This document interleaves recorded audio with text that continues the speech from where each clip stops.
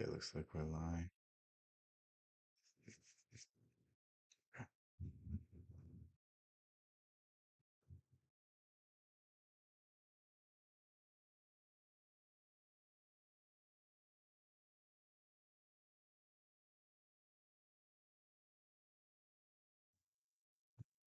We're gonna put this volume up. All right, down here. I really need to get new headphones because these are like so choppy. Like if I move too much, I can't hear myself. My laptop just freaks out whenever I turn on the stream. But yeah, as people get in here, we'll start going. I don't know how long I'll be on. If it's anything like last night, we'll be on for a while. If it's only a few people, it'll be shorter just because I want to get some stuff done. But yeah, we'll play it by ear, see how it goes, and yeah, hopefully have some fun tonight.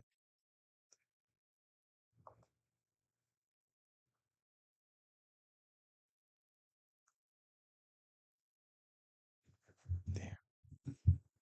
Yeah, you can hear my laptop going crazy. I'm gonna try to lower that.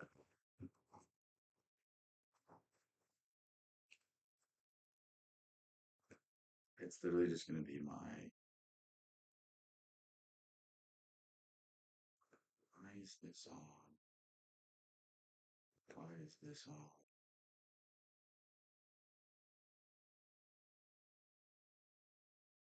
Okay. Yeah, I gotta find a better way to do this because my laptop just makes so much noise and it like distracts me the whole time. There's a few things I gotta sort out in terms of, oh my God, so annoying. All right, I guess we can start for the people that are gonna watch this after the fact. But yeah, Is and like the volume's turned up. you don't know. So we're gonna start with Bob Proctor. Bob Proctor is awesome. If you don't know who he is, then I really urge you to explore his ideas, explore some of his books, watch some of his videos. He has a lot of good stuff to say. The thing about him is he summarizes everything really well. Like that's what I really appreciate about him. Like he he like synthesizes everything you need to know and he does it in such a good manner. Like the more I research, the more I come back to him, the more I'm like, oh, this guy knows exactly what he's talking about. And no matter what level you are at in terms of these ideas, you can still learn from him. See, the point is, you don't know how much future you've got. What's gone is gone. There's absolutely nothing you can do about it. Some of you have had divorces. Some of you have probably had bankruptcy. Don't live in the past. Live in the present.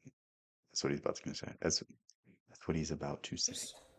Some of you have had terrible things happen in the past. But what's gone is gone. It's in the past. And to spend your time focusing on the past is to spend the only thing that you've got, and that's This is so important. This is really so important. what's right here, right now, because the sand never stops running. This is all we've got. And to spend your time now thinking of what happened there is making absolute certain that the future is going to be the same as the past. Now, I don't suppose many of us spend a lot of time thinking. This is just so important what he's saying right now. Most of us spend our entire lives simply focusing on what has happened and not what we can actually change, not what we can actually affect. They're all in the past, and the truth is that the only thing we have is the present. About that. But a lot of us spend a lot of time making that error. That's an excellent symbol. All you got is now. I remember years and years ago, I suffered with headaches, terrible headaches. I got to the point where I was taking Bufferin for the headaches. There's an easy way to not get headaches. It's just diet. It's like, I don't know, a lot of our, what are you watching? Damn, I just texted you. I'm watching Bob Proctor. It's a pretty good video so far. I don't know if you just got here or not.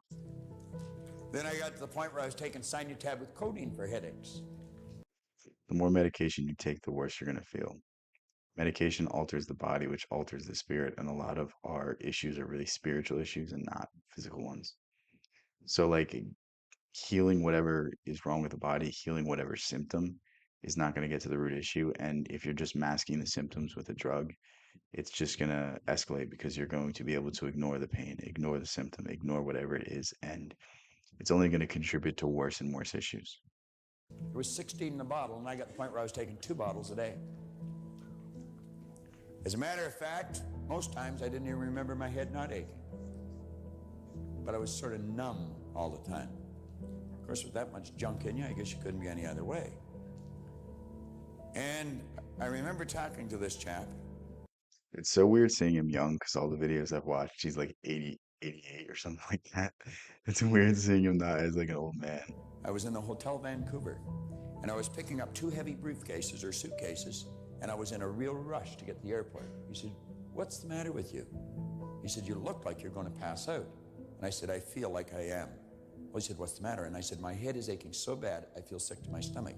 Now, some of you suffer with this, and I felt like banging my head against the wall. It was so much pain. Dude, if you guys have girlfriends and they say they have headaches, just get them to drink water. That's it. That's the solution to headaches, drinking water. He said, "Go and sit down in You that hear that? chair." And I said, "I don't have time. I got to catch a plane." He said, "Listen, you can always get another plane. You only get one head." He said to me, "Do you know what forgive means?" And by the way he asked the question, I just thought I probably don't. And I said, "Well, I don't know." He says, "Forgive means let go of completely, Ready to run through a brick wall. I don't know about you guys. What's up, Fluffy Kitty? abandon. Just let it go. Unequivocally. No strings attached." Now he said, if you want to rid yourself of headaches, just forgive all thoughts that are on your mind. And you just listen to me. And he put me in a totally relaxed state. I felt better than I had felt for years. It's crazy how much just like relaxing, allowing things to just pass through your brain and not fixating on them will really cure a lot of your issues. Like a lot of our anxiety, a lot of our stress, a lot of our fear simply comes from us fixating on the wrong things. Like, I mean, really, the only thing you can do is be present and be aware. Like, you can't worry about an issue that's going to come later down the line. You have to worry about the now. You have to worry about the present because the present is the only thing that's guaranteed. Because you're going to find that your head is aching because of the things that you're not letting go of. And it's causing tension, and it's causing an abnormal state of vibration of the cells in the brain, which causes the blood to rush to the head. And as you put yourself in a totally relaxed state, you'll soon become programmed. Our thoughts are the precursor to anything. So any physical illness is caused by some action in our brain. Like we can even attribute our diet to it. Like our diet is contributed by the thoughts we have and the things that we are like, oh, I need a cookie right now. I need this right now. Like a lot of health comes down simply to the decisions we make. To relax. I People say genetics is the biggest factor, but it's also like genetics may load the chamber, but the diet pulls the trigger. know that I would not be able to do what I do as often as I do it, and as long as I do it, if I wasn't relaxed. Leland Val Vanderwall said something when we were sitting having coffee, and I jotted it down. Every time this guy opens his mouth, he drops a pearl. I'm so wise. He said, "Let us not look back in anger, nor forward in fear, but around us in awareness."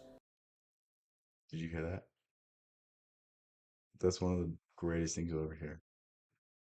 That explains everything I was just talking about in 1 to 2 sentences. I don't know where the, the period would be, but yeah.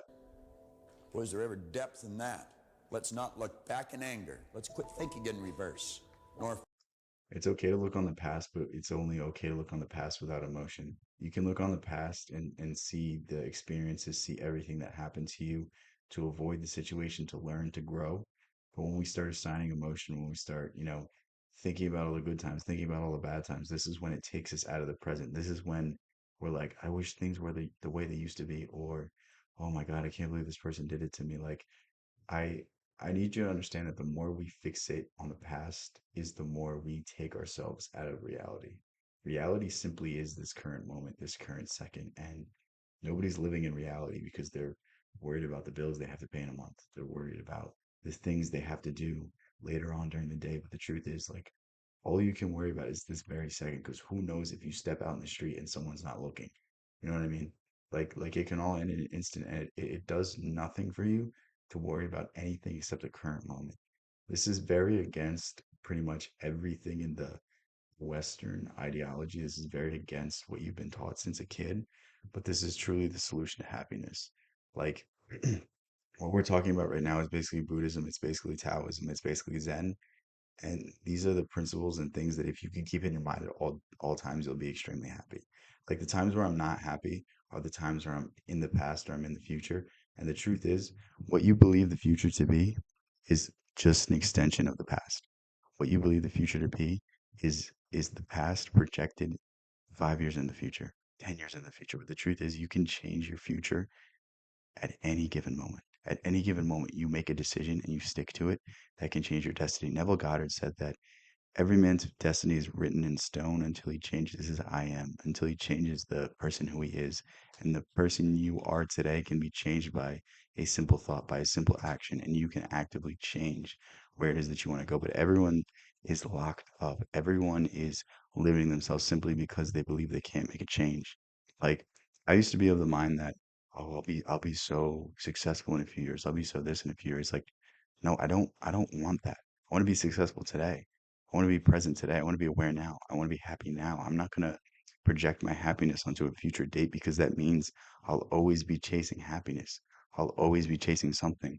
The reason Alexander the Great was basically killed by his own men was because he conquered the whole world and said, I want more. At a certain point, you're going to just say, I want more. No matter what goal you have, when you reach it, you're going to say, I want more. And this is why we don't exist on goals. This is why we exist in the present. This is why we are happy with what we have. It's not bad to aim in a forward direction, but it's bad to worship those accomplishments. But anyway, Forward in fear, but around us in awareness.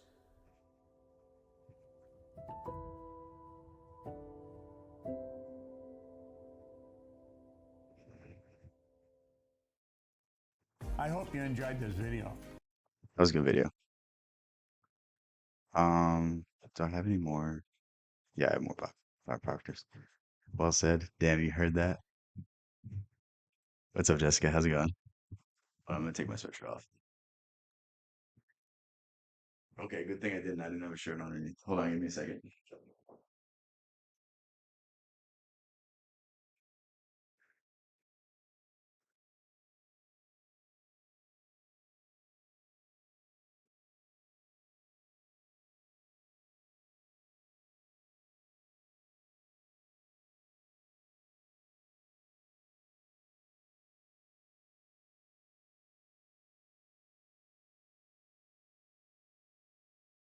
That would have been so bad.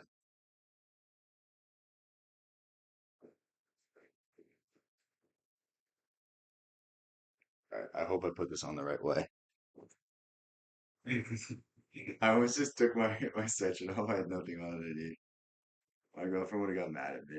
She would be like, "Oh my God, I saw what you did on your stream. You're just trying to get more views." I'd be like, "Yeah, all right." Um. Oh, you guys can't see the screen.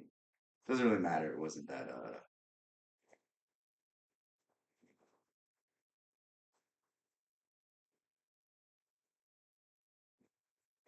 Damn.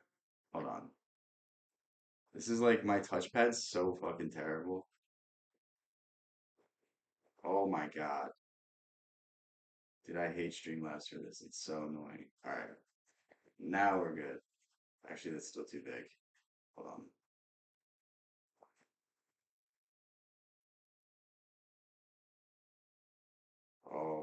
this is.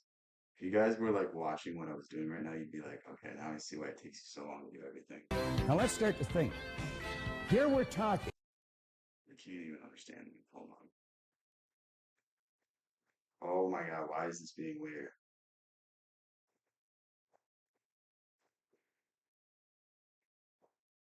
About this power. Nope, this video quality is terrible. All right, here we go. But it's not me. It's my name. Yeah. My experience has been people You guys hear anything? attend seminars, especially self-development seminars, to look for the answer. They want to know, what is it out there I can learn so that I can be more successful? That wasn't your motivation? No, oddly enough. And I think probably you're right. I think that's what most people are looking for. I think they're looking for an answer outside of themselves, and they're never going. There's no answer outside of yourself. The answer is yourself. Hold on, I have to turn off the heat.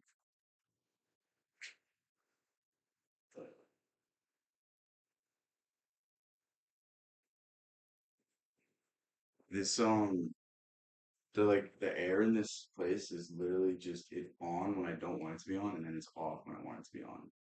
It's literally the most annoying thing ever. All right, my bad. Now we're good. Going to find it.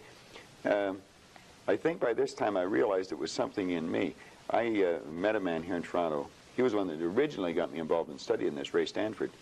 And he told me if I didn't like the results I was getting in my life, that I was going to have to change me because they were my results. You guys hear that? If you don't like your results, you don't have to change the world. You have to change you. It's much simpler than you think it is. It's always everything always comes from the self. Every every great change always starts from the internal and then is eventually flipped and switched and it becomes the external. Like we have to do a lot of work on ourselves before the world ever realizes, before the world ever recognizes. Like, I mean, at least for me, there was a lot of people in my life that, you know, I made big changes in terms of my mindset, in terms of the things I was doing, but I didn't notice the results yet. So for a while, they were treating me like I was still that old person, like I was still that person that, you know, wasn't as focused, wasn't as disciplined, wasn't as on a good path. And it was only after another year or so where the results started showing up, where my behavior started cementing and things started to change. And now people like believe in me, but for the longest time, people didn't believe in me because they still saw the version of myself that they didn't believe. They still saw the version of myself that was aimless. So the changes always have to come from the inside first, and then they become cemented on the outside. Bob Proctor has a really good idea where he says, everything's created twice, first in your mind and second in reality. He said, if you're going to change you, you're going to have to find out something about yourself. And that seemed to make sense. I don't think it was an earth-shattering idea. It wouldn't give anybody a brain hernia, but it made a hell of a lot of sense to me. So I started to study myself. I found most people don't know who they are. Most people don't know who they are. That's one of the most important things you'll ever hear. Most people don't know who they are. That's why people find a political movement and that becomes their personality. That's why people watch a sports team and that becomes their personality. That's why people are talking about, you know, their favorite football team and they go like, yo, we're gonna win this weekend. It's like, who's we? You're not part of the team. You just support them and you're the reason why they make millions of dollars because you and everyone else is buying $100 jersey every time a player gets traded. Like, we don't know ourselves and that's why we don't feel at home. That's why we are depressed. That's why we're anxious because the part of ourselves that we reflect into society isn't ourselves. And the only way that you get over depression, the only way you get over anxiety is when you know yourself.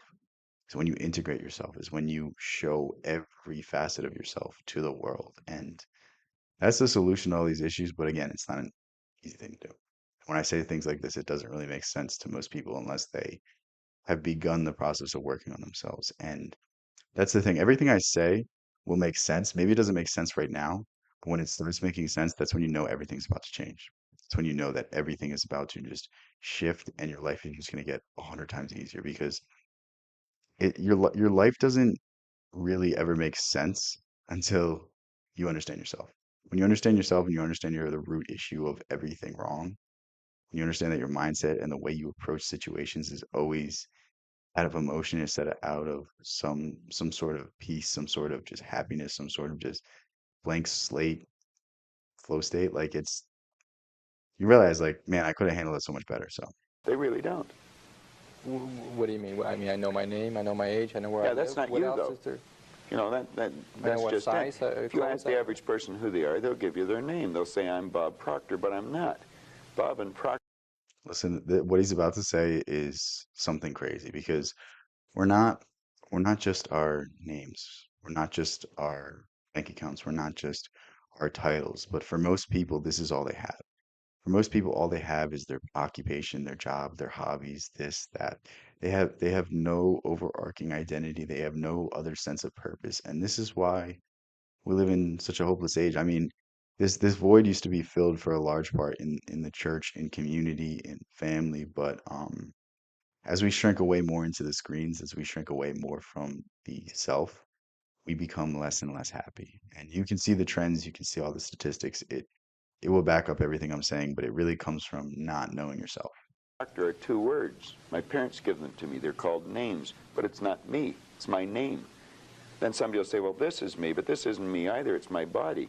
Like you never phone down here to the studio and say, body won't be in today. It's sick. Okay. You know, we don't say am hand or am leg. It's my hand, my leg, my body, my name. Who am I? Well, that's an interesting question. And I believe I bet you most people in the world have never thought of these questions. And until you can answer these questions, you can never, like, I don't know how you can go through the world without being able to answer these questions. I mean, there's not really a good believe that for answer. You, you're everything and nothing at once. And when you can start understanding that concept is when you start understanding your a life. person will start to study that and look for the answer, they'll find it. See, I think we live simultaneously on three planes of understanding. We're Okay. spiritual creatures, we have an intellect, and we live in physical bodies. Okay. But because we lack awareness or understanding of who we are, we're totally locked into a physical world, and we let things outside of us control us.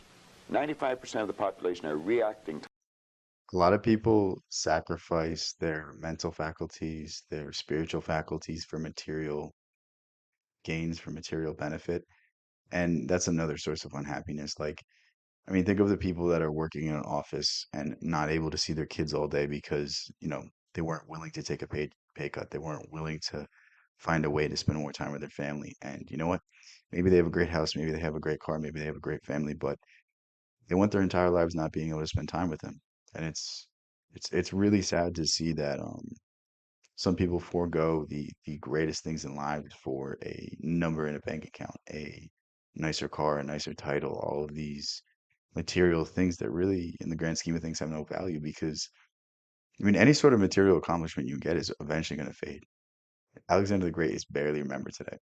You may say that's not true, but like, what do people know about Alexander the Great aside from he was the great? You know what I mean? Most people don't know where he's from.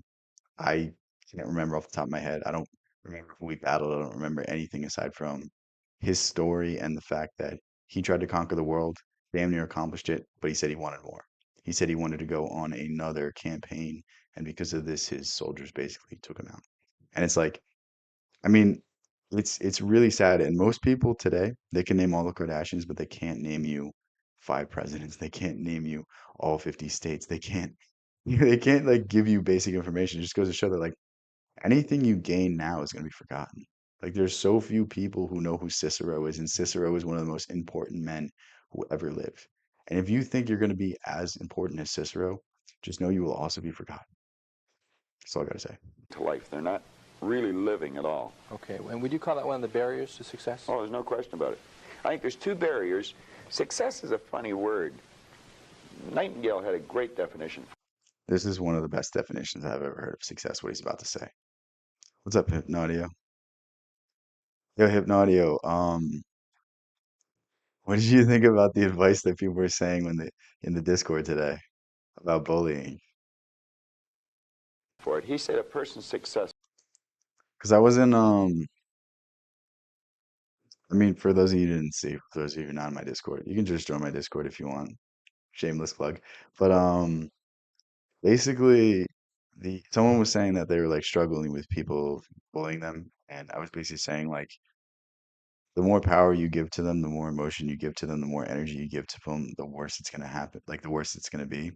Like we are going to be criticized our entire lives, and if we don't how to learn how to deal with it today, then tomorrow it's still going to be an issue. And understanding that nobody is going to criticize you in a negative way. No one's going to bring you down unless they're already down themselves. Like a healthy psyche doesn't bring people down, they bring people up. So if someone is just picking on you for no reason, just know whatever is going on is way worse for them than it is for you because projecting your insecurity onto someone else, projecting your lack of happiness to someone else is only going to make the situation worse. And that was really the point I was saying. But then another guy was like, "You're going to stand up to him." It's like, dude, if he could stand up to them, he would. Like going the aggressive route is only going to make you a bully eventually. It's only going to make you the next bully. And you're just going to put that onto the next person. You're going to find someone weaker than you. And that person's going to find someone weaker than them. And it's a never ending cycle. You got to end the cycle. You got to end the karma. You got to be the difference. We gotta stop the generational curses, you know?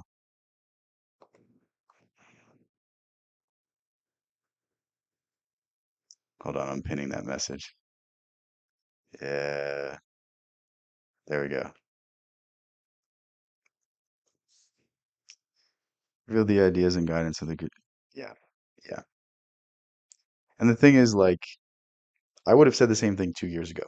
And that's the beautiful part of this. Like, we all have lessons to learn, we all have insights to gain.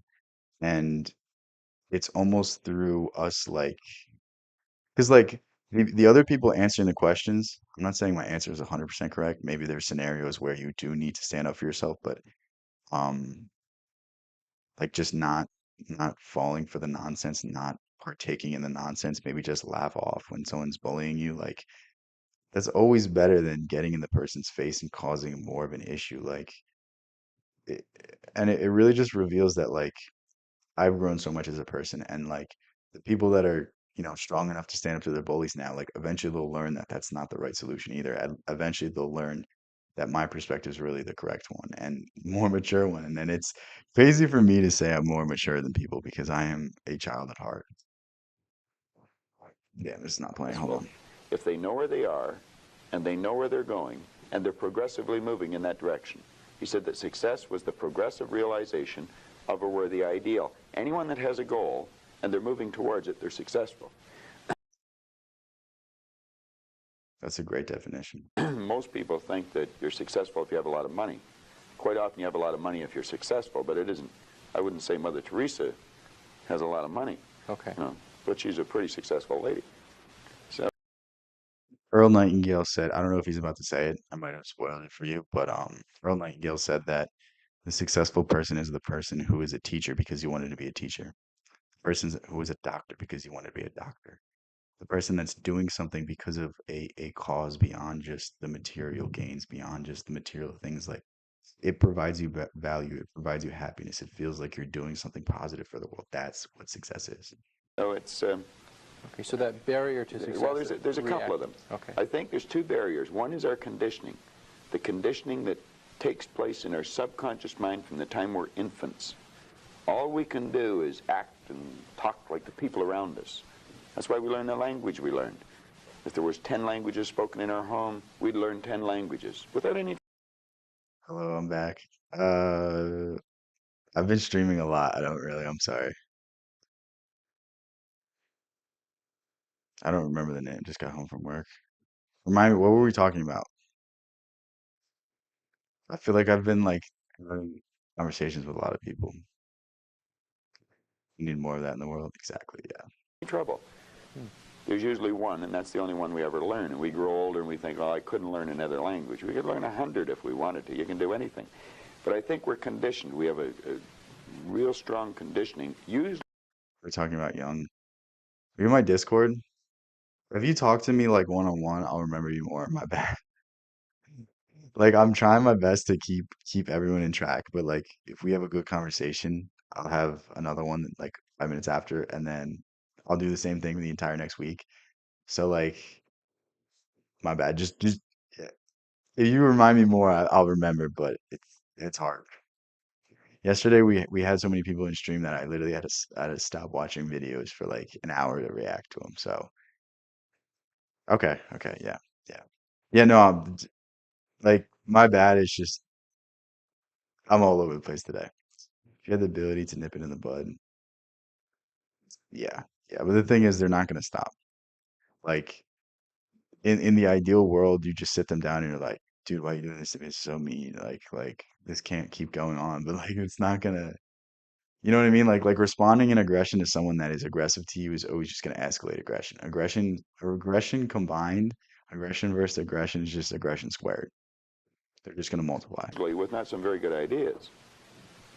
And then that's the barrier that's inside us. The one that's outside of us is our environment. We have a tendency to act like everybody around us. And if you think about this, it does make a lot of sense.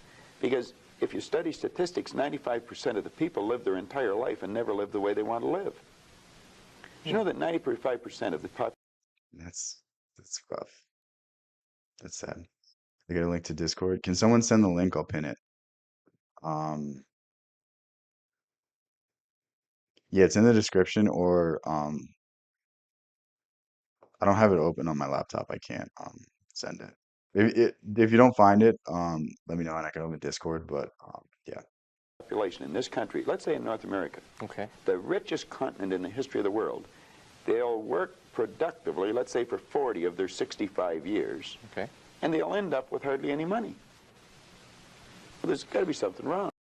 It's so sad how like the advice for a successful life is to go to college, get a career, work at that same corporation that doesn't care about you for 40 years, and then you'll be happy at the end. And it's like if you push off happiness to the end of your life, you're not going to know how to be happy when you're at the end of your life. And it's like, why sacrifice the future for the now?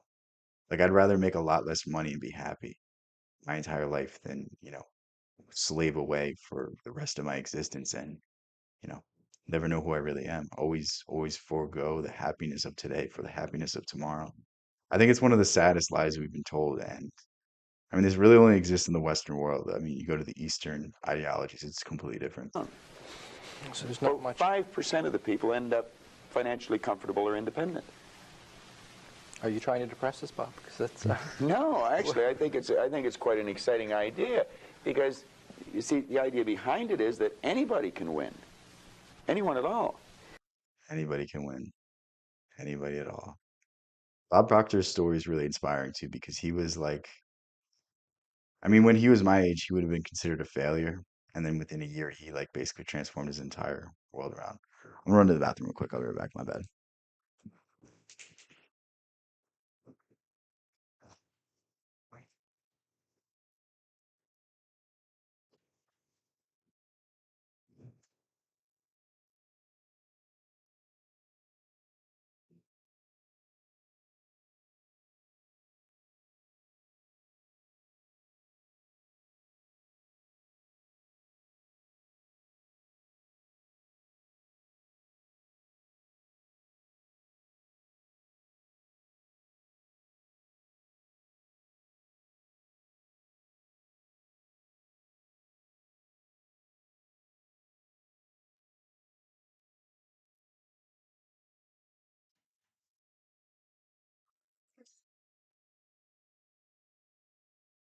Turn the other cheek and then tomorrow see common ground. Yes, yes. No, I agree with that. Like it's always it's always the best option to forgive. If you can forgive your enemy, you can forgive anybody.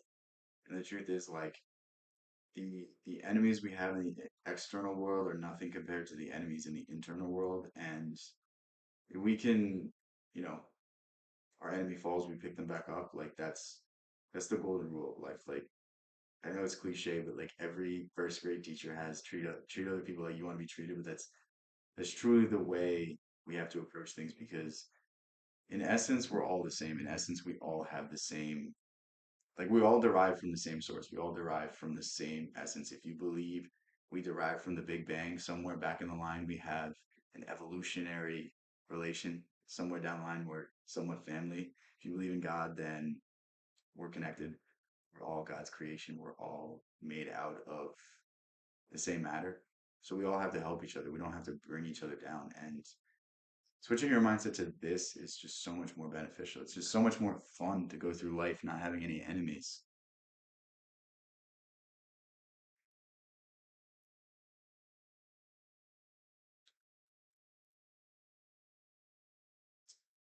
Yeah.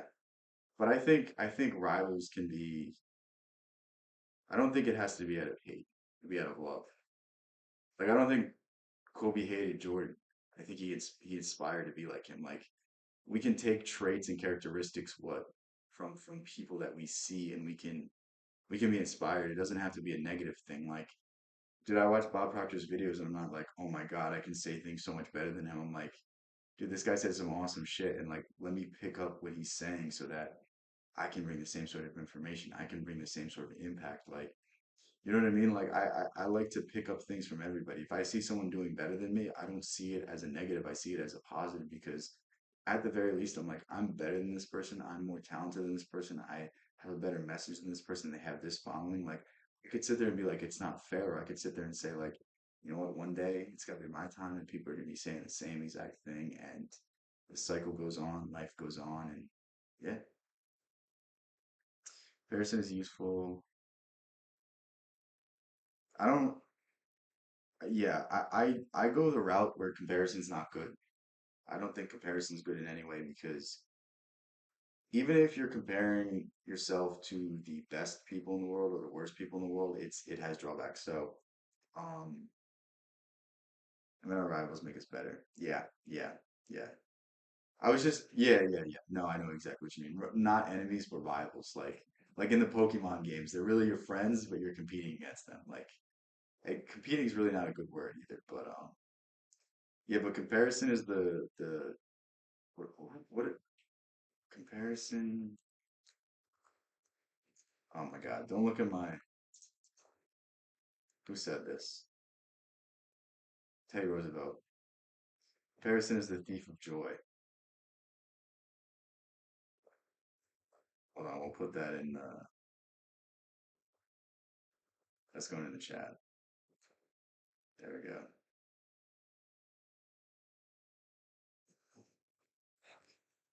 Yeah, most of our comparisons are unconscious, but they won't be bad comparisons if you are more okay with yourself. Inherently, our mind likes to compensate and likes to make excuses for people why they're successful, but the truth is, like, we should see success as a good thing. If one person can be successful, that means you can be too, instead of how most people approach it. Most people see someone being successful and they get all upset, they get all angry. They're like, this should be me. But it's like, dude, if someone worse than you is successful, that means your time is coming and you just have to keep your head up and just keep going. Like it's really, really weird to me that we take this approach. Like I have a friend that he's like he literally calls himself the biggest hater in the world. And it's like one of our friends does something positive and he just gets pissed off. Like we have this one friend who's like, this dude is like, I don't even know how to explain him. Like he's one of those people that you're like, how is this person like functioning? Like he's like smart enough to like walk around on his own 2 feet without assistance. But like I don't know much more than that. And he was like day trading, making all this money. And I was telling my friend, and my friend just was like, I I can't stand that motherfucker. How is he doing this? Like, and I was just like, dude, you should realize that like if he can do it, that means you can do it. And it's like a really funny way to think about it. But comparison is one of the worst things for you because comparison is not being happy with your current situation. If you compare yourself to people worse than you, then you're putting yourself above people. And it's never good to put yourself above people because you don't live their experience.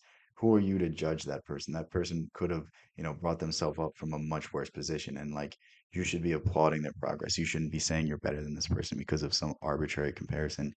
And the same thing at the top, too. Like, you should never look to someone else for what they have because you have something they don't have. You know what? I may not have as much money as Jeff Bezos, but I look a lot better than he does. I may not have as much money as Elon, but I look a lot better than he does. You know what I mean? It's like we can all make these comparisons, but we can always find something that we have that the other person doesn't. Like I have peace of mind that Elon Musk will never have because Something goes wrong with Tesla. He gets 1,000 texts in the middle of the night where I can just sleep through. I can put my phone on do not disturb. I don't have to wake up for a text. You know what I mean? Like there's simple things I have that the richest and most successful people in the world don't have. It's you versus you, the world around you. I don't like you versus you. I don't like that because that's fracturing your psyche.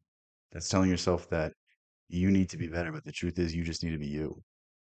Right now you're a slave to your desires. Right now you're a slave to if you drink alcohol, you're a slave to alcohol. If you smoke cigarettes, you're a slave to cigarettes. Like you just have to get back to that childlike state where you're not tied down to anything, where your thoughts are your own, where your beliefs are your beliefs. You're not limited in any way. And it's not you versus you, it's just you finding yourself again.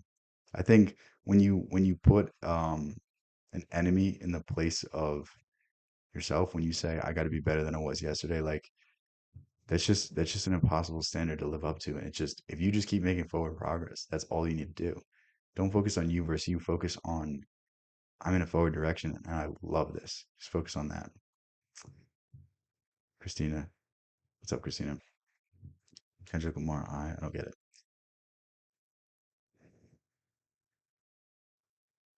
I think you versus you.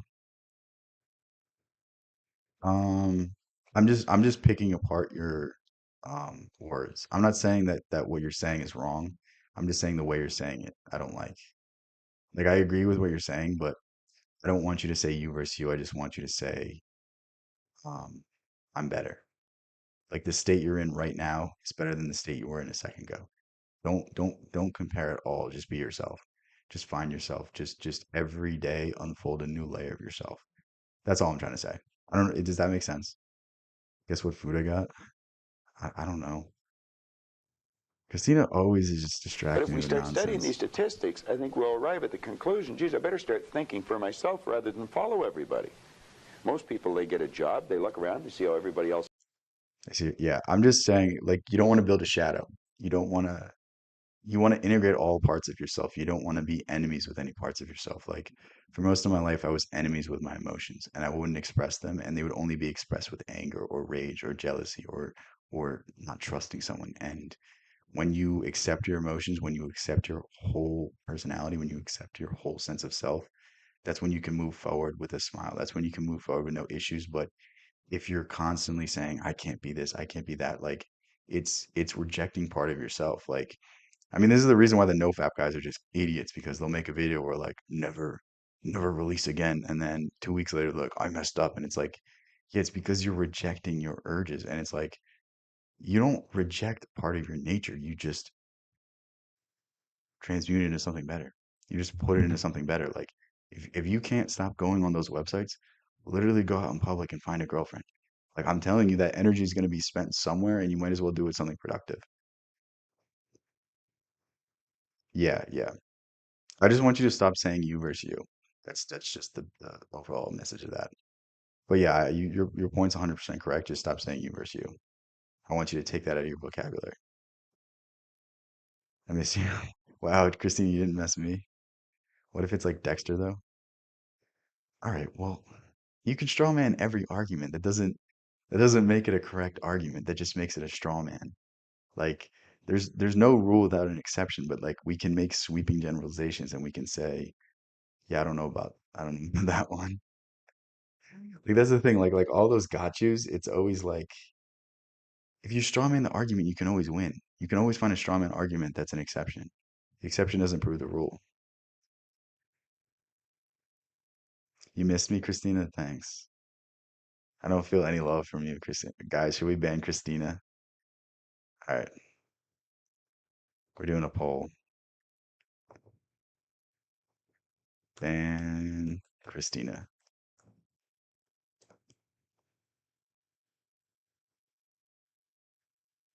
Let's see what the poll says.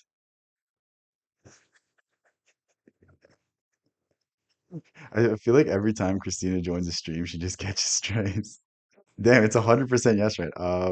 It's 100% yes. It's going back. Who's Christina doesn't matter.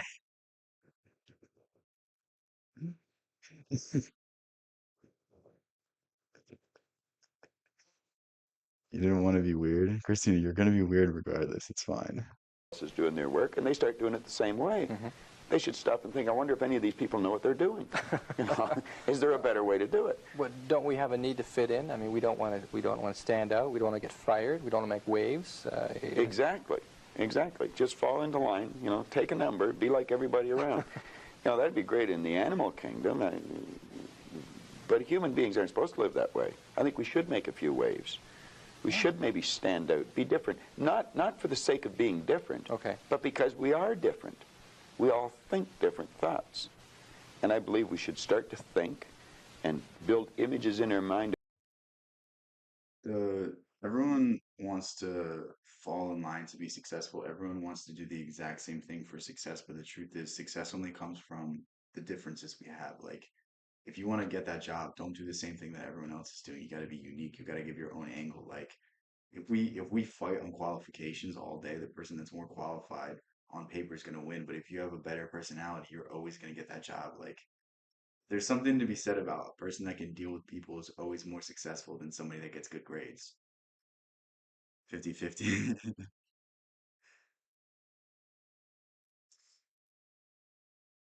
Yeah, thanks for joining. Thanks for coming and hanging out. If you gotta go, don't feel bad. It's just we'll see you in another one. Of what we'd like to do and then set out and do it. Okay. Emerson did that, Edison did that, Marconi did that, Samuel Morse did that, Buckminster Fuller did that. We could go on and on and on. Okay. They were different. They stood out. Anyone that has ever done anything has just embraced their differences, has just embraced their creativity, has just accepted that, I'm not gonna follow the conventional path. I'm gonna set out my own. And it's all just continuing to embrace yourself, continuing to accept yourself. And I mean, if you really look on a case to case basis, like the reason why people don't like themselves is because society has made them sacrifice themselves. Like you have to sacrifice a part of your personality to be understood in society, to be accepted by society, to be seen as a functioning member. And the more of yourself you sacrifice, the less and less happy you're going to be. Don't wig it or hand wave. What do you mean hand wave? What happened with the interview? What happened? I don't think I asked you.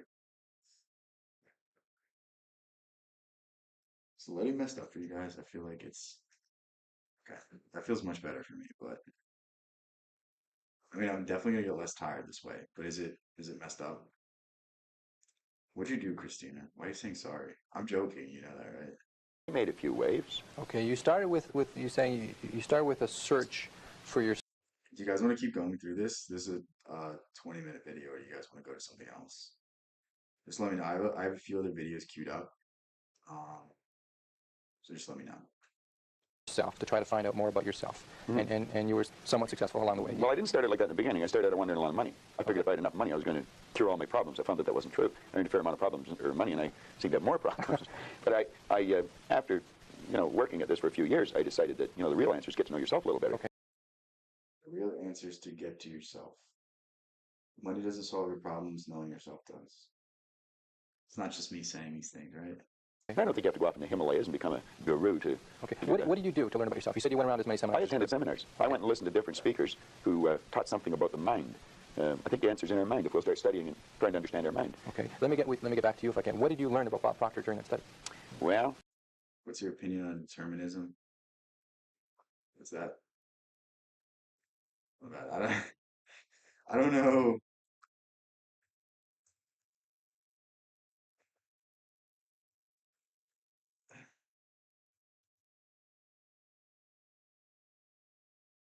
Oh, you're a Nietzsche fan. My opinion is determinism's true for most people, but it's not true for me. In essence, determinism's correct because in essence, we're all shaped by our experiences, but we also have the choice on how to react to our experiences. So I don't necessarily agree with it because there's people that are alcoholics because their parents drank, and there's people who don't drink because their parents were alcoholics. So I like to attribute everything to your experiences is to neglect the fact that we have the ultimate choice over these things. We have the ultimate response. And if you don't allow these things to, you know, flow through your head and understand that you can change things, then yeah, determinism is the thing. Robert Sapolsky. Now I don't know what that is. If you like send a book in the like part of the Discord, there's a book suggestion part. If you wanna send books there, that's always a good place. We interviewed for a senior lead, and he was more like a mid-level. His answers didn't make. Damn, damn. I learned that the biggest part of me you'll never see. It's non-physical. And what you see here in the physical body is nothing but the physical manifestation of the higher side of my personality. And of course, that's true with you. And you know, Nancy's on the camera. It's true of everyone. You guys heard that, right? Your physical body is not you. It's a manifestation in the physical plane of who you are spiritually. Um, and what we have to study, I think, is how does this non-physical part of my mind work? What happens when I think? Where do thoughts come from? How was this chair built? Somebody had to think. Thoughts are everywhere, and we pull thoughts into our mind, and we build pictures or images in our mind. Okay. What we want to understand is that's a non-physical side of ourself that's doing that. If I can build an image of something in my mind, I'm quite capable of building a physical replica of it in my world. So if I build an image of me Everything's created twice, like I said earlier. as a happy, relaxed person, I can live like that. If I build an image of myself as being prosperous, I can become prosperous. So if we think rich, we will be rich. Absolutely. We're already rich, just short money. Okay, those of us that like to acquire more money and or happiness or whatever we see success, those of us that want to reach the goals that we've set for ourselves, we do it first by... Learn neuroscience? Why do you have to learn neuroscience? You need cookies. Christine, didn't you just say you had food?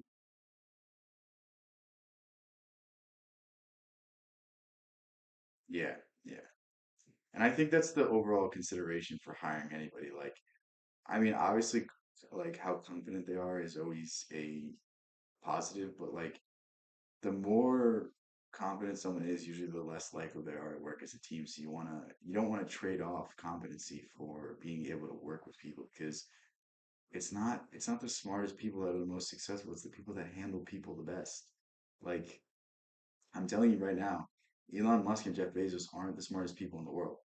Like Elon, maybe we could make an argument that he is a genius, but I think there's people that are much smarter, but I think his people skills are just tremendous. I think that's really why he's so successful. Like he's probably a genius, but I'm telling you, there's probably some idiot out there that's smarter than him that can't get anything done because he's just disagreeable. Why do you want something sweet? Christina, did you just say you wanted to go on a diet? Hopefully the right person will come around. Eat fruit if you want something sweet. Fruit is the best tasting thing. It's the thousand plus book.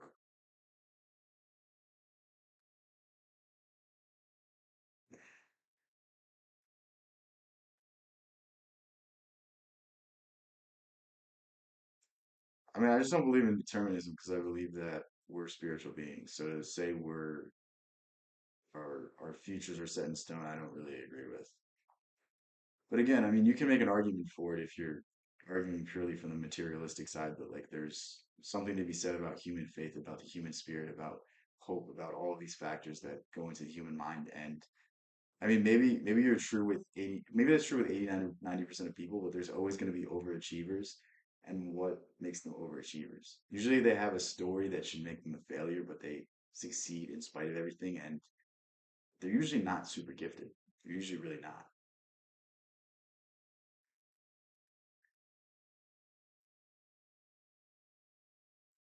I want food. I want to be skinny.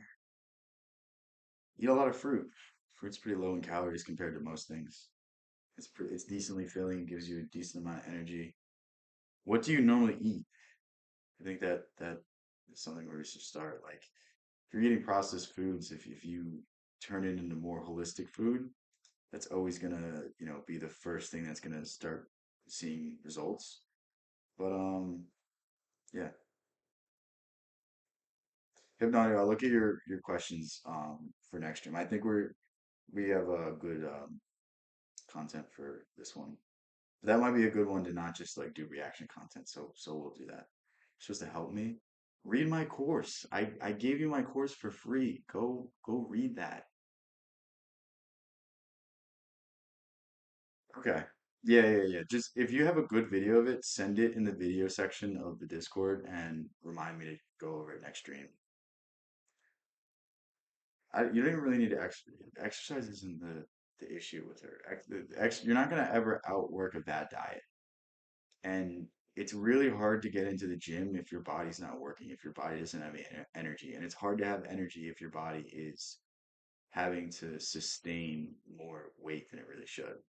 So like, I mean, for some people, I think people should focus on cutting out processed foods first. I think if you just do a little bit of activity and cut out processed foods, then it's a lot of it.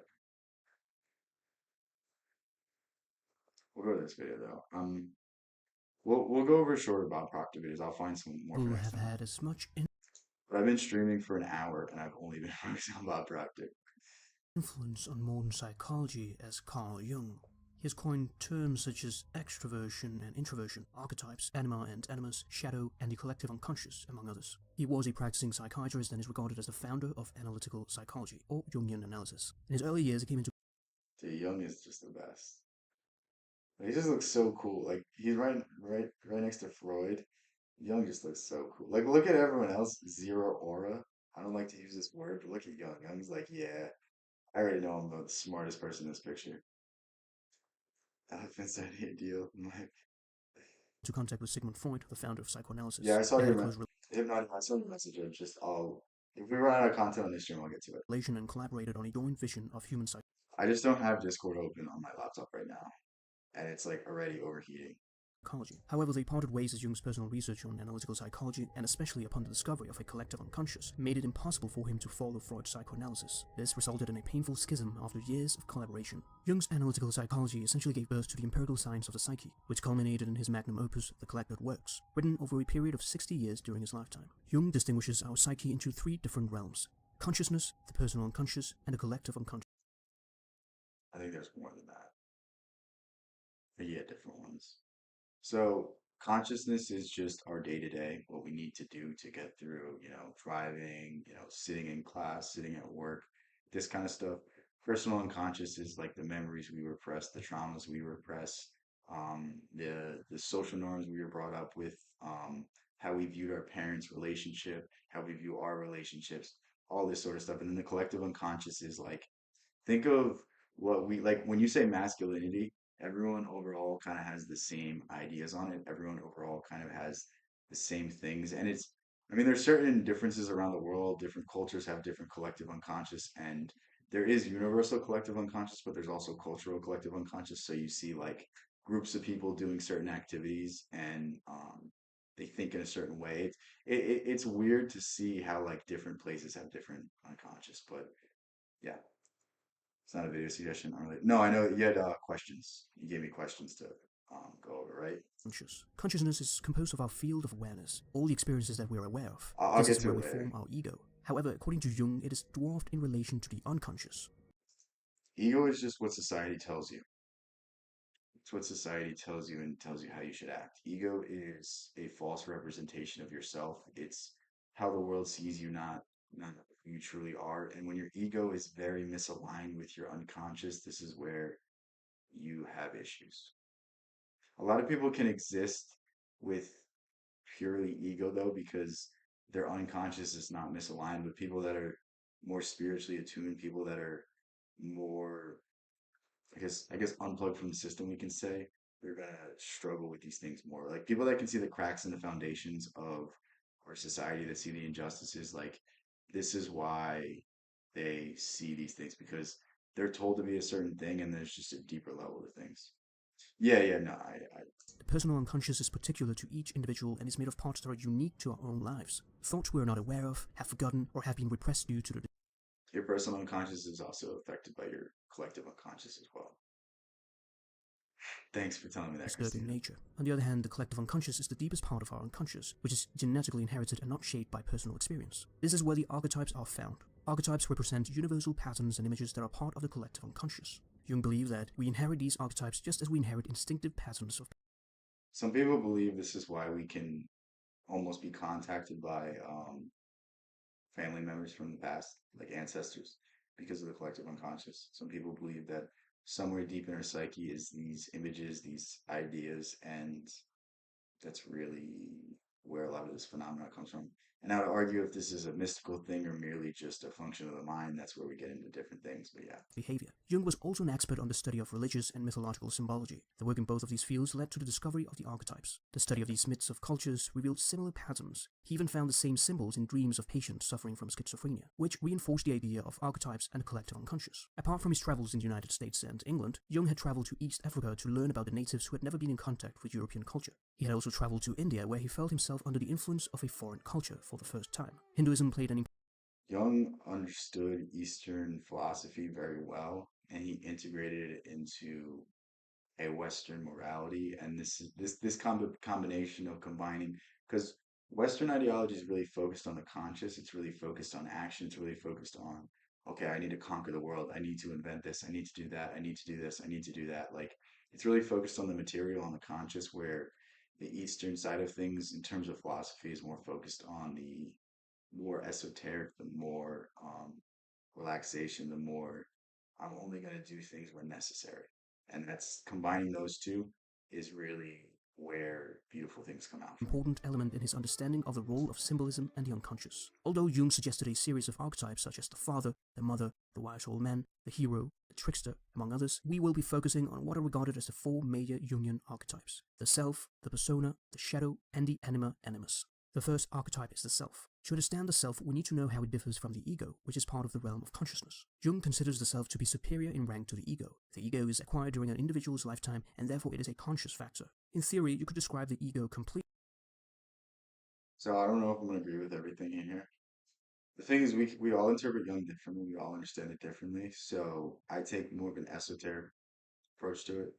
Um, I always take the interpretation that like Jung was really a metaphysical guy instead of just a physical guy. So I don't know if it's going to be the same. But this would only amount to the conscious personality, not the total picture, which would have to include the unconscious parts. The ego is composed of the somatic and the psychic factors. The somatic is the physical self, our body, while the psychic relates to our inner self, our mind. Both the somatic and the psychic have conscious and unconscious factors. The ego's main characteristic is our individuality. That is part of our consciousness. However, it is only one part of the personality and not the whole of it. The remaining part is composed of the unconscious. The sum of the conscious and unconscious is what Jung calls the self, which makes up the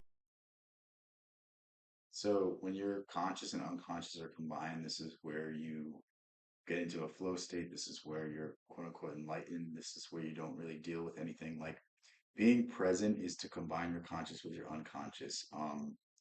I was talking yesterday how Einstein would basically hack this. He would basically force himself into a state where he was both conscious and unconscious and get genius ideas. And how he did it was he would fall asleep with a fork in his hand. And as he would fall asleep, it would slowly slip out and it would smash onto a plate.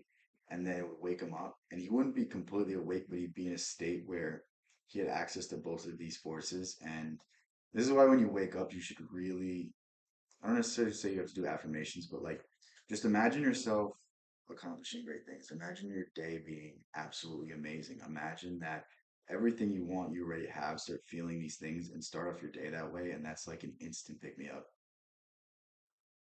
Yeah, yeah. total personality of an individual.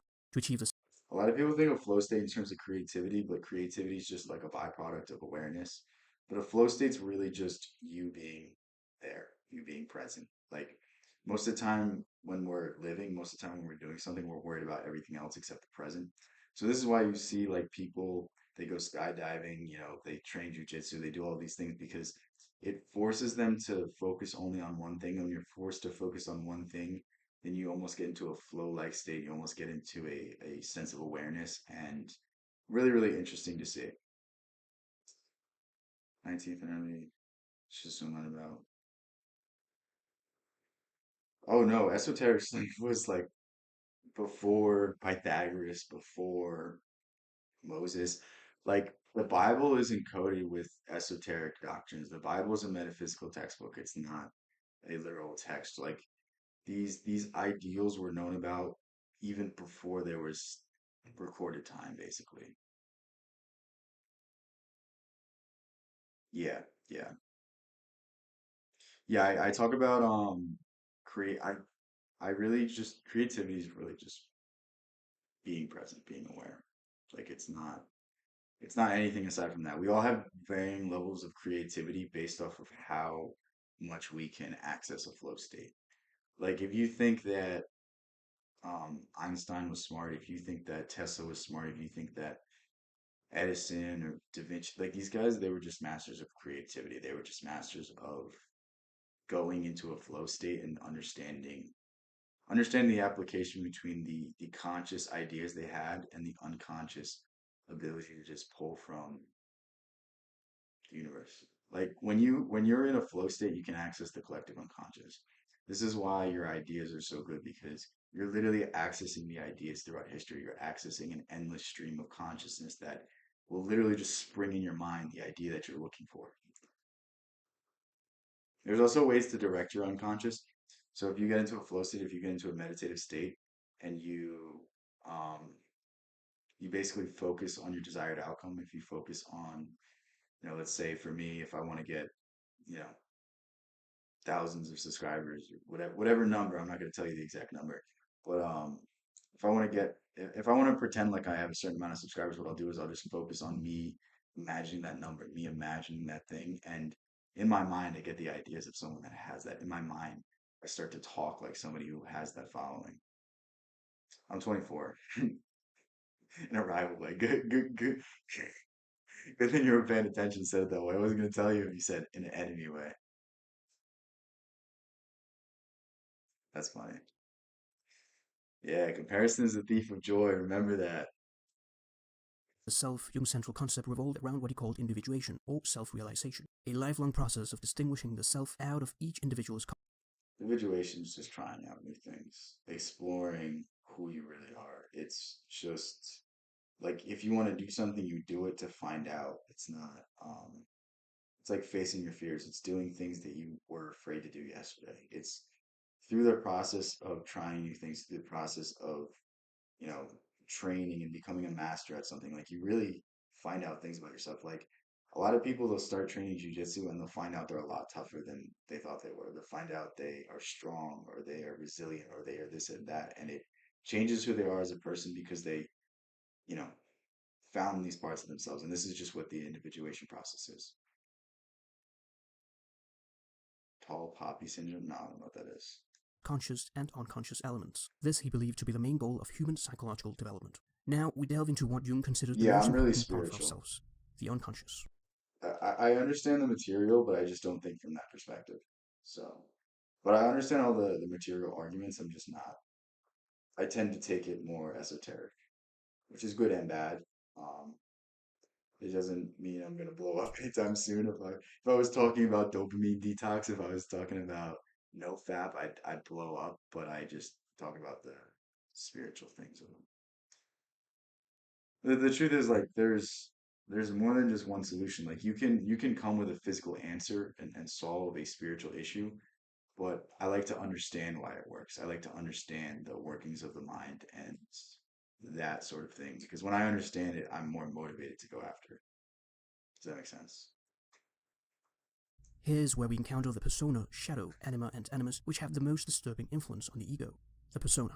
The persona is known as a conformity archetype. It is an element of the personality which arises for reasons of adaptation or personal convenience. If you have certain masks you put on in various situations, that is a persona. In essence, Just think of this like who you are at work. Like at work, you're not going to say the same jokes. At work, you're not going to be the same exact person you are in terms of a social setting.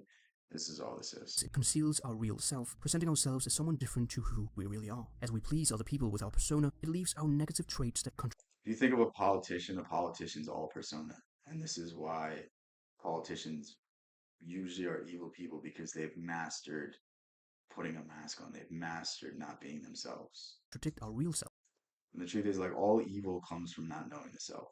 There's no such thing as an integrated person who's like evil. Because the truth is, like, when you're integrated, you literally have the forces of God in your hand, and God is just love. Literally, truly, that's all God is. Forming our shadow. The shadow. Jung stated the shadow to be the unknown dark side of the personality. Whereas the contents of the personal unconscious are acquired during an individual's lifetime, the contents of the collective The shadow is just the things we don't address, the things that we don't. Persona is necessary for survival, but it's not. You don't want to rely on it. Um, there's times where to have a persona. And if you see the people that are like 100% persona, like look at Trump, look at Hillary, look at Kamala, like these aren't complete people. These aren't spiritual people. These aren't people that really have anything aside from surface level. I was about to describe the shadow in my own words. Damn, you messed me up. I was messing with you. Yeah, so the shadow is, think of the shadow as the traits that you don't integrate. I always forget there's a delay. I was just messing with you. So what the shadow is it's basically the traits you don't integrate, the things that you don't face, the issues that you choose to neglect. So it could be you being emotional and you not showing it. It could be, you saw your parents argue when you were a kid, so you internalize that and you think that's part of a healthy relationship. It could be um an ex does something fucked up to you and you become paranoid, you become untrusting, and you carry these things with you. It's basically just the things in our life that we don't face that kind of go into the background and affect us when we can't control the situation, affect us when we get emotional. The shadow's only in control when you lose control of your conscious. And the conscious loses control when you get angry, when you get upset, when you get these sort of states. Unconscious are invariably archetypes that were present from the beginning. Among the shadow, the anima, and the animus, the most accessible and easy to experience is the shadow, since it can be retrieved from the contents of the personal unconscious. To be conscious of the shadow, there must be a considerable moral effort recognizing the dark aspects of one's personality as real and present. While some traits of one's own shadow can be recognized, some offer greater resistance to moral control and prove almost impossible to influence. An individual who does not recognize psychological projection, a defense mechanism in which the individual defends himself against the unconscious impulses, denies I think he's talking about what I was just talking about, where your shadow takes over, where your shadow possesses you. Think of when you're in traffic and someone cuts you off. This is literally the best example because this is the most clear example. Someone literally cuts you off and it inconveniences you for maybe 2 to 3 seconds, and you're screaming bloody murder. You pull up next to them, you flip them off. You're going absolute nuts, and um, it's the shadow taking over. Can trauma and PTSD? Yeah, yeah, yeah. Those are that's like half the battle. Like people can be fine and then their PTSD triggers and they have the fight or flight response. It's a really big issue. Like we're as humans, we're not meant to deal with extreme situations. We're not meant to really survive these things. And the sad thing is like the people that have these issues aren't getting the help. You see them on the streets, just screaming at you for money. Like it's really sad. Like it's not an easy thing to overcome. I can't even imagine. There was someone really close to me with PTSD, like something horrible happened to them, and it was like you could feel it. Like I'm somewhat of an empath. I can somewhat feel people's emotions, and not at all times. Don't if my girlfriend's watching, it's not at all times. Sometimes I can like feel in my heart like how they're feeling, and it's just like, dude, it was like I had so much anxiety around this person simply for the fact that like I could sense that they were dealing with stuff. So my heart really goes out to anyone that's dealing with that stuff. I don't claim to be an expert on that. Like there's certain things I'll give you advice on, but that's not one of them. their existence in himself while attributing them to others, will eventually create an illusory environment whereby he changes the world into the replica of his own unknown face. The shadow plays an important role in balancing the overall psyche. A weak adaptation of the shadow results in a low level of personality, whereby the individual behaves like a passive victim of his shadow, extremely worried with the opinions of others, a walking persona. People Do you hear that? The signs of a unintegrated consciousness is the person cares about other people. The person doesn't have a sense of self. When you have a strong sense of self, that means you're pretty integrated. That means you know who you are. The more you know about yourself, the more you know about your characteristics, the easier life becomes because less people can affect you. If no one can affect you, then you're just going to end up succeeding because if you just put your head down and focus enough on whatever it is you're trying to do, you're going to accomplish it. It's really just getting out of these things. Yeah, yeah. And we actively build our shadows by like a lot of people they'll go to the gym and they'll be like, "Oh my God, I got so much shape up. My mental health's so much better." But like if you don't deal with the shadow, you're just turning it into something else. Like a lot of people will go to the gym and then they get in really good shape and then they just, go see a bunch of girls and it's like, is that going to solve your problems? Is that going to fill the hole? Like there's still a big gap that you're not fulfilling. I'll be back later. Damn, Hypnotic, you're leaving. I'll see you later. People who do not look at their shadows directly project them onto others. The qualities that we often cannot stand in others, we have in ourselves and wish not to see. But to truly grow as a person, one must integrate their shadow and balance it with their persona. It is possible for man to recognize the relative evil of his nature, but it is rare for him to gaze into the face of absolute evil. An encounter with your shadow may appear in dreams, typically as a person of the same sex I'm scared, guys. as you. It depends on the living experience of each individual, rather than being inherited in the collective. If you want to know the health of your psyche, look how people treat you in your dreams. If people are angry towards you, if people are upset towards you, then that's just a reflection of self-hatred. But if people are nice to you, if people are happy, then that means that you're pretty good. Bro, if you've been going to the gym for 2 years and it doesn't help, you must have some level of special needs. I don't know what to tell you. I mean, see, it's the thing, like you can look a lot better, but it doesn't mean you can actually like walk up to that girl. You still have that anxiety. Like a lot of people, they'll hide from their insecurities by, getting bigger and stronger physically, but it doesn't ever solve the whole issue. The whole issue is because they don't feel like they belong in society. They don't feel like people like them. And it's the more self-conscious you are of these things and the more you try to hide from these things, the worse they become. Like, I mean, look at Alex Eubanks. That dude, like, literally, he basically got bullied for 3 years and then hopped on steroids because, like, he didn't think he looked good enough. Even though he has one of the like best physiques on the internet, he hopped on steroids because he didn't think he looked good enough. Like, you're gonna take something that's gonna make you die earlier because people were bullying you on the internet. People that didn't even have profile pictures. Like, you see what I mean? It's like you can't ever hide from your issues. They're always gonna catch up to you. Yeah, and then some part of that is necessarily you don't have to put yourself out there. Like if you're trying to do anything, like it's probably for the best that you're not worrying about these things. But if you're like upset about being single, then like that's also just a sign you're not good with yourself. Like a healthy psyche doesn't seek anyone else. Like I'll tell you something real quick about relationships, then we'll go back to the video. If you're seeking someone to make you happy, then you'll never be happy. You'll never find happiness in someone else. You only find happiness in yourself. People that you get into relationships with should only supplement your happiness. It shouldn't be the end all be all. It shouldn't be the source. You know what I mean? Like if you rely on someone from someone else, guess what that is? That's a drug dealer. I mean, there's something wrong with everybody in essence. Like, I mean, like that's a pretty fair statement. So yeah. Don't worry about it. Just like don't get too on yourself about it. Don't stress out about it. Like things just kind of seem to work out when you stop stressing.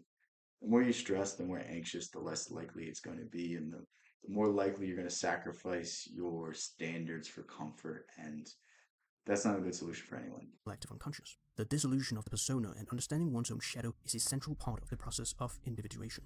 In terms of the story of Dr. Jekyll and Mr. Hyde, it must be Jekyll, the conscious personality, who integrates the shadow and not the other way around. Otherwise, you will become the slave of your autonomous shadow. The integration of the shadow marks the first stage of the analytical process. Without it, a recognition of anima and animus is impossible. However, the acknowledgement of the shadow must be a continuous process throughout one's life. Anima and animus. Within the shadow. This is basically just shaping your relationships. This one. Did have that realization. Don't focus on it too much. Yeah, yeah, bro. I think he knows your name. There exist two Why did I? Well, I was about to read that out loud too. sexual figures, the anima and the animus. In every man's psyche, there is an unconscious feminine aspect called the anima, which is a personification of all feminine psychological tendencies, while in every woman's psyche, there's an unconscious masculine aspect called the animus. So he doesn't explain why. So basically, the mind's reasoning with this is any trait that I don't have must be um, part of the other gender. So inherently, you assign a angelic sort of being to. For me, it's the anima. Like there's this force inside of me that's feminine because I know my masculine traits. The traits I express are masculine for the most part, and my anima has the traits that I don't express. So it's like understanding that your anima is a part of yourself and understanding that you need to give these traits to yourself in order to be happy in a relationship is one of the key things of this concept. Like, I mean, for me, I basically fixed everything else in my life except my relationships, except my emotions. And once I started integrating what I was looking for in a woman, into myself, my life kind of just fell into place. Like for me, I was looking for support. I was looking for someone to always believe in me. I was looking for someone to pick me up when I fell. And I realized that like I really wasn't cutting myself any slack. Like if I failed, I would get on myself. If I failed, I would just get pissed off and get angry and say, "Oh, you're not good enough. You're not this. You're not that." And so I was like, you know what? Why don't I be supportive for myself? And inherently, I was just integrating my anima like salt. Unlike the shadow, which represents the personal unconscious, through which its content can be made conscious, the anima and animus are much further away from consciousness and are seldom realized. Man's anima is characterized by the feminine eros. It is passive like a child seeking the protecting and nourishing charmed The anima's in the unconscious. I don't know what he's talking about. The anima's always present.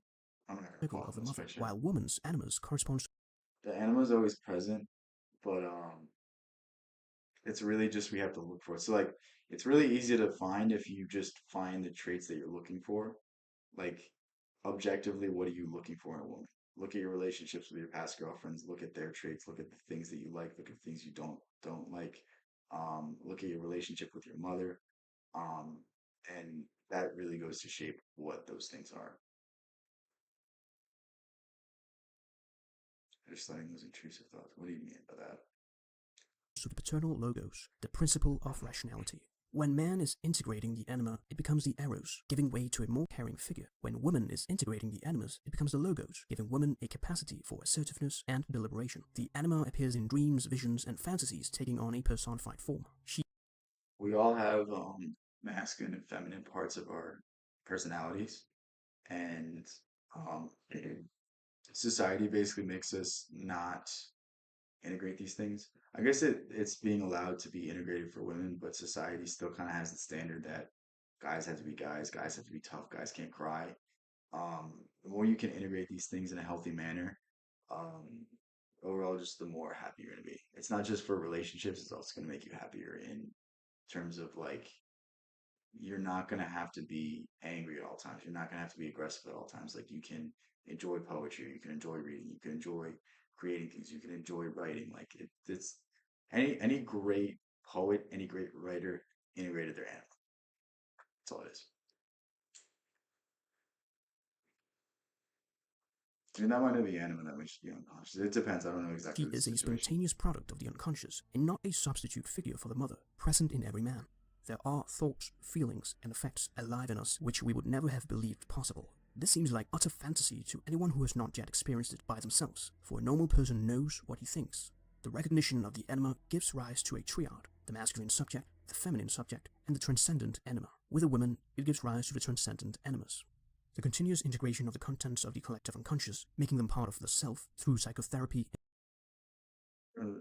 Men from experience, I say, I don't know what you're talking about. I will go on a different video. I'm getting bored of that. Talked about this one already. Okay.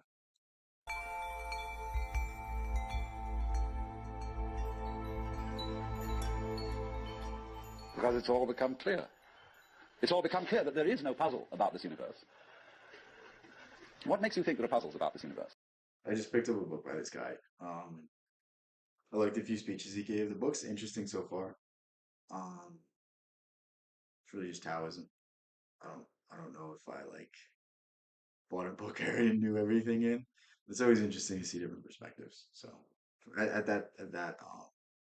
way at least it'll be good. But what I was I haven't gone through the book yet, but what I was hoping to gain from that book is he's someone who studied Eastern philosophy and he's integrated into the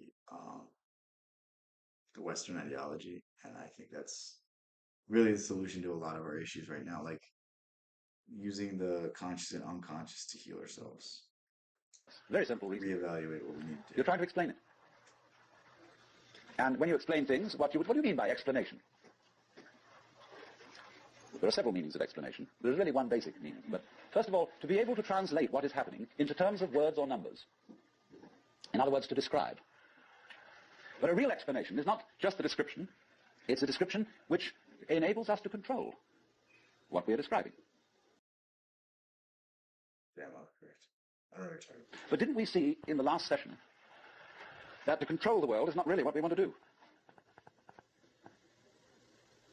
So that if all explanations have as their function enabling us to control things, then maybe an explanation isn't what we wanted. This is almost the absurdist philosophy. The more you understand, the less you know. Like the more we try to understand things, it almost seems as if we don't know anything at all. Like, how do you define love? The more we try to explain it, it's a feeling in your heart. It's a sensation in your body. It's something that controls you. It's something that everyone is seeking for. It's something that, like, you know what I mean? Like, we all know what love is, but the moment we try to explain it is the moment that we can't put it into words. And that's really what he's talking about. Like, we can try to define things, but there's just certain things that are indefinable. And furthermore, you can very simply see that what makes things complicated is explaining them. When somebody explains to you how a flower works, and he's a great botanist, and analyzes all the innards of the flower, and shows the channels, the fibers, the processes of reproduction, and so on. Bro, he just ripped this off Osho. I'm not even gonna lie, this is just Osho. Define hate. Hate's the absence of love. That go on in it. Everybody stands fascinated. See how complicated that is. How clever God must have been to create that flower, to have all that complexity going. It isn't complicated at all. It's only complicated when you start thinking about it.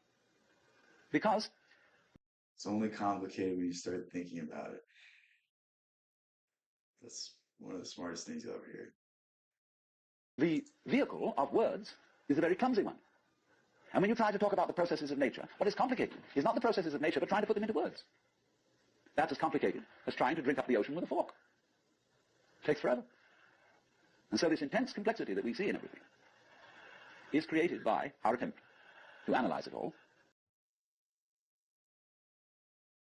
There's so much focus on the mind. There's so much focus on trying to observe all the patterns and make sense of it and put it in a way that we can understand, but we can also just feel. We can also just experience. Like the moment we try to analyze the entire world, the moment we try to judge the entire world, understand the entire world, is the moment that we kind of lose the depth, we kind of lose the meaning. Like the meaning of life is to experience it, is to feel it, is not to dictate, I need this goal, I need this, I need that. Like you'll never be able to find meaning through the mind. You can find meaning through the heart. That makes sense. And so what we do is, you see, 1.25 speed. Sure.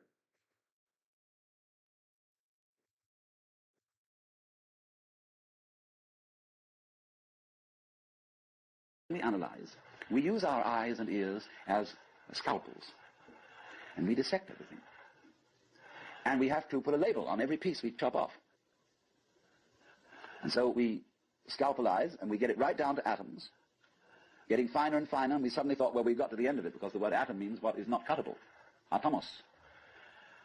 But then we found we could cut the atom, and lo and behold, big fleas had little fleas upon their back. So funny. The more we think we understand, the less we actually know. Like discovering the atom, we thought that was it, but then we started understanding quantum physics and stuff like that, and we still don't know quantum physics. And the second we get a grasp on quantum physics, there's going to be something even deeper. There's going to be something even more. Looking at the string of the field of string theory, it's all the same. Backs to bite them, and it goes on forever.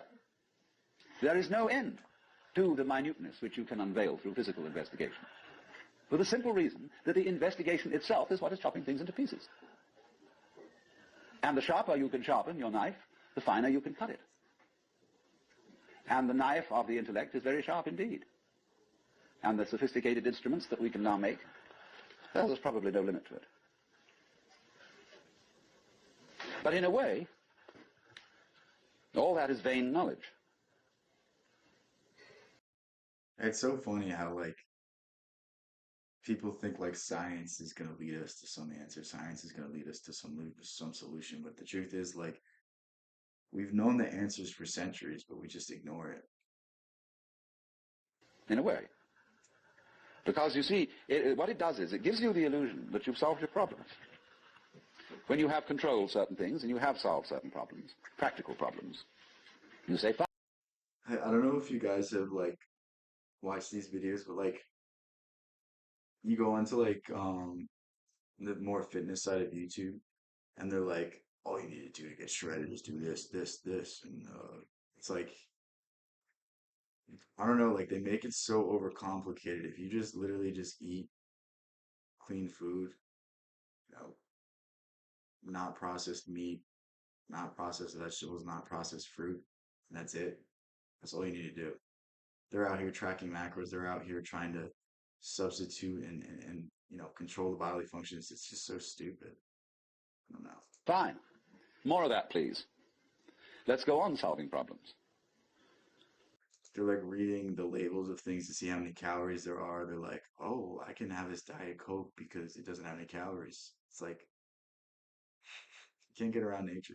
You can't get around the way the body works. You don't want to put something acidic into your stomach. It's gonna ruin the solution of your stomach. It's gonna make it less acidic so you don't absorb as much. Like it's so funny how people try to find workarounds for, you know, nature when nature is the solution.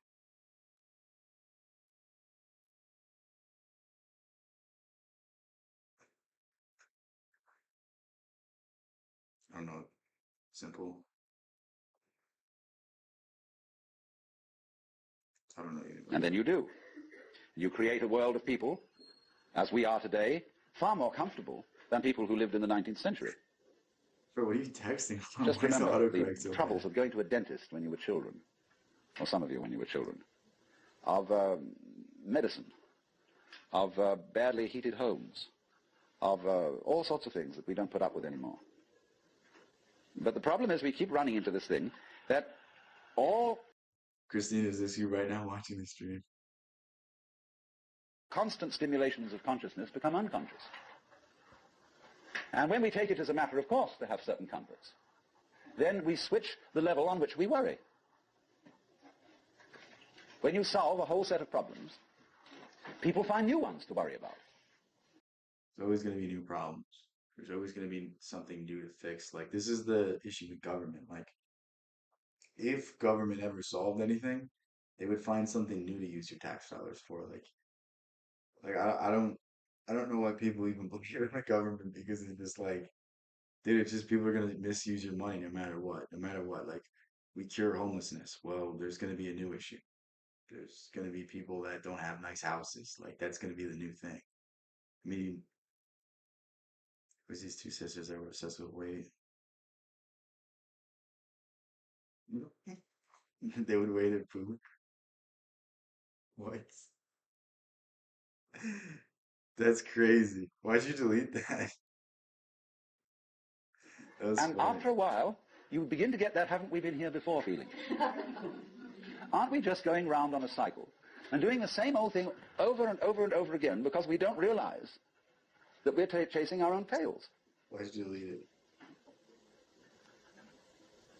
by an eternally recurrent process of not knowing who you are. That is the hide and seek. That is the nature of what the Hindus call the Manvantara. Dude, Christina's like, oh yeah, I just went to pee. I think that's at least a little better than that. Like, at least what you said was funny.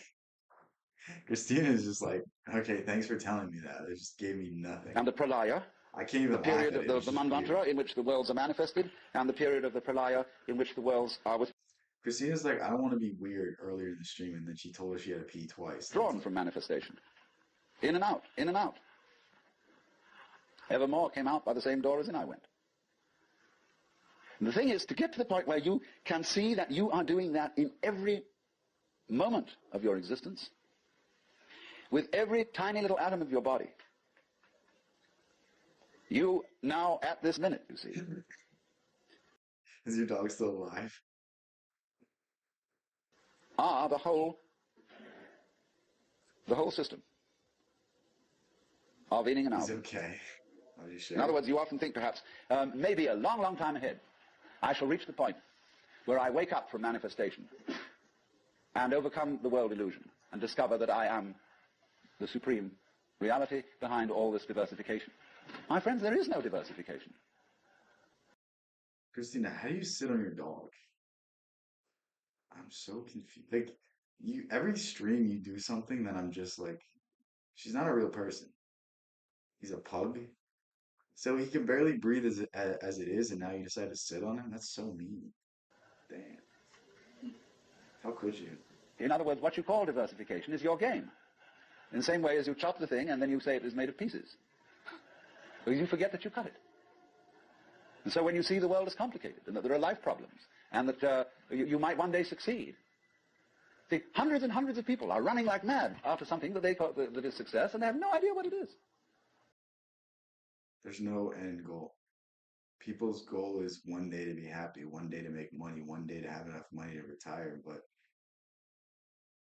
there's there's no set parameters. There's nothing they say that I'll find fulfillment in this. Like it's yeah. Honestly, dude, I think Christina might be a bot.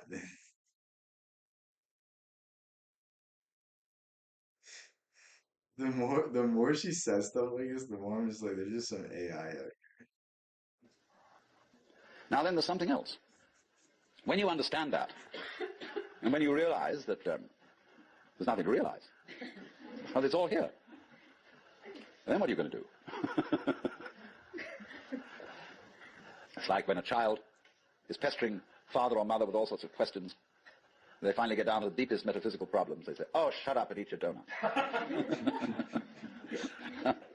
And I wouldn't say that, you see. That's me as a kid. Because life, as one looks at it, you see, is in fact a celebration of itself. When you look out... I walk in my living room and it's all dark. Bro, I can't imagine the kind of noises your dog made. I feel like pugs, like, they can't even bark because they can't breathe. out at night at the Their stars, face and is you so really wonder, smashed good in. God, what is all that about? Well, it's a firework display. And it's celebrating High Holy Day. It's whoopee. And the whole world is whoopee. It's a kind of exuberance. And therefore, you realize what a great thing it is. And what a great thing it is not to dissect the world with your Yeah, Christina just like injured her dog. Her dog's like a bit of walking. analytical intellect. To be able to look out at the water or the trees or at the floor and the light on it in front of you without calling it light or floor or trees or thinking that it has parts or thinking that it's complicated. It isn't. That's a video. I was watching this earlier. We get to this thing. I'm gonna cut my water early. Ow. This chair's so uncomfortable.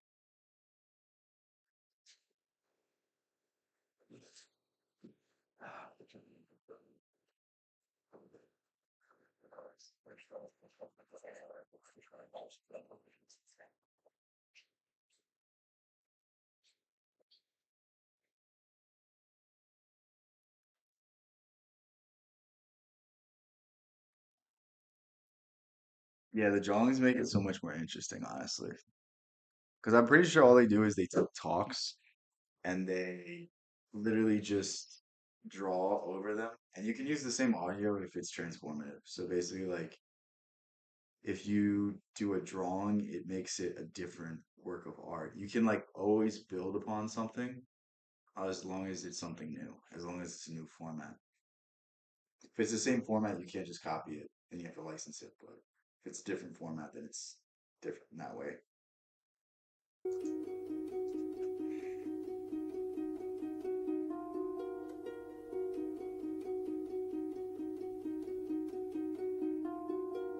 We The Hermetic text is just the Emerald Tablet, just the foundations of alchemy.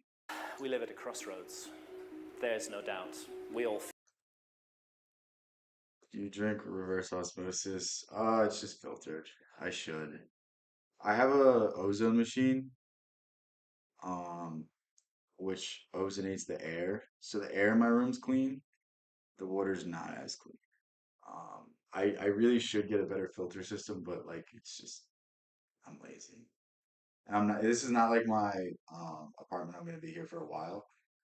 So when I have like a more stable place, I'll get like a system where I spend a few $100s and it's just all there and I don't have to worry about it. But for now, it's. I mean, think up until now, I've been drinking the add water. Like I think that's something that you fix when you get everything else in order. Like it's not worth it. Like I'd rather spend money on books right now to get more. Like I was at the bookstore today and I'm like, I don't even care how much these books are worth because this channel is gonna just start paying for itself. Like every book I buy is gonna start being free at this point. So yeah, yeah, filter straight on the tap water, yeah. Feel it. We all know it. I don't think it's the first time that mankind has stood at such a crossroads. But here we are now, facing it and hopefully dealing with it. Do you want to see the books I bought today? Did I send them? I'll get them real.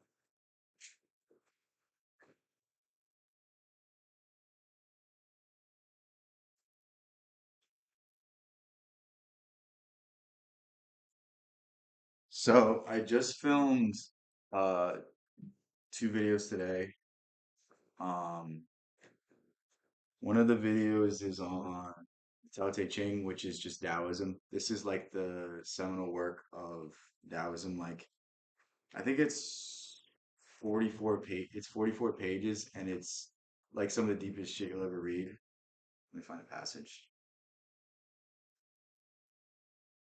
He who has in himself abundantly the attributes of the Tao is like an infant. Poisonous insects will not sting him. Fierce beasts will not seize him. Birds of prey will not strike him. It is just like very interesting. Like this is I can't remember when does it say when this was written. But yeah, this is a really good book. The video I don't know when I'm gonna release it. Either tomorrow or the day after. And then I just finished this Dostoevsky book, and then I did a video on this today too. Um, but yeah. And what else did I film today? I filmed 4 videos today. 2 of them were for my other channel, 2 of them were for my book channel.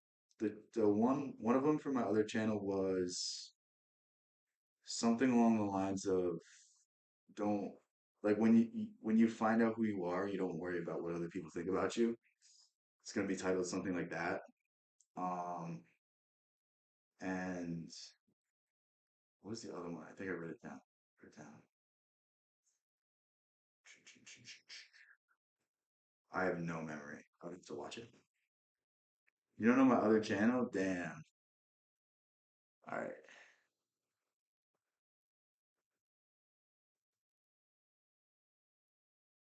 it's gonna play this video. Uh,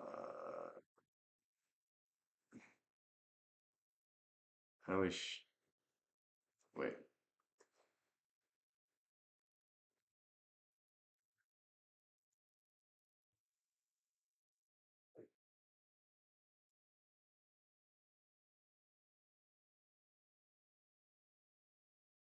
Toppy and Bino. Damn.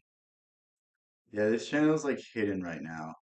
Um, I don't know if I've talked about this in a while, but I made a lot of bad decisions when I first started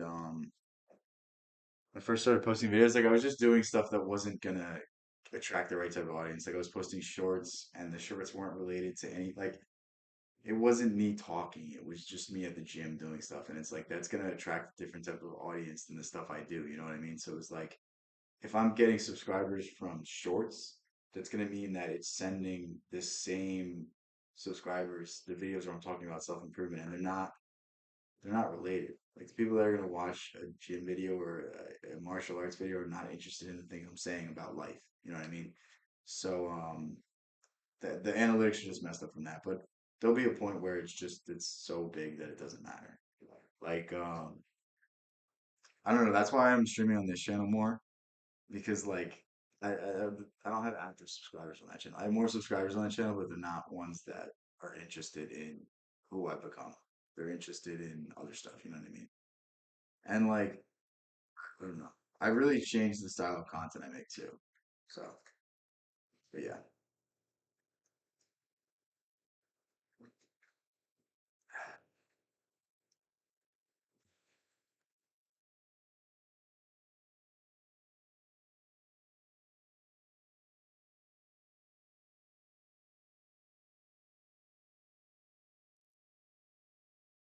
this has been coming right now. This channel's not even getting views. This channel's getting views on the streams, but not on the videos. Um, and again, that could just be whatever trend. I'm not making videos that are titled good or not. Like, you know what I mean? It's just it ebbs and flows. And right now we're gonna be like really soon at the point where it doesn't even matter. Where it's just there's so much momentum that it just continues to grow, grow, grow, grow, grow. But like it's just frustrating when you make videos and they don't you spend time and energy in them and they just don't get seen by anybody. And it's not it's not like I'm making terrible videos, you know what I mean? You don't worry. It's not gonna like whatever you do, I already appreciate. Like don't feel the need to um do anything more than you already do. Like you sit here in my stream for hours, me just ranting. Like that's you're doing enough, right? Like I appreciate you enough. Um like it's yeah, that's what like I know the things I'm saying. Like these videos I make them because I wish I had them when I was younger. I wish I had them like before I sought out this information because everyone starts gaining information but doesn't know where to start. I saw when I found him. What are you talking about, Christina? Christina, you make no sense. Are you talking about me? Christina, I like literally never know what you're talking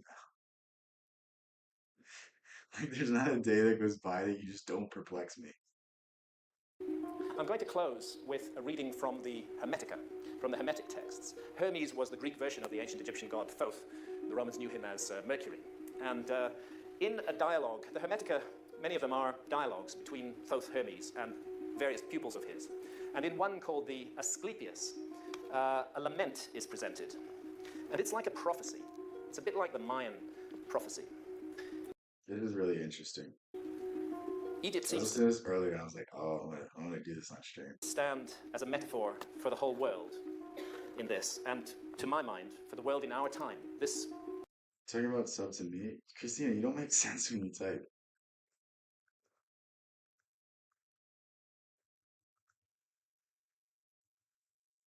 Wait till you guys see this. The pyramid,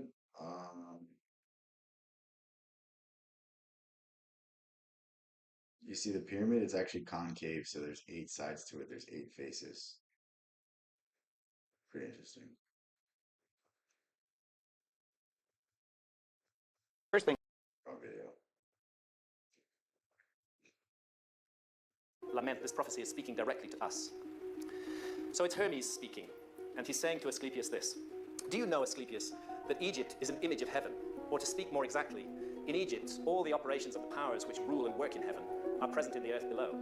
In fact, it should be said that the whole cosmos As above, so below, right? dwells in this our land, as in a sanctuary. And yet, since it is fitting that wise men should have knowledge of all events before they come to pass, you must not be left in ignorance of what I will now tell you. There will come a time when it will have been in vain that Egyptians have honored the Godhead with heartfelt piety and service, and all our holy worship will... Everything fades one day. Everything is going to disappear.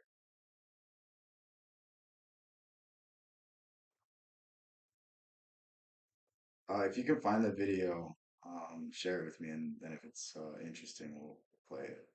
My camera's about to die, so I'm gonna turn it off real quick. But yeah, we'll keep going. will be fruitless and ineffectual. The gods will return from earth to heaven. Egypt will be forsaken, and the land which was once the home of religion will be left desolate, bereft of the presence of its deities. O Egypt, Egypt, of thy religion nothing will remain but an empty tale, which thine own children in time to come will not believe. It's really crazy how like what he's saying is that one day Christianity will fade. One day Christianity won't be a thing. You can't lose your brain. What are you talking about? Nothing will be left but graven words, and only the stones will tell of thy piety. And in that day, men will be weary of life, and they will cease to think the universe worthy of reverent wonder and worship. They will no longer love this world around us, this incomparable work of God, this glorious structure which he has built, this sum of good made up of many diverse forms, this instrument whereby the will of God operates in that which he has made. This guy's saying this like 5,000 years ago. Ungrudgingly favoring man's welfare. This combination and accumulation of all the manifold things that call forth the veneration praise and love of the beholder. Darkness will be preferred to light, and death will be thought more profitable than life. No one will raise his eyes to heaven. The pious will be deemed insane. It's so weird how this is literally our reality. The impious wise, the madman will be thought a brave man, and the wicked will be esteemed as good. As for the soul, and the belief that it is immortal by nature or may hope to attain to immortality, as I have taught you, all this they will mock, and even persuade themselves that it is false. No word of reverence or piety, no utterance worthy of heaven will be heard or believed. And so the gods will depart from mankind, a grievous thing, and only evil angels will remain, who will mingle with men. This is like almost haunting how correct it is. And drive the poor wretches into all manner of reckless crime, into wars and robberies and frauds, and all things hostile to the nature of the soul. Then will the earth tremble, and the sea bear no ships. Heaven will not support the stars in their orbits. All voices of the gods will be forced into silence. The fruits of the earth will rot. The soil will turn barren, and the very air will sicken with sullen stagnation. All things will be disordered and awry. All good will disappear. But when all this has befallen Asclepius, then God, the creator of all things, will look on that which has come to. This is just like, is this not like weird how accurate this is? Like, this is me being like, this is literally the day and age we live in. Pass, and will stop the disorder by the counterforce of his will, which is the good. He will call back to the right path those who have gone astray. He will cleanse the world of evil, washing it away with floods. So this is the guy that formed the seven hermetic principles, and he's literally describing rhythm right now. Burning it out with the fiercest fire and expelling it with war and pestilence. And thus he will bring back his world to its former aspect, so that the cosmos will once more be deemed worthy of worship and wondering reverence. And God, the maker and maintainer of the mighty fabric, will be adored by the men of that day with continuous songs of praise and blessing. Such is the new birth of the cosmos. It is a making again of all things good, a holy and awe-inspiring restoration of all nature, and it is wrought inside the process of time by the eternal will of the Creator. Man, this is just so. I don't know whether we're going to face some terrible global catastrophe or not. I certainly hope not. I hope it will not come down to misery and horror. That shit just depresses you. Seeing all the plastic in the ocean. The thing is, plastic doesn't have to be used. We can find a substance that's like biodegradable that won't just add up in landfills. But it's not like, you know what I mean? It's not economically viable. Whereas like they talk about recycling, but they don't talk about changing from plastic. Plastic is a petroleum byproduct. It's literally created as a byproduct of gasoline. And the reason why they won't get off of it is because they want to make money. The gasoline companies are making money off this shit. You know what I mean? Same thing with Vaseline. Vaseline is a petroleum byproduct. Like the reason why they haven't found another solution is because there's just so much money to be made off of it. You know what I mean? Like they can use hemp. Hemp is biodegradable and um, it eventually just dissipates. It eventually just um, goes into the atmosphere. Yeah, I mean, it's a lot worse stuff in that. It's all the hormones and stuff. I mean, microplastics are bad, but like there's just it's like that's just one issue, I feel like. There's so many more things to worry about. Awful, awful things there's enough of that in the world already. You guys want to talk about health after this?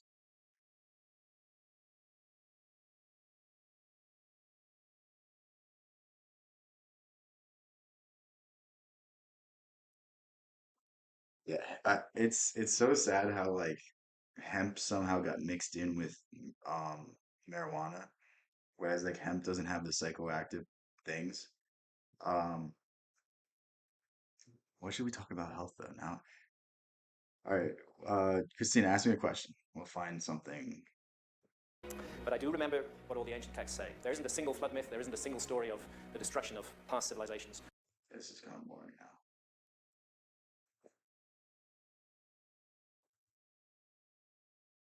Uh, Damn guys, should we do some like Matrix stuff?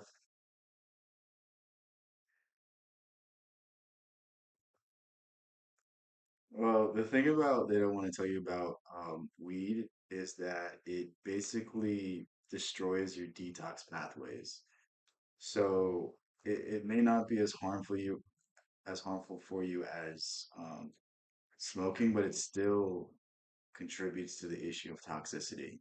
It basically prevents your body from working as it should. And anything that prevents your body from detoxing is inherently going to overwork your liver.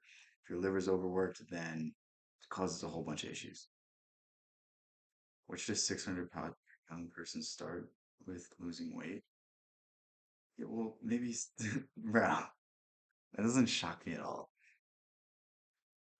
Let's see if we can find good videos.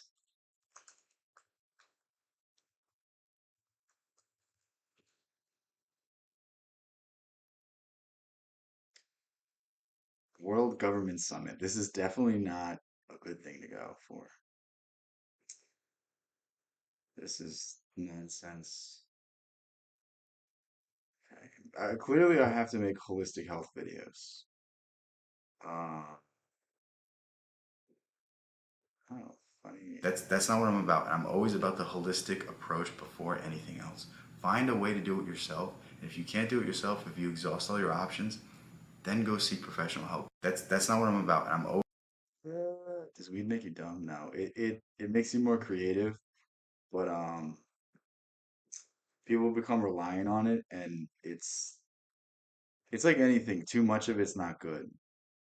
Anything in excess isn't good. See, this is like the problem with the holistic stuff. People just they they get too much into one thing. Like fruit's good, all of these things are good, but like when you talk about juicing, dude, you're not gonna convince the average American to start consuming fruit juice. You know what I mean? Like they're reliant on Taco Bell. They're not gonna go out of their way to start being that healthy. Like, I mean, if you want to start off being healthy, cut out dairy products, cut out processed food. That's the number one thing. Hold on.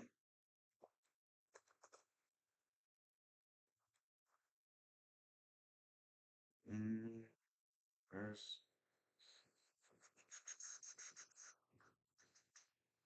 hold on, I have to full screen for this.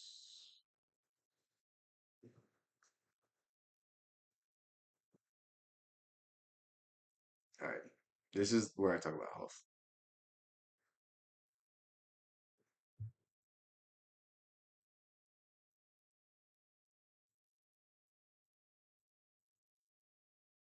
I have a bunch of good videos on this channel. I don't post that much on this one though. Talk about fat people. When you're overweight, it just means your body has to work harder to regulate itself. And your body stores fat because it can't process food. So when it can't process food, it gets stored as fat in weird areas, usually away from your organs. And the better your body works, the better your body is going to be able to remove these things. So I mean, we think, well, what do we use food for? We use food for energy. So as long as you're getting enough energy, you don't need to worry about calories. As long as you feel good, you don't need to worry about calories. You know what I mean? So everyone thinks that they need to be, full at all times. You really only need to eat like I only eat like once or twice a day meals, but I'll eat fruit pretty much all day. So if I'm hungry, instead of getting a snack, I'll eat some fruit, and that usually picks me up. Um, for the most part, that's how I approach things. But oh, what's up? What's up, Corey? How's it going? But yeah, we're talking about health right now. All right, so I ended up finishing this book today. It is a tremendous read. I will link it in the description. Basically, in this book, it started talking about dairy, and this is like something I don't want to know because, like, geez, this is very depressing. If you're not ready to cut out dairy, this is gonna be a bad video. Milk, any sort of dairy products, they all taste so good, but you have to think about it like this: like, what other animal in this is my nature own content. eats We can another watch it all animal's the way milk? through. Like, even the full-grown male cows will not drink milk. Like, we need to understand this concept because it's like, why do we do this? Why do we continue to put these things in our body? And on top of that, like, what are the long-term repercussions? Okay, listen to what I just said. A full-grown cow will never drink milk. Full-grown cow will not even drink cow's milk, which it can digest. Like, keep that in mind. And the answer might scare you. I'm sorry that I have to break it to you, but I'm gonna cut out dairy after reading this stuff, and I think you should too. Here are a few of the reasons. So first off, by the age of 3, humans no longer really have the enzymes to digest lactose, and we also how do you feel about watching you? It's weird. Okay.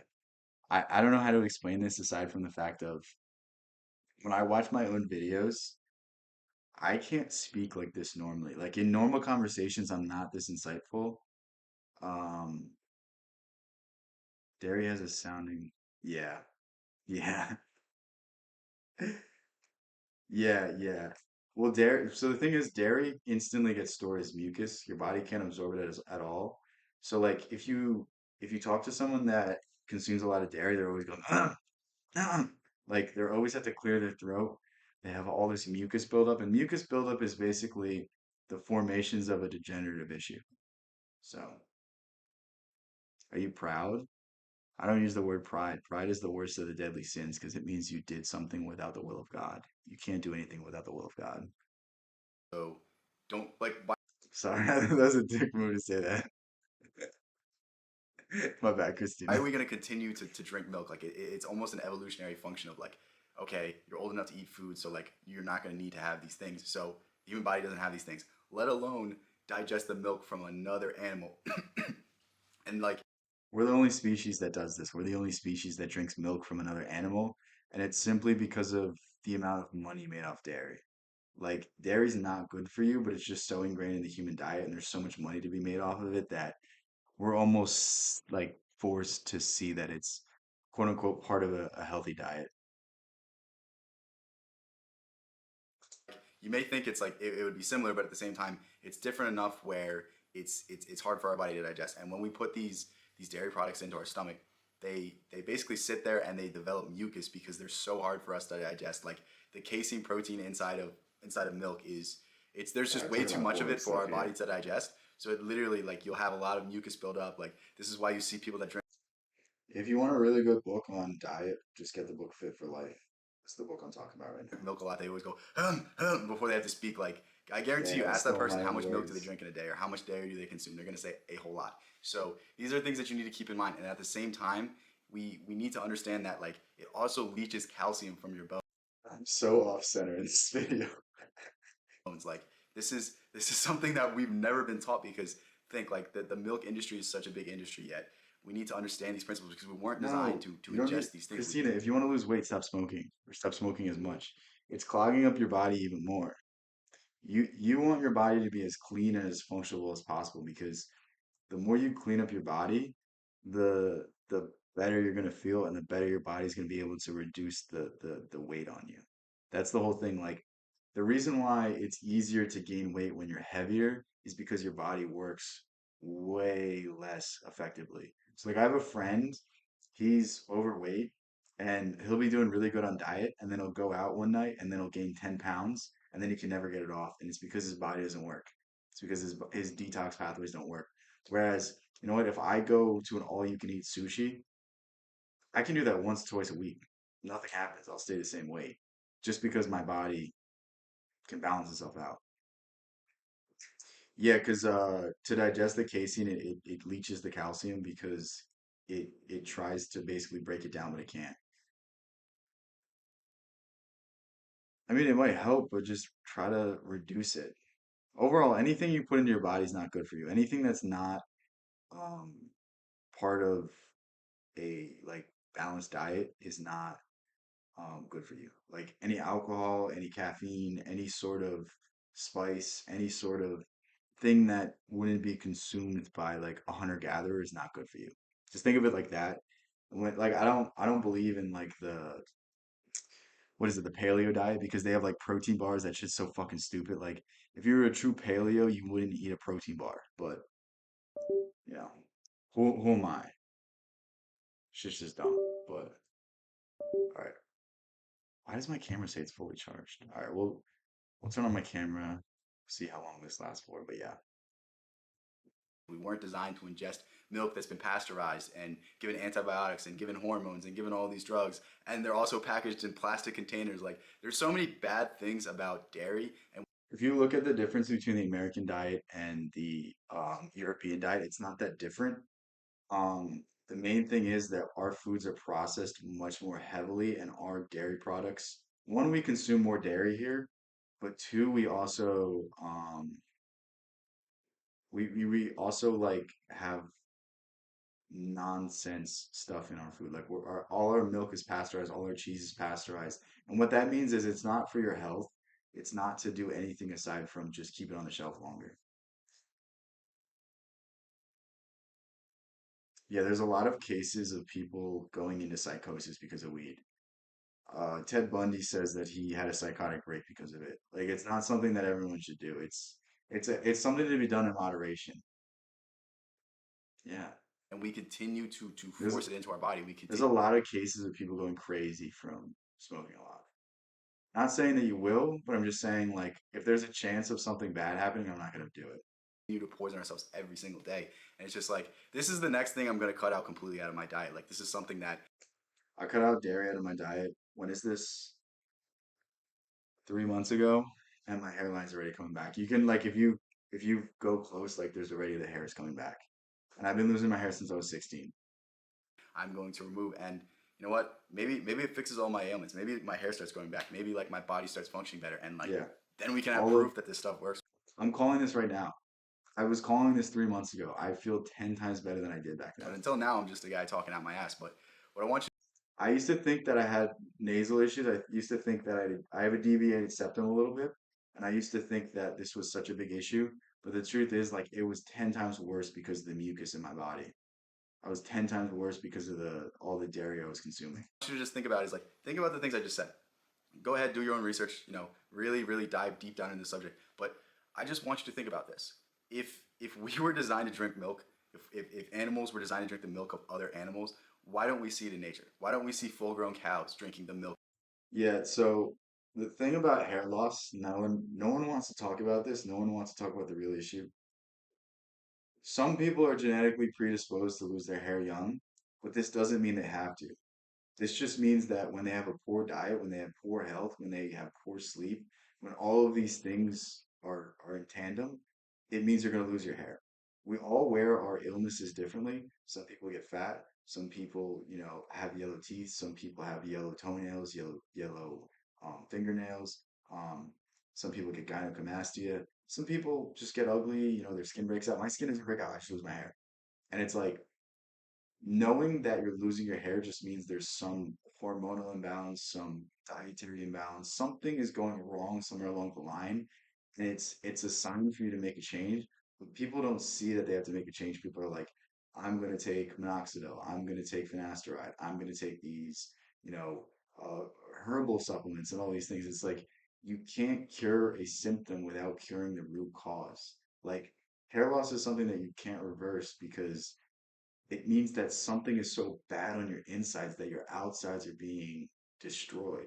Like if there's something bad enough on your insides to cause a external thing, you think you would want to address it, but people just think it's natural. It's not natural to lose your hair very young.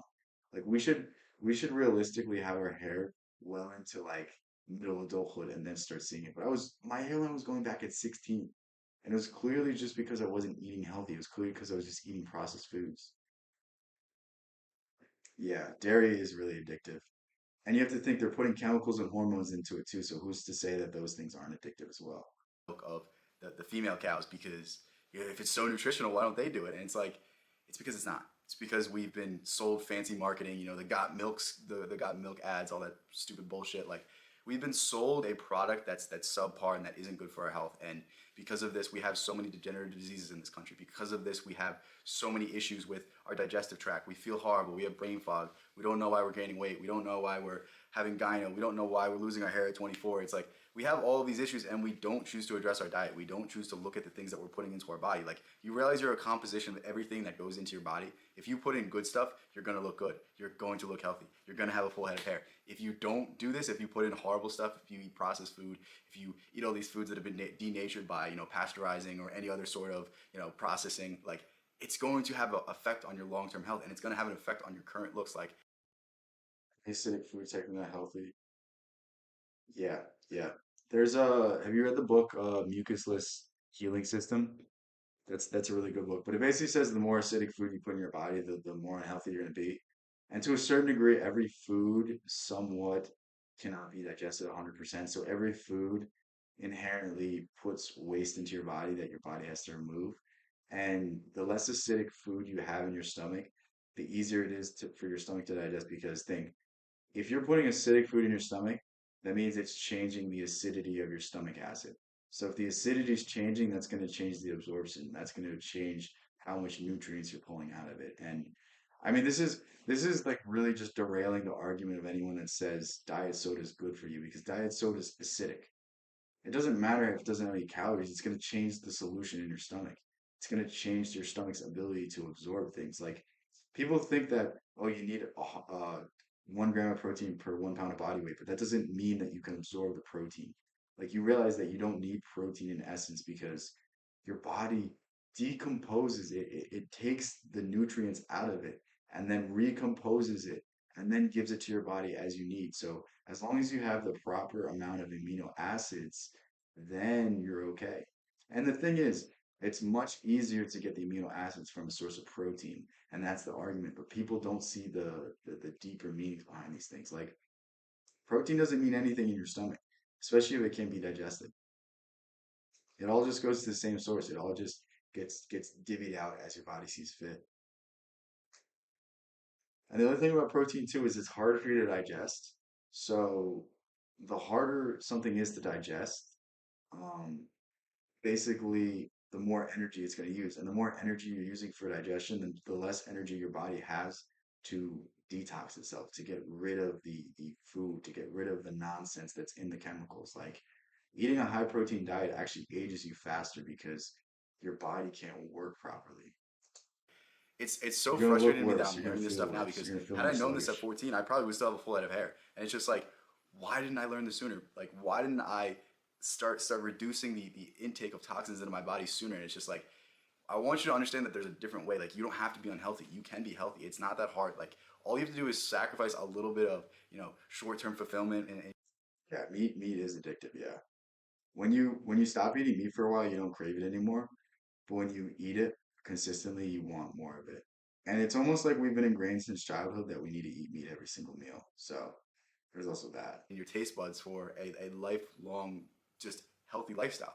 It's that simple, and it's just a simple change. So again, I think this book is tremendous. I'm going to continue to research this subject, but for the time being, I think I'm going to cut dairy out of my diet. I think I'm going to stop eating cheese, stop drinking milk, Dude, cut so out the much. protein I shakes, cut feel out the so much whey, cut better. out the casein, and see what happens, because I was never Whey protein's a byproduct of the dairy industry. You don't want to eat whey protein. Even if you're not going to cut out dairy, do not eat whey. It literally just instantly becomes toxicity in your body. Um,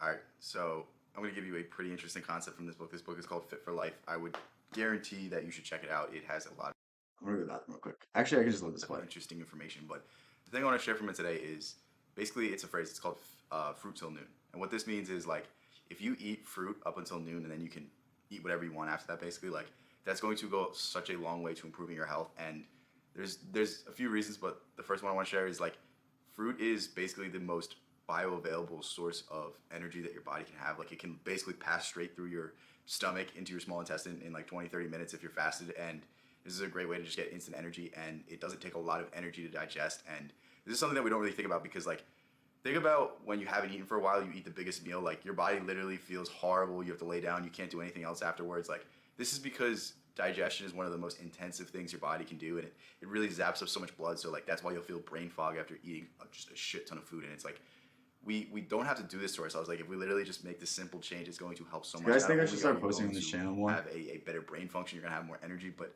at the same time, there's also, like, Maybe you already know the about it. flushing What are you talking aspect about? of fruit. And this is a more interesting idea. This is what I learned from this book. Feel free to do your own research if you don't believe me.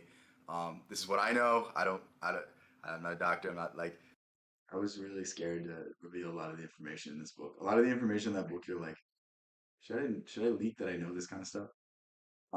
But yeah, it's, dude, truly life changing. The things I talk about from this book are like, they have the potential to transform your life. But yeah, do you guys think I should post more on this channel? Just post more about health. The reason I don't post on it is because this channel just doesn't get traction. But if you guys are interested, I can do more stuff on this. It's also just like, I feel like health's played out.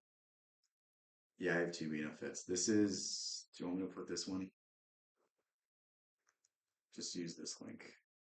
You'll find the channel. This will, Bino Fit is my tag for my main one. This is Bino Fit Dash. But you'll find it. Because this one's just, I only post fitness or health stuff on this one. Yeah, just because I make two videos a day, and I was trying to do three videos, and I was just getting too much. But I'll start making like a video once a week for this channel. I mean, like on the weekends, I'll like make a video and then just schedule it. I think that's a good idea.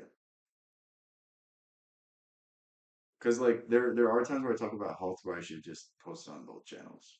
Because I think this is like a better resource. Like because you're gonna have to parse through a shit ton of just random videos on my other channel to find the health stuff I talk about. But this is just all purely health. All these fucking nerds that are like the, oh, this study said this. Like, What I'm a just telling you perfect time what I to learned, and it unfold makes this. a whole lot of sense. So, anyway, the benefit of eating fruits and vegetables is that they're water rich sources of food.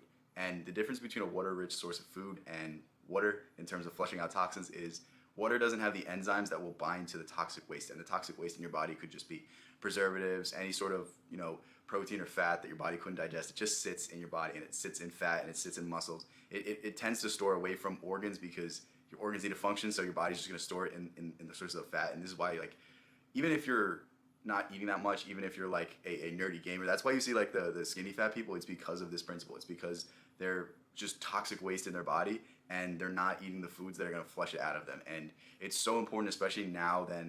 This book talks about that fat's not just because of calories in, calories out. It's really because your body can't, you're putting too much into your body and your body can't remove all of it. So obviously calories in, calories out is going to be a thing, but also it's more so the toxicity. It's more so if your body could absorb all the food, it would. And think about it in terms of digestion, not in terms of the amount of food you're eating. And than it has ever been because I think America is one of the unhealthiest countries in the world. Look at It's also the less your body can absorb the food, the more food you're gonna have to eat. So it's gonna make you fatter. So like this is why if you eat really clean, you can eat less calories because simply you're gonna need less because you're getting more nutrients from these food. the diet, cheeseburgers, fries, milkshakes, just sugar, diabetes in a packet. It's just like, it's ridiculous the stuff people eat. But what I want you, I got so off topic. But the reason why fruit and vegetables are so great is because they have the enzyme that will bind to these toxic wastes, and it'll allow the water to flush through your body and get rid of these things. And it's going to help you so much in terms of improving your energy, your just overall health. You're going to look better. You're going to feel better. Like pretty much everything in your body is going to function better when you up the intake of fruits. But that's why I want you to start thinking about fruits till noon. Like instead of having that really big This is the breakfast, best instead of thing having ever. all of that This is protein and literally all the the best other thing stuff ever. that's going to be digesting all day long and taking blood away from your brain, like I want you to just try it out. Try it out for a day. See how you feel tomorrow because this is something I'm going to really start applying. Like I've always fasted until 2. I haven't been as disciplined on it recently because my job is so boring. I don't want to take like I want an hour break at literally like 11:30 on the dot because it's so boring. I have nothing to do. Like it's so frustrating. But I'm gonna get back into this fruit till noon thing because I was doing this for a while. It was honestly going great, and then whatever happened, I was like I'm gonna fast. But My volume in terms of my mic or the video. this is something I'm going to start applying more and more, and this is I something wasn't that talking for the I past am two going minutes. to probably stick with for a while because it makes a lot of sense. And right now I'm trying to, detoxify my body. Like as you can see, I'm literally losing my hair at 24. Like that shouldn't happen. It's obviously because of the environment. It's obviously because of the things I'm eating, the toxins in my body. So I'm gonna see if getting rid of these things will go about and fixing that issue because it's not that I really care, but it's like if I could reverse that, I could show a lot of people that there's a better way to live. I could show that you All right, can can you reverse hear all me of these now? things naturally, and if I can do it I'm also talking at the same time in the video, so naturally, then yeah. then I can inspire others to be Okay. more healthy. So that's my next goal. That's my next mission, and that's my basic goal of this channel. Is like we always take the most invasive treatment, like we'll take the prescription drug or we'll take the surgery, and instead of just simply changing your diet, instead of simply just exercising a little more, or No, you're good. I'd rather you tell me than me not know. You know what I mean? I can hear the output, but there's nothing else around me, so I don't. I'd rather hear it from your side of things. Like it's going to be different what I hear versus what you hear. You know, removing certain things out of your diet, like alcohol or, you know, God forbid, drugs or nicotine or like whatever it is. Like we'll always take a drug, we'll take a pill, we'll take the easy path instead of just, you know, saying like, okay, my body wasn't designed to accept these kind of stimuluses. My body wasn't designed to do these kind of things. Like, of course, it's going to have an adverse.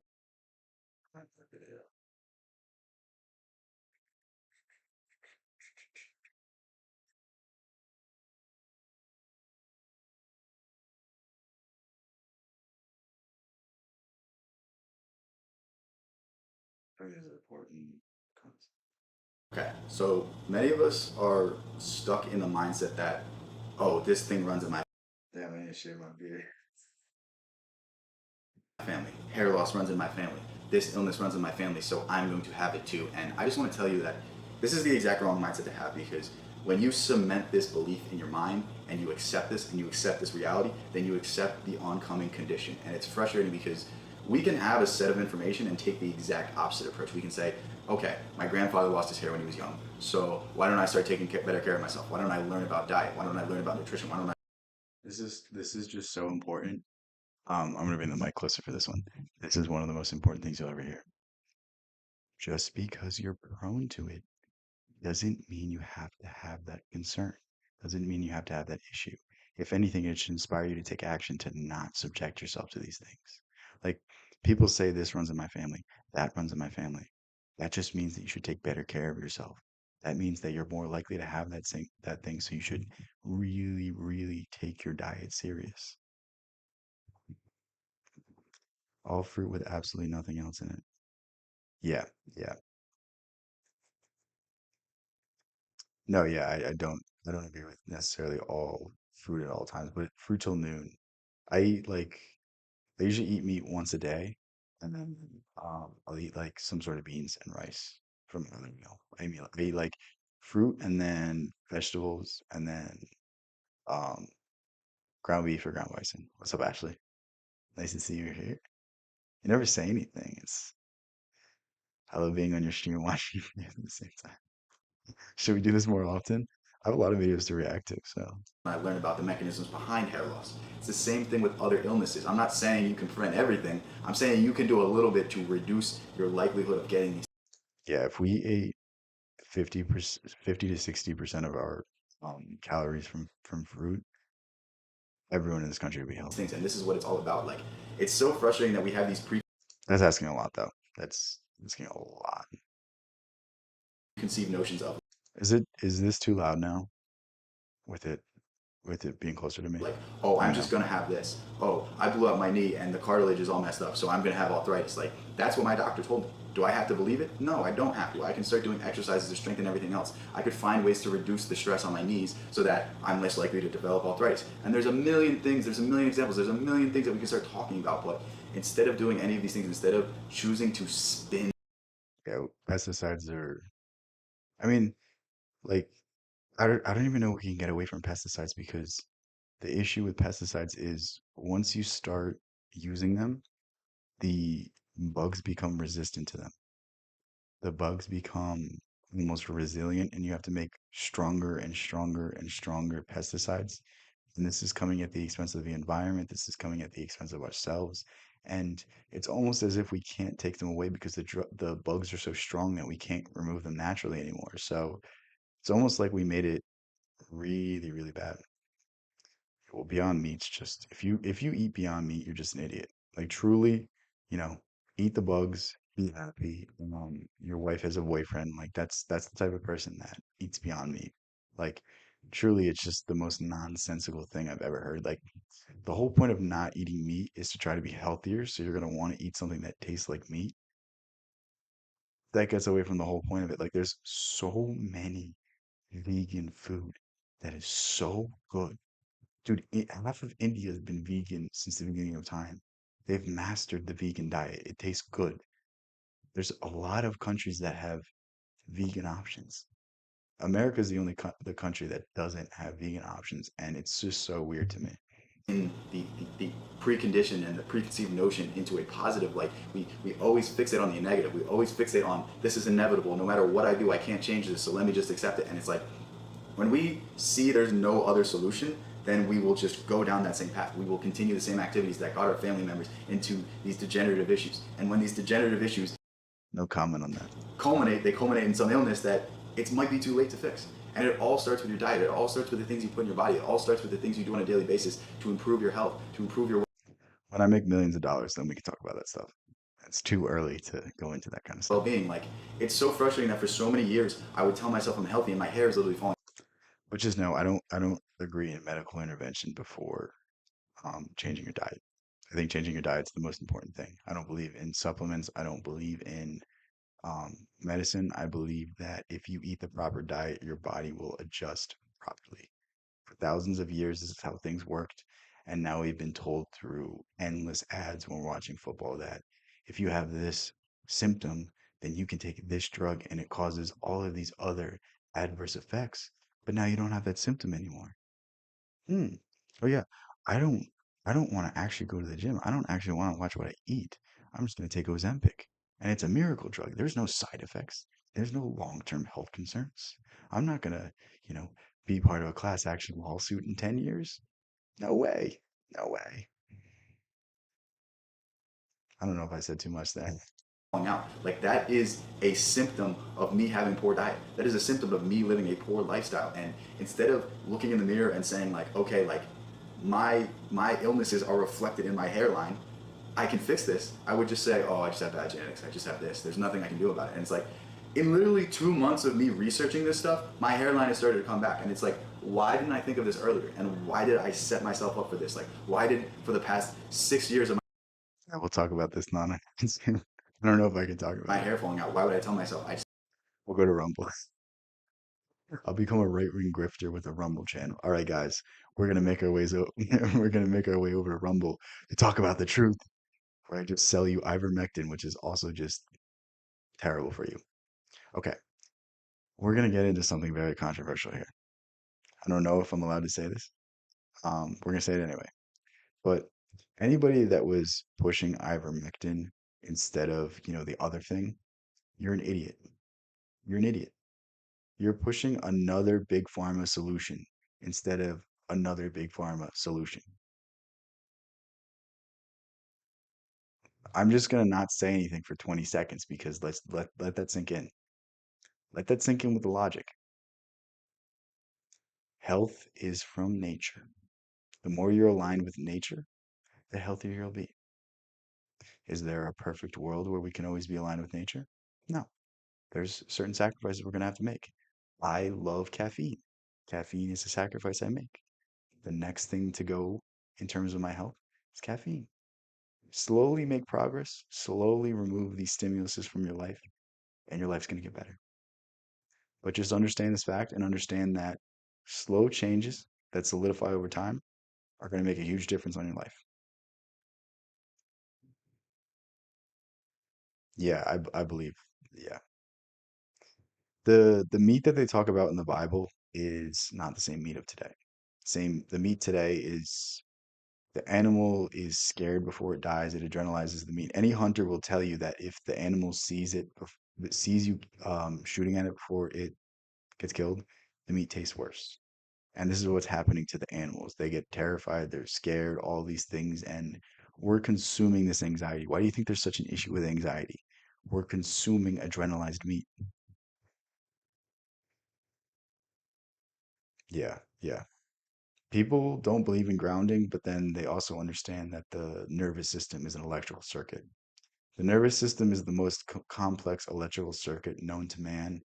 And if we're overwhelmed, if we're overworked, if we're stressed out, grounding it is, yeah, we're not talking about that. Damn, bro, just have bad chill. genetics, I just have bad luck, I just have this, I just have that. Like, there's nothing I can really do about it. Like, why did I set this in my mind? Why didn't I just accept that? You know what? If I do enough research, I'll probably find something that works. I'll probably find something that can reverse this, that can stop the mucus buildup that's literally making my hair fall out. Like, why don't I cut out dairy? Why don't I cut out really hard processed foods? Why don't I make sure my body is functioning properly and removing toxins properly? And maybe through that, I will stop reflecting this negative health in my appearance. And it's like, once I change that perception, my life is just boom. Like, in the past 2 months, my health is perfect. my hairline's coming back. You know what? I turned a new leaf and I feel like I really cracked the code. And it's just, I want you to accept that whatever preconceived notion you have, whatever family heritage you have, whatever genetics you have, whatever condition you have, you don't have to accept it. There is something you can do to make it infinitesimally better. You can do something right now to start improving the thing, but it all determines on if you're going to take responsibility or not. It all is determined if you're going to say it's luck or genetics, or you can do something about it. You can change your diet. You can change your lifestyle. Yeah. You could do some little thing to start improving this thing. And They're also not living a good life. Like they're also like you are. Think for thousands of years, people would um people would basically say, if I kill a lion and eat the meat, I become the lion. I get the strength of the lion. The animals we eat are caged, and if they were in the wild, they would die within a year. And this is what we're consuming. This is what we're eating every day. And that's why eating bison's so good. Bison's the one meat they can't really add hormones to. Um, Kamala was trying to crack down on bison meat, but I'm pretty sure Trump isn't gonna start restricting it. Yeah, I think if Kamala won, there would have been a big push for more vegetarian things, but it wouldn't even be vegetarian in a good sense. It would be vegetarian in the Beyond Meat stuff. It would be promoting that nonsense that's just another corporate trap. Really, how you describe it. Like, dairy's not good for you. Beyond Meat's not good for you. Most meat's not good for you. Chicken's not good for you. Like, turkey. Do you want to know something about turkey? Okay. I know it's close to Thanksgiving, and I'm sorry for ruining Thanksgiving for you. The normal turkeys, the male turkeys, cannot reproduce with the female turkeys anymore because they GMO'd the turkey so much that the it simply physically can't impregnate it. The thing's so big that it can't get in there. I'll never eat turkey again. I'll never eat turkey again. Once I found that out, I was like, ah, it's not the healthy meat you think it is. It's also a bird too. I mean, why do you think they call it fowl? Because it eats shit. I hate that I know this shit. Isn't it just so depressing knowing this stuff? You're like, I don't, uh, I can't have fun anymore. But yeah, yeah, when you it take sucks. responsibility on yourself, I don't think I say anything else in this video. Let's see. Your health is your wealth. Do you guys want to watch my old videos? We'll have some fun.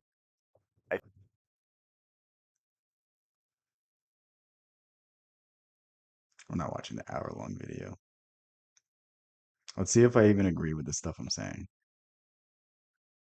We watched this one back recently. I know I did. I have to delete this video. I don't agree with anything I say there.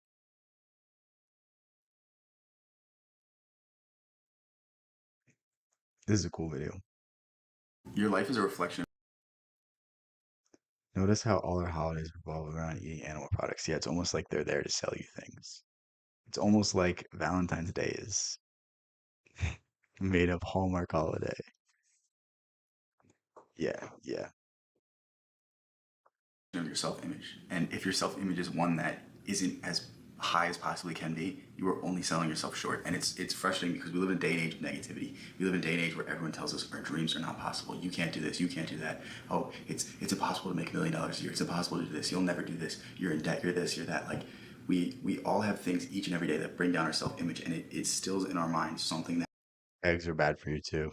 They're filled with sulfur. They're filled with vitamin A. They're filled with all these stuff in such a high quantity that it's really hard for your liver to deal with all of it.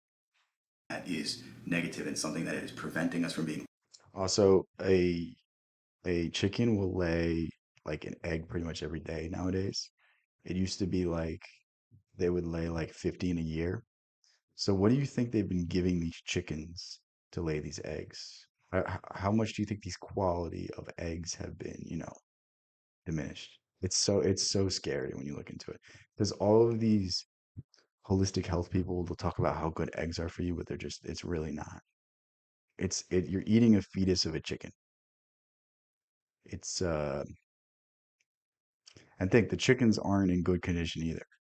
They're like literally boxed into like a 2 by 2 fucking fenced in area, or they're all on top of each other. Like that's what you're consuming. That's what you're becoming. That's why I don't eat eggs. That's why I don't really eat chicken. I'll eat chicken on rare occasions, but yeah. Yeah, the thing is, eggs are hard to digest. Anything that's hard for you to digest is not good for you. If it gives you trouble digesting it, that means you're not absorbing it well. Because if you feel it on the outside, that's your body telling you you shouldn't eat this again. All that we can be. And it's frustrating because you don't have to accept this. If you simply just start changing who you say you are, who you tell yourself you are, it's a fundamental change. So like right Law of now, assumption. ask yourself who are you and start telling yourself, I am. I am this. I am a millionaire. I am rich. I am wealthy. I am famous. I am successful. Whatever your I am that you desire to be, start saying it. And The moment you believe your I am is the moment it becomes real. The moment you believe it so much that you deny your existence, you deny your senses, you deny what your eyes see, what you feel, the moment that imagination becomes so real that it puts everything else to the background is the moment that you have your dream. then start living it. And that alone will start the process for you getting everything you ever wanted. And it's so frustrating that we don't live in a reality that we create. We live in a reality that everyone else creates for us. Everyone else tells us who we are. Everyone around us is saying, you're smart, you're dumb, you're fat, you're funny, you're this, you're that. Like, start telling yourself who you are. When you tell yourself who you are, then you direct your life. Then you Unconsciously, we're always controlled by others. Unconsciously, what people believe about us, what people say about us, how people act towards us, how they treat us, that unconsciously shapes our sense of self. And the thing is, that could be either good or bad. For some people, it's bolstered them up all the way to the top. For others, it's kept them stagnated, it's kept them stuck, it's kept them in a state where they're not happy. And the truth is, we can change these states. We can change who we believe ourselves to be. If you believe yourself to be better than you are, you'll become better than you are. Yeah. Yeah. I do. The thing is, if anything I say, if you disagree with, if it works for you, it works for you. That's what I'll always say. Like, I eat meat, you don't have to. There might be one day where I just cut out meat because I don't think it's worth it for me anymore. There might be a day and age where I start eating eggs again. It's like, you know what I mean? Like, just do what works best for you, and if your body adapts and it likes it, good. If it adapts and it doesn't like it, you need to add something back, good. You know what I mean? Like, I think we should take that approach. I think we should use ourselves as the test subjects. Like, it's so weird to me how like people are like, it's only this. All you need to do is this. It's like, no, what works for me doesn't work for you. What works for you doesn't work for me. Like, we're all unique individuals, and if we get good results from different ways, then tell me about it so I can learn something from you. you take control of where you're going to go. Right now, you're not in that place. Right now, everyone else is telling you who you are. Start telling yourself who you are, who I am. I am this. I am that. And it's not just enough to say you are that. You also have to feel it. You also have to experience it. Picture what it's going to be like when you have that experience. Picture what that feeling is going to feel like, the emotions, the surroundings, everything that comes into it, like to the most minute detail, and start experiencing it in the now. And when you do this, you do something special because your mind doesn't know the difference between reality and your imagination. And the only difference between imagination and reality is that imagination is the first step. Everything is created twice, first in the mind of somebody and then in reality. So you have that first step already out there, and now you just have to. I love that idea so much. I think I've repeated that to myself like thousands of times. However many times you guys have heard the same thing, I've told it to myself thousands more times. And that's it. We just need to keep saying these things to ourselves, and eventually they become true. You listen to your body. Yeah, exactly. And it's the thing of, you can't change too much at once, because if you change too much at once, your body's going to reject it. Your body, your mind, it's going to be like, this is too hard. I can't keep this up. I can't do this. And the moment things start to get hard, you're going to revert to old habits. You need to create new habits. You need to start off slow, start off small, and then start building on it. So, like, you know what? If you're really overweight, it doesn't take drastic changes. It just takes a one little change. Stop drinking soda. Stop eating this kind of fast food. Stop, eating such a big breakfast and go to fruit. You know what I mean? Like one little change that you sustain for a year, 2 years, that could be the whole difference you need. That could be the springboard that everything else comes from. So Thinking of it in that manner is always the best approach. to reflect it into I'm the gonna turn my material heat on. I'm world. cold. And this may seem ridiculous. This may seem like hokey pokey, like this is just bullshit. But I'm telling you, if you What's up, Braden? I don't think I've seen you in a while. I know you were here yesterday for a little bit, but good to see you again. Yeah, yeah. We're not gonna talk about that. I'm not gonna go missing, so we're not gonna talk about that.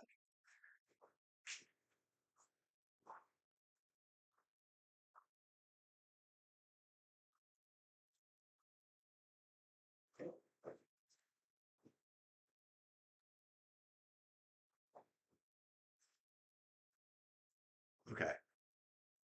This is the only thing I'll say. If you guys all of a sudden get diagnosed with something that is supposedly incurable, pick up this book. That's all I'll say.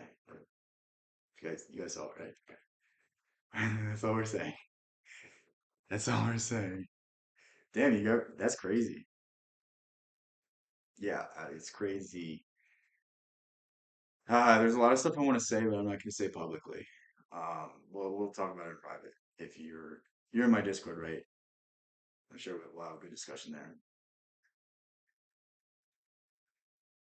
Yeah, the thing about negative thoughts is they fester, they combine, they like. I mean, it's like anything. Like everything in this world attracts things like that are the same as it. Positive things attract positive things, negative things attract negative things. If you're persisting in negativity, more negativity is going to follow. But if you simply each day just forcing yourself to be a little happy, forcing yourself to be a little appreciative, that is going to make a world of difference when it comes to your ability to be positive. You said on your channel? Well, there's certain things I don't say. I'm not saying that it's wrong. I'm just saying I'm just not gonna say it. For Christians, yeah, yeah.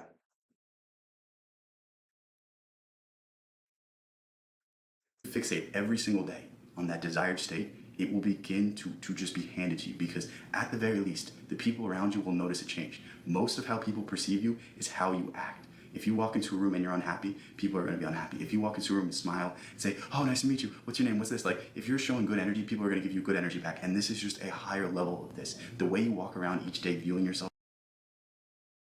I'd be careful with that first one. Honestly, the second one too. Today's going to be a good day. Yeah, if you wake up every day saying that, that's a lot of. If you can just find positivity every single day, eventually your life's going to become what you want it to be. But for so many people, they never take that either seriously or they never do it enough to actually make a difference in their life.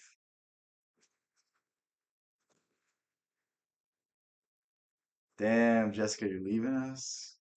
Come on. No, I'm just kidding. Have a good night. Have a good night.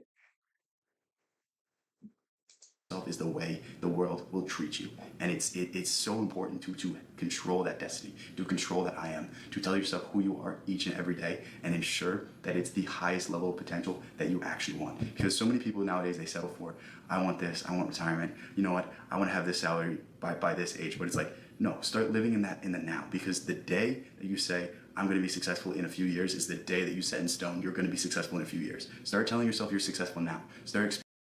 All right, what I just said is really important.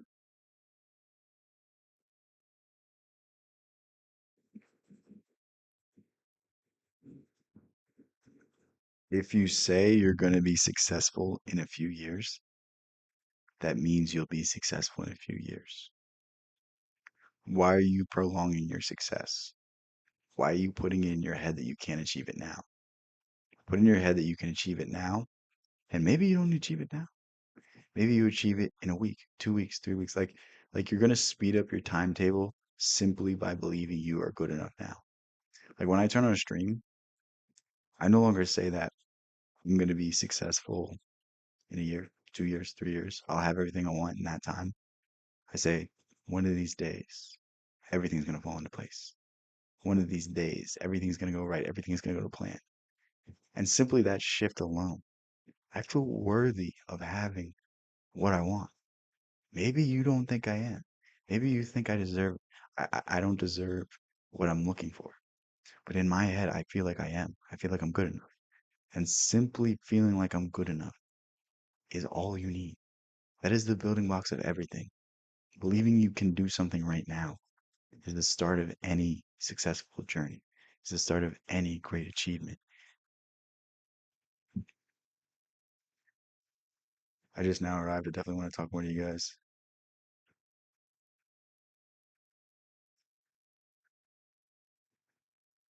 I mean, the thing is, like, talking to your friends, not to bring you down, this is going to be a sad point. Talking to your friends about these kind of things, if they don't want to learn about them, I don't know if they want to learn about them or not, but they're not going to listen to you. Friends aren't going to listen to you because they treat you like who you were when you were growing up, who you were last week, not who you were today. And you can only inspire change through action. You can only inspire people to make a difference if they're willing to seek out this information. The reason why I have more impact on you guys than I do on my friends is because they're not looking for this information. They're not asking me these questions. They're not saying I want to make a difference. They're not listening to the words I say. You can only try to help people as much as they want to be helped. I don't know if that's, you know, similar to your situation. That's how I've experienced it. Like, dude, I have friends that don't even know I have a channel. I have friends that don't even know I do this. And it's because I know they're not interested in this stuff. I'm not going to talk about this stuff with them. I'm not going to talk about, studying Jung. I'm not going to talk about studying Nietzsche. I'm not going to talk about studying God and understanding on a metaphysical level, understanding in the esoteric. Like, I'm not going to talk about these subjects because they don't care. It's not worth it for me to explain and not worth it for me to drop the knowledge for them. I'll drop it for you guys. Experiencing that now. Start acting like somebody in the now. And that is the blueprint and the path that will lead you to greatness, that will lead you to that desired state. And if you want more of this mind. There's a plug right there. Let's talk about anything.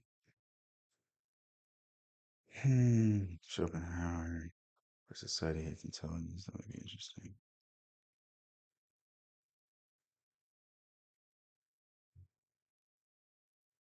See what this way is about. So you want to become smart.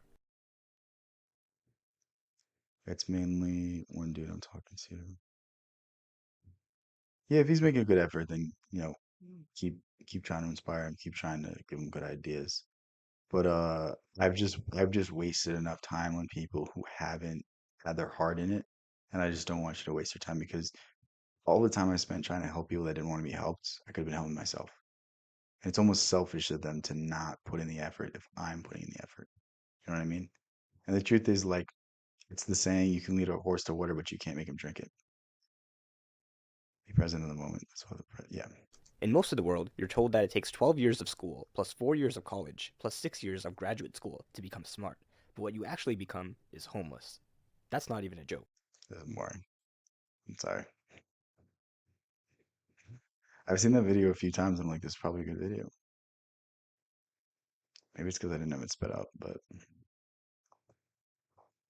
okay. Well, what's some Bob Proctor? Gotta love this guy. I hope you heard that saying. You're doing all the work and they take the credit. No, let them take the credit, man. Who's to say that they didn't work harder than I did? You know what I mean? Those who selfish are selfish. Horses also run themselves to death. Oh, Hypnotic, you're back? I'm going to share information with you today and in the future that literally has the power to change your life. Now, you see, I'm not a Guys, I was about to say if you're not subscribed to Bob Proctor, but I'm not either. This guy has a lot of really good videos. He actually just died recently, but he has so much content out there that's really, really good. He has an incredible way of summarizing um, metaphysical principles in a simple way that people that don't believe in it would believe in it. Scallops, you like able to change your scallops? life, but you Ew. certainly are. And I have found that it's ideas that literally change everything in our life. Many, many years ago, I'm going back over 50 years ago, I was fortunate enough to be handed a book, Think and Grow Rich. But along with the book, the man that gave it to me gave me specific directions on how to use it. I guess today you'd have called him my coach or my mentor. He was just actually a real good friend. Here we He was go, able to see guys. something in me that I couldn't see in myself. Now, I'm gonna up to be that rich time, and I'd successful. gone down every road you could think of, but I was looking for that. I was like, I hope it's next to me. I didn't plan that. None of them led to a good end. I was on the wrong road. And my life was just dull. I couldn't earn any money. I wasn't particularly happy. I never got a good job. I had no formal education, a couple of months high school, and I had no actual business experience. But you know, by following this man's direction, oh, by the way, he said, if you do exactly what I tell you, until you find out that I'm lying to you or I don't know what I'm talking about, you're going to end up a big winner. Yeah, yeah. There's gematria, there's stuff like that. That stuff's like if you follow it too closely, you just get schizophrenic. That's the problem with studying the gematria stuff. It's just like it's cool, but at the same time, like you're just gonna try to tie dots that aren't connected at all. I don't know if you guys are on Twitter, but if you get in the more esoteric side of Twitter, you'll find the gematria side of Twitter, and it's just so funny. Some of the stuff you're like, oh, that's pretty cool, and some of the stuff you're like, this guy is really schizophrenic. Like people talking about like talking to God, being God's messenger. Like it's like, bro. Yeah, be careful at looking at anything too closely. Yeah, exactly. Now he said, When you look too much at the details of things, you miss the bigger picture. I don't lie, and I do know what I'm talking about. I wouldn't even want to guess at the number of people I've said that to over the past 40 some years. But at any rate, I started to follow his direction. I went from 4,000 to 175,000 in a year, and then I took it over a million. Now you may be wondering what I was doing. I was cleaning floors. I started to clean one office. I got $30 a month for washing the floor twice, and I ended up in less than 5 What are you saying? Yeah, bro, chill. What are you talking about? What did I say? years cleaning floors in Toronto, Montreal, Boston, Cleveland, Atlanta, London, England. The thing took off like a rocket. But when I got there, I'm sitting thinking, how the heck did this happen? You know, there was a lot of people cleaning floors, but they weren't doing what I was doing. There was a lot of people reading Think and Grow Rich, but they weren't doing what I was doing. And I had to ask myself what happened. I had been raised to believe, probably much the same as you, that if you're going to earn a lot of money, you got to be really smart. True at all. Not true at all. There's plenty of dumb people out there who have way more money than you will ever imagine. Think of any athlete. Not saying all athletes are dumb, but I hate listening to them speak after the game. Because you listen to them and you're like, I just cheered this guy on. This guy makes more money than I will ever see. And he doesn't have a brain. It's just really sad. It's really sad. Um, but yeah, I knew I anyway. wasn't very smart, but I was earning a lot of money. So I started looking, and I started searching. It took me 9 years, and I finally got the dots to connect. And when I got the dots to connect, and I figured out why I changed, I realized I had discovered something very, very valuable. Do you know this may sound odd, but it's true. Oh, the God's Messenger thing, dude. Those accounts, like, have you ever seen something so crazy that it's hard to look away? Same time you're like cringing. Um, that's that stuff. Like, it's funny for the first two messages you read, and then you like go on and it's just like schizophrenic posting for like 50 likes. It's like, dude, if I was the messenger of God, I think I would command a much larger audience than a few thousand followers on Twitter. Pretty sure it'd be much bigger than that. But yeah, your phone died, damn.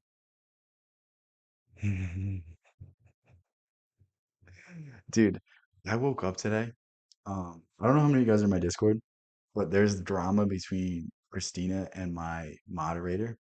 And I wake up because well, I don't wake up because of Christina, but I wake up and I just see my moderator was like, I'm gonna ban Christina. And I literally text him like, dude, stop banning people for no reason. And he's like, I didn't, it was a joke. And I was like, it's just like I don't want to deal with Christina this early in the morning. Like, it's fine dealing with Christina because it's 9:30. You know, we've been streaming for 3 hours. I'm tired. I'll just whatever. I'll just go with the flow. But like dealing with Christina the second I wake up is just the last thing I want to do. Like that's the last person I want to deal with straight when I wake up. Like I don't know about you guys, but I don't have patience the second I wake up. I get really groggly the minute I wake up. I like to have the morning to myself. I like to be able to meditate. I like to be able to, kind of just relax. And then there's just a drama with Christina every morning. True. You can go into the largest companies in the world, and they all have stars, but relatively few of them can tell you why they're stars. They don't know why they're stars. Find the top salesperson in any organization. 99 out of 100 of them cannot tell you why they're the top salespeople. You see, if they knew, or if the company knew, the company can't give it everybody. Well, I knew why I was winning. Now, mind you, it took me 9 years to figure it out. I studied with some of the most brilliant people in the world. And when I got it figured So there's no evidence of this, but he said he trained under Earl Nightingale, which if he did, that's why he was so successful. Earl Nightingale was that dude's awesome. out, all I wanted to do was share it. I wanted everybody to know it. It was such a simple thing, and it was such a phenomenal discovery for me. But I had a problem. I was shy. I was very quiet. And I was If you're losing your patience too easily with stuff, then that scared me. Um, yeah, just you gotta be more present. You gotta meditate more. You shouldn't be losing your patience. You should always have your patience. It's a sign that you're taking on too much responsibility and not taking enough care of yourself. Yeah, yeah. It's Christina, bro. That's just who she is. We've been over this. She's not a normal person. We gotta cut her some slack. She's cuckoo. withdrawn. I mean, I wouldn't ask a question in front of 4 or 5 people. Sometimes I wouldn't ask a question anywhere because I was so insecure in that area. Very knowledgeable in one area, but very insecure. And one day I was standing in the back of the ballroom at the O'Hare Hyatt Hotel, and there were 1,000 people in the audience, and they were broken into 2 banks, 500 here, 500 here, with an aisle down the center. Bill Gove was the speaker. Now, Bill's gone now, God bless him, but he was considered the Frank Sinatra of speakers. I mean, he was Damn, that's a pretty good compliment. Um, fuck, what was I gonna say? Oh, Hypnotio, did you see the book that was about Christina? I sent it in the Discord. It was it was her life, her autobiography. the best in the world. And I was watching him. And he had a handheld mic, and he was on the front corner of the group on the right-hand side of the ballroom. And he's saying, if I want to be free, I've got to be me. Not the me I think you think I should be. Not the me I think my wife thinks I should be. Not the Coming full circle, talking about Jungian psychology again. Just got to think, bro. You'll never get over, like, you'll never get the cuckoo out of Christina. She is one of the craziest people I've ever experienced. I don't even know her, and I can say these things. It's bickering that wears me down sometimes. Yeah, yeah.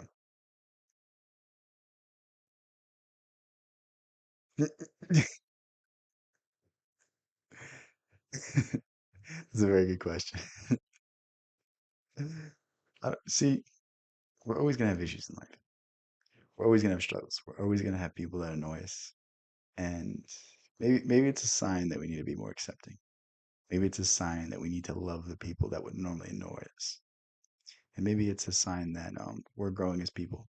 Because I'll tell you what, I could get extremely annoyed with the way Christina is just messaging, or I could just understand that, she's just a passionate person.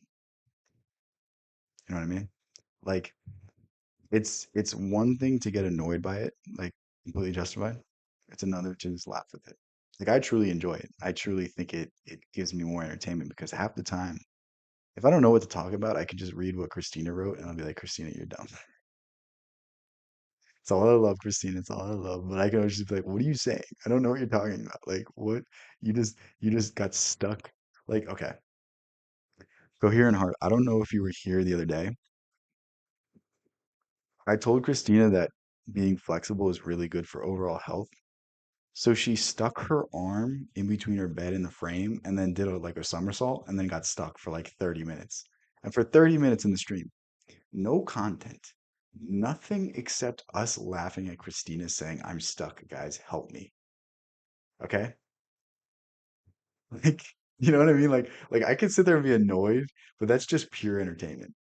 Like oftentimes the people that annoy us the most are the people that we need to love the most because if they can have effect on you, if they can in some way take you out of your presence, then that means you're not able to have presence. That means your presence isn't strong enough to deal with these nagging issues because the big issues never have bothered me. If I have an assignment due, I always get it done. If I have something to do, always knock it out of the park. It's the collection of things. It's the minor things. It's the annoying emails I have to deal with. It's like the spam calls. It's like the 1,000 death by 1,000 cuts. That's what bothers me. And I'm learning to get over it slowly and slowly and slowly, slowly. That's going in the lost chant, dude. Put it there right now. Braden, I don't know if you were here when we were doing that stream, but I literally was like, I'm gonna end it, and then Christina's like, I got stuck, and then I was on for 30 more minutes. And before it ended it, Christina's like, no, don't end the stream. I'm stuck. I need help. I was like, I can't help you.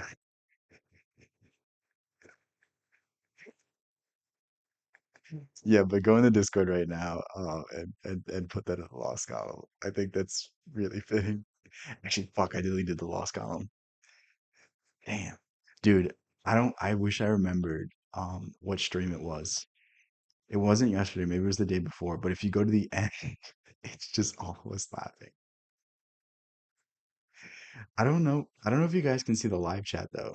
I don't know if anyone's watched it back because I've tried to watch back the live chat and it hasn't been there. So, yeah, let me know if that's an issue because I can all I have to do is just make it so the chat appears on the screen. But the thing is, the moderators don't, I shouldn't say this. The moderators don't like censor the chat, so I don't know if it's gonna,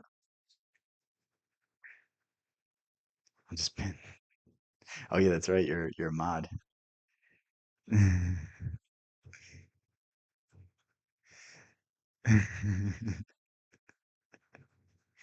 See what Christina's, I don't know if you were here earlier, Braden. Christina's like, I just sat on my dog. I was like, how the fuck do you do that?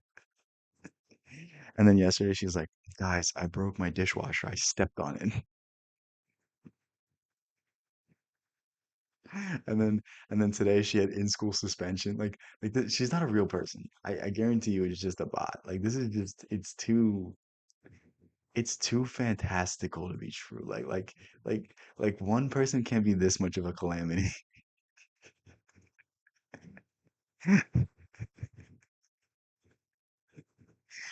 Like I think it was Jessica that was like, sometimes I think Christine is not real. Sometimes I think she is a bot, and I'm starting to think that more and more every message she sends. Only a bot would use all caps that much. Your mom's making you get a job for that? No, that's what I'm saying. She's probably an AI bot. Did you actually break your dishwasher? How do you even do that?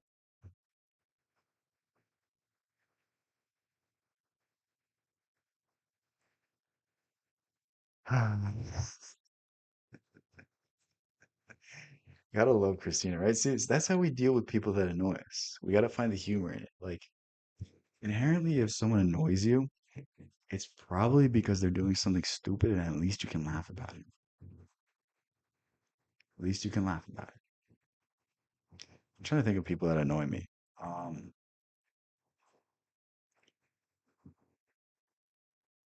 she's too real, can't make this shit up. True, true.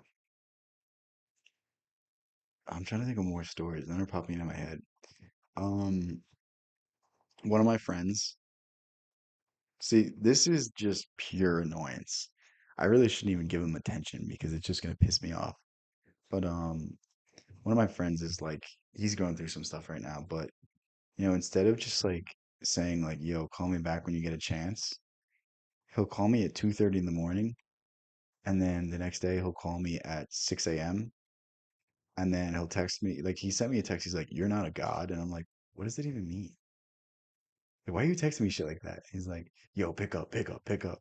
Yo, where you been at? Where you been at?" And it's like, dude, I'm like at school right now. I'm like busy right now. Like, like I have a lot of stuff on my plate, and it's like, why are you doing this? Like, it's just like, why are you sending me a text that you're not a god, bro? Stop saying you're gonna start a feet finder. You're weird. Yeah, is that a bannable offense? Should we do another poll? I'm gonna end the other poll and we're gonna do another one. The live chat no longer available. Thank gosh. All right, it's 55% no. We're gonna start a new one.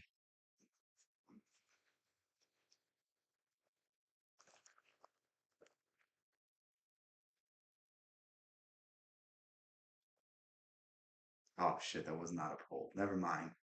Delete that message. You guys didn't see that.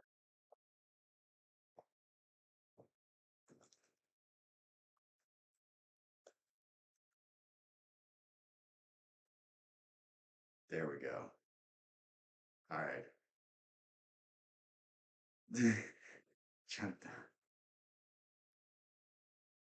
All right. We'll see the results for this one. Let's see where this is going.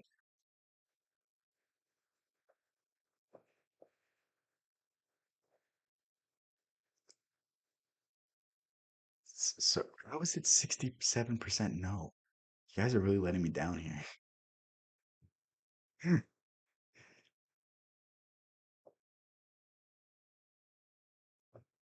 Damn, I can't. Oh, that was so dumb. Now I can't see the chat. Okay, I see it again. Yeah. You guys want to get back to reacting to stuff? Or you guys want to just talk? We do either.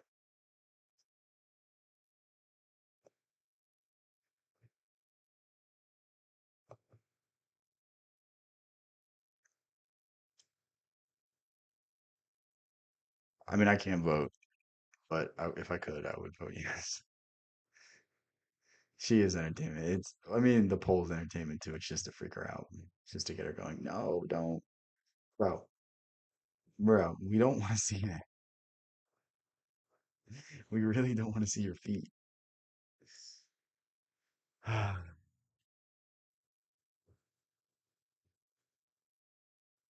All right, I gotta go to the bathroom. I'll be right back. I want to talk before I go to bed. What do you mean talk? Oh, like just talk normally? Yeah, we can do that. Uh, just ask me a question. I'll answer when I come back.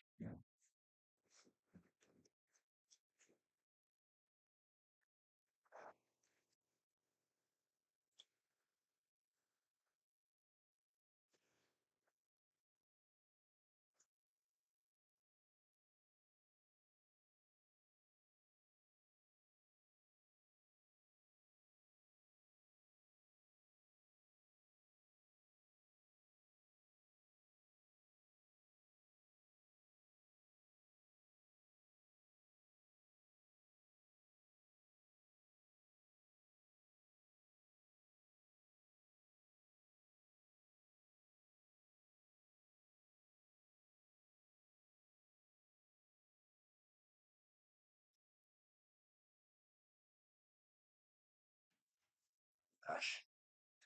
Uh, could be anything. Yeah, just give me a topic to talk about. Christina's not trolling. That's the sad part. Christina is literally, that's just who she is. Um, she's just a character. That's the only way to describe it. It's the only way to define it. It's just truly a character. But yeah, what do you guys want to talk about? Let's talk about anything. Can you hear me? All right. Or should I hold it closer? I'm not listening to the audio anymore. Yeah, what do you guys want to talk about? 'Cause I'm getting tired too, so we can do this for like 20, 30 minutes and then I'll go do other stuff. I wanted to finish my law of attraction course in my school. It's almost done. I need to do like two, three more pages and then it's done. So yeah, I wasn't gonna stay on too late tonight. But yeah, what do you guys want to talk about? How is it no 75%? It's so weird.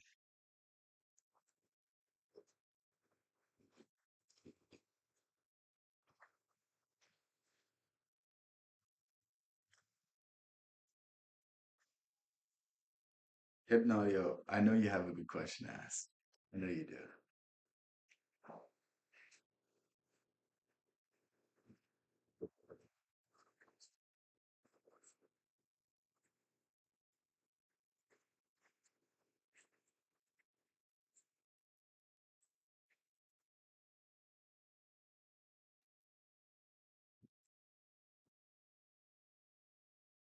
Bananas heart, bro. What?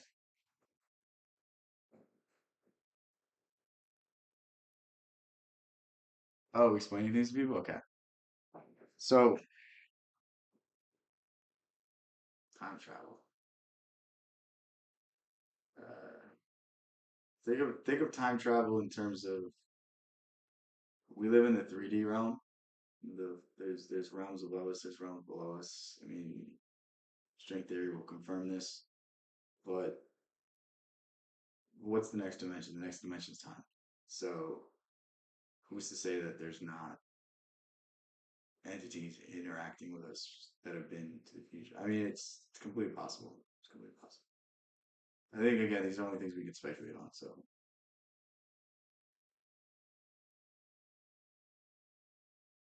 I mean, in essence, our unconscious has the ability to see the future. The unconscious can tell us something's going to happen before it's going to happen. Have you ever heard of like stories of people like avoiding accidents because they get a sign? I mean, some of that stuff's completely possible too. Again, I think it's just more of a case to case thing. I don't think we can really go anything more than speculation. Do you want to know how to explain things to people? Is that what you're saying? Is that what you're asking? In terms of, bro, stop asking. I'm actually gonna ban you if you keep asking that. If you're gonna like you could say nonsense, but don't repeat it. At least be unique. Um, your channel's still a good thing, right? So when I explain things to people, I like to. There's a few things I like to do. One, you can give a personal experience. You can say like, I struggle with this. I did this. It worked. I think personal experiences, almost a testimonial, are really persuasive. Um, Also, like citing, I don't really cite studies. I cite books. I cite thinkers. I cite ideas. I use the same logic that the great thinkers use, and I think that's really persuasive. Um, and really just building rapport with them. Like, try to be as authentic as you can. Try to be as realistic as you can. Try to see their perspective and try to explain it through their eyes. Try to explain it in a manner that they would understand. When you can kind of relate to people through perspectives, when you can kind of view their perspective and understand it, you can really hit home what's gonna resonate with them. Christina, you've added nothing to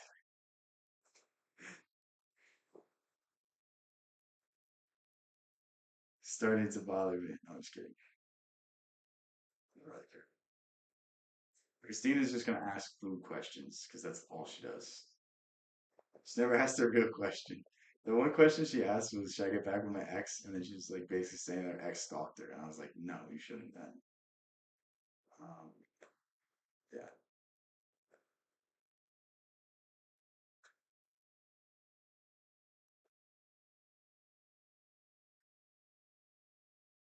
she literally doesn't make any sense to me.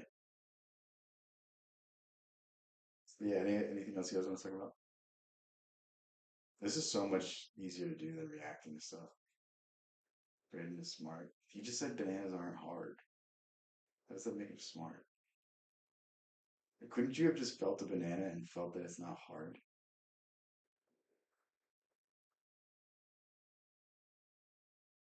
Yeah, I mean, Jung believed in precognition, so I mean, to say that it's not real, kind of can't really support. I mean, there's just unexplainable things of people predicting stuff for you to say that it's not true.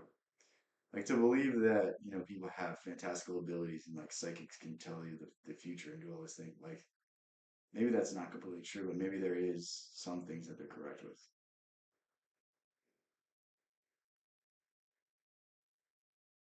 Yeah. Christina, give us your best question right now. Let's hear it. Let's hear your best question. I'm waiting. I'm waiting. It's gonna be like, is the sky blue? It's gonna be something like that. I can't even imagine. Like, I should not ask Christina for info. I feel like she's just gonna be like, how do I not sit on my dog? Something stupid like that.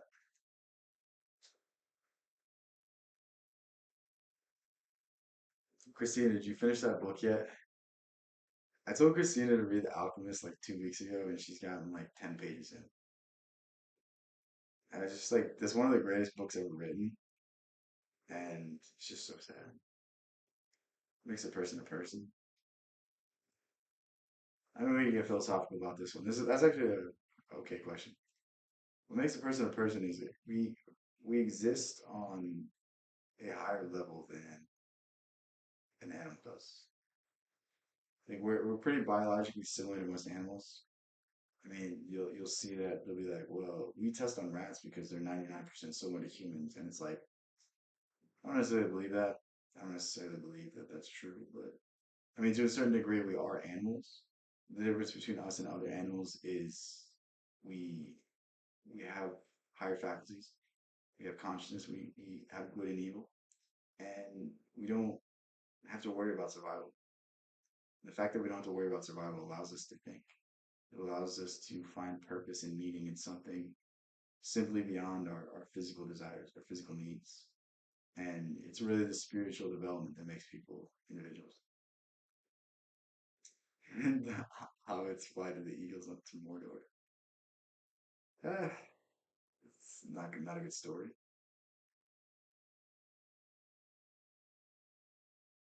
Depending on religion, you have many different views on it. No, I think it's all pretty similar. I think it's pretty similar. What makes a person is just the ability to think, the ability to find purpose in something that's not just the preservation of life. That's what sets us apart from animals. That's what sets us apart from. No, because the eagles save them from Mordor.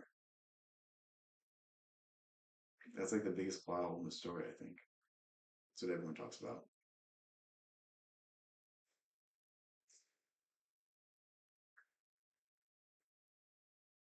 What makes a person a monster?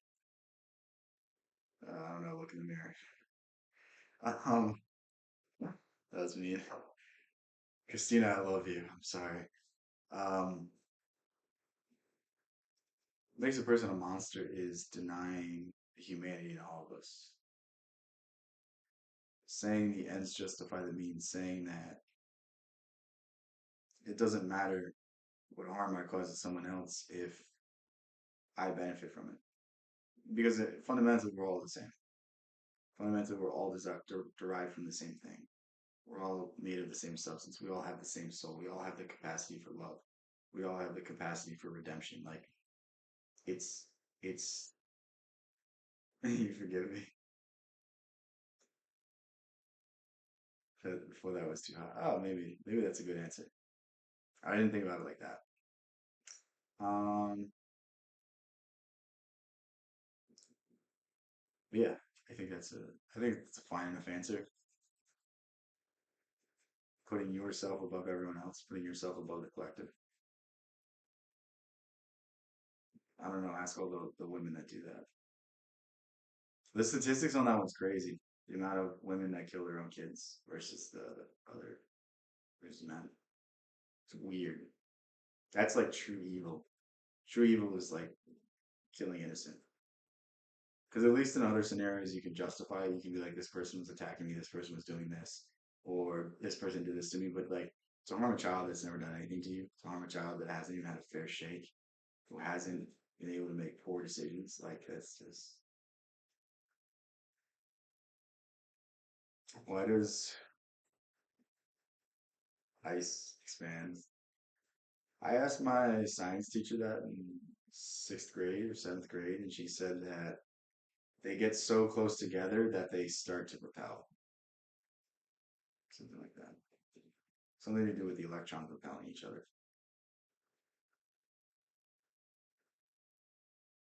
Ends do not justify the means. Yeah.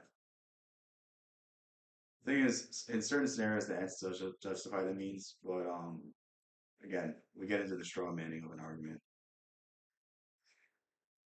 We're going full circle here, Hypnodio. We're straw manning your argument after you straw man mine. I can't even remember what we were talking about earlier, but yeah. Oh yeah, okay. I love how you're getting like philosophical about the Eagles. You don't understand how people hurt the innocent. A lot of people hurt the innocent because they were hurt as innocent people. A lot of people that were abuse more people. It's like uh, it's like a sense of control. It's like this happened to me, so I'm gonna do it to someone else. So people like it's really weird when you start analyzing these things. Lack of empathy because of bad health. Yeah, you're messed up. And balance body and rate chemistry. I mean, if your pineal gland's calcified, it's gonna be hard for you to have empathy.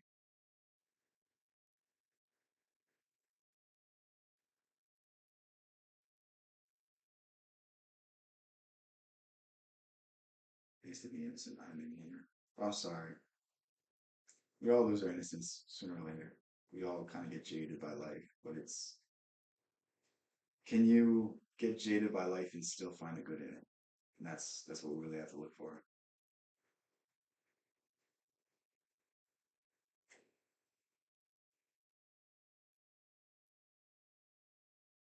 Trying to capture Christina. Bro, I'm telling you, Christina seems like the type that would be so difficult to deal with. I feel like she would put up such a fight. She's the type that's like when you try to arrest her, it takes like four cops. And she's just kicking and screaming. Not that innocent. What are you talking about?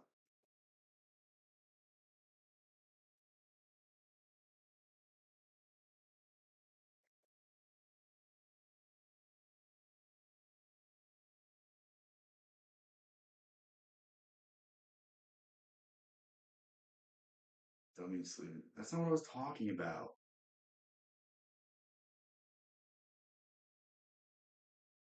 Why do you have such a dirty mind? Dude, she is that one crazy ex. I feel like we all have a crazy ex. And yeah, I'll give you a interesting sign. So if call dude, Christina's the type to just get arrested at a Texas Roadhouse or a Golden Corral. I feel like those are the two places she's most likely to be arrested. Um, yeah, if you keep attracting crazy people into your life, that means you're crazy. That means there's something unresolved. That means that you don't think you're good enough for someone that is going to be stable, is going to be healthy. Christina, you're crazy. You literally are. You're typing in all caps. What sane person types in all caps?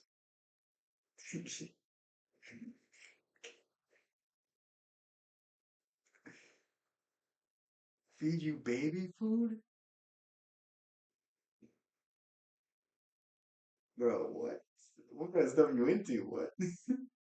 Feed you baby food? That's crazy, bro.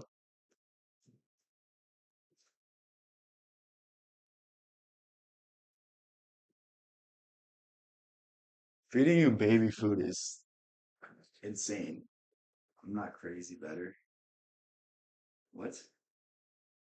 Christina, I can't even like you can't you gotta defend yourself with like literate statements. I don't there's just random words together.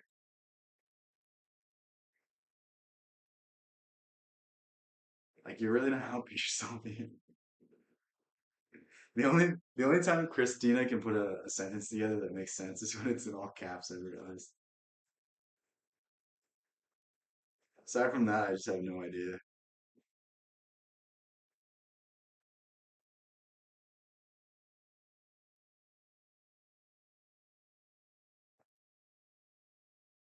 Why have wages not kept pace with inflation historically? It's the putting the frog in water and boiling it slowly. If you don't realize that the things are happening slow, like you're less likely to realize a big shift than a small one. And it's like a control mechanism. You want to put people in more and more debt, people can buy less and less things so that you have more and more control. So it's a control thing. And that's why I'm not one of these doomers that says like, oh my God, some crazy shit's about to happen. Like crazy shit's not gonna happen because So they already have won the game. The control mechanisms are already in place, and people are just going to write their own death warrants. People are going to, sell their soul for the sake of keeping up with the Joneses. Have you seen all of those like TikToks? This is one of the funniest TikToks. Like, I love these videos where it's like 800 $0 down, 800 a month for 50 months. Like, and it's some person that clearly can't pay it. Steve is clearly trolling. Yeah, you guys should get married, bro. Stop saying you're eating baby food. You're gonna become the next Christina. We're gonna start roasting you in the chat. What? What? It's like anything though. It's like one, inflation's like an arbitrary thing. Inflation's basically a hidden tax. Um, it basically makes the dollars that you make even less useful. And people say that inflation is good. I don't necessarily agree with it. I think it's just kind of a natural thing. And overall, it's not good, but it's just a hidden tax.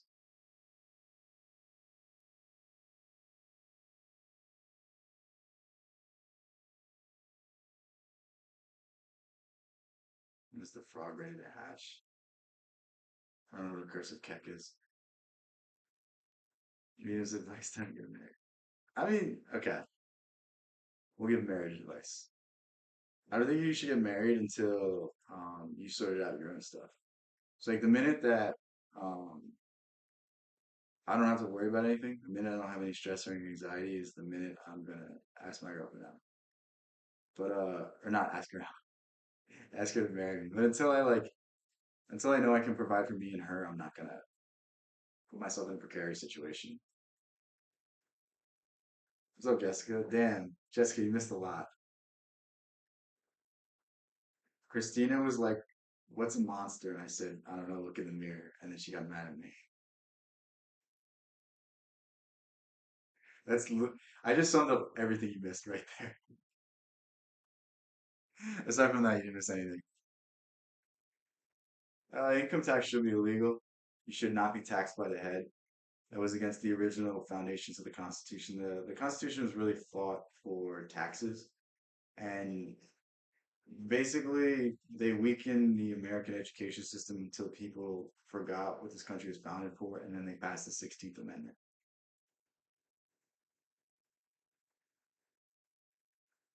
Property tax is basically a feudal system. Property tax means you don't own your property. Because if you own it on paper, but you're paying taxes on it, do you really own it? What happened in feudal Europe? You paid taxes on the land that you owned. You paid a teeth. You paid money to the church. You paid money to the feudal lord to protect you. We really in capitalism or feudalism? What happens if you stop paying your property tax? They come and take your house away. To register in the legal terminology means to transfer property. When you register a house under your name, you're transferring property to the state. When you register a car, you're transferring property to the state. When you register to vote, guess what? You're registering for civil service. It's all right there. But yeah, it's the legal terminology is honestly scary. But again, there's these are just realities you have to face. These are just things that you have to deal with. There's not really anything you can do about it. There used to be the sovereign citizen argument, but that's no longer a thing. Do not do that; you'll go to jail. Um, yeah, that's it. Yeah, Christina's getting married. Corey, you're breaking her heart. What point do you think we lost the spirit of the Constitution? I think the second it got signed. Um,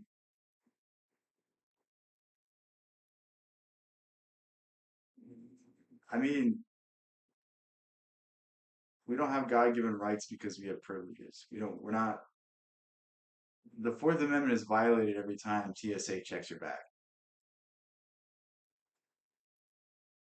Like you realize if a woman walks through um one of the metal detectors and she's wearing a tampon, they can see the tampon. They can see how big your dick is when you go through the thing. Like why are we forfeiting these rights? You know what I mean? Like there's never been evidence that it stopped a single attack. There's never been like these are all constitutional issues that aren't even brought up in law schools because it's just the institutions, they don't want you to question these things. I mean, again, it's like these are like minor issues, but in essence, like the founding fathers would be sickened by what's happened in terms of our rights. I mean, if you think you have rights, like, this is the George Carlin bit. If you think you have rights, look up 1942 Japanese Americans. And it's like that's why these people that are saying that, oh, Trump's elected, you're gonna take away my rights. It's like, bro, you already don't have rights. They're privileges. The government says they want to do something, they're gonna do it.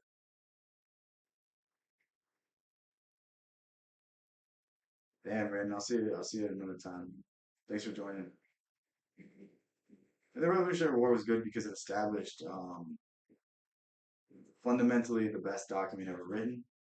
Constitution is the most fair document ever written. Set up a representative republic to represent the interests of the people. Even if it wasn't the popular decision, it was supposed to represent the best interest.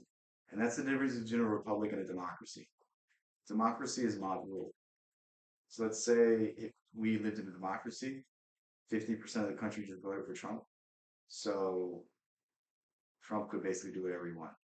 If he had the supporting of all of his backers, since he won the popular vote, he'd be able to do anything. That's what mob rule is. That's what democracy is. A republic puts up controls and systems so that this can't happen. And not even constitutional law professors understand this because my constitutional law professor would say democracy. We don't live in a democracy. Democracy is an entirely different system of government. And to say democracy, when someone starts talking about politics and mentions the word democracy, immediately end the argument, immediately end the discussion because we don't live in a democracy. Words are very powerful. Words convey meaning. And the more we say democracy, the less of a republic we have. Benjamin Franklin, after the signing of the Constitution, was asked by the mayor of Philadelphia's wife, what kind of government do we have? And he said, a republic, if we can keep it. And those words ring true every single day and become more and more haunting every single day. Because it's almost like we've lost. A republic only works with an educated populace. And to say that American people are educated is one of the dumbest things you could ever say.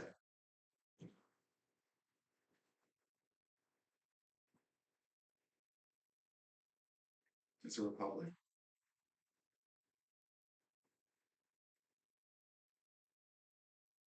It does not say democracy in the Constitution anywhere.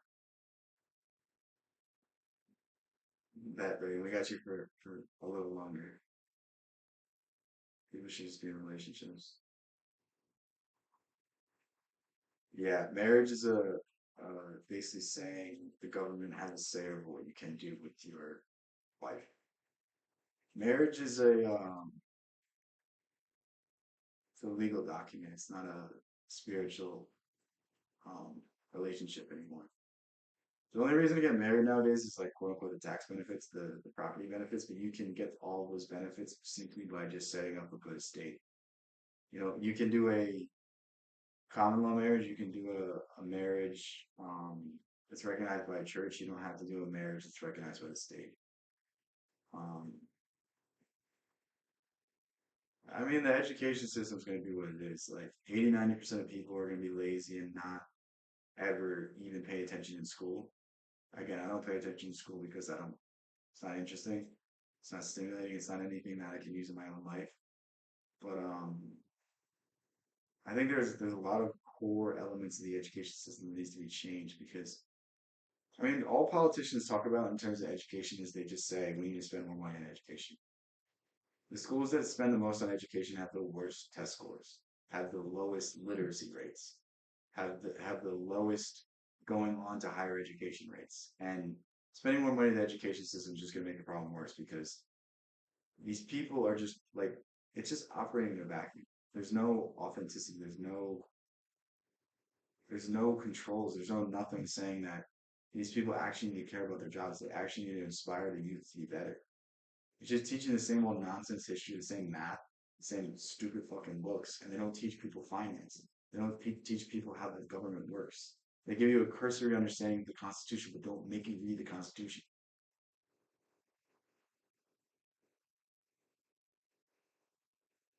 Yeah, like I mean, I'm pretty libertarian with a lot of my views. You don't bother me, I don't bother you. And I don't like having to go somewhere to make something official. Dude, I mean, you guys can be common law wed. And I don't know why people in this country think common law is a bad thing.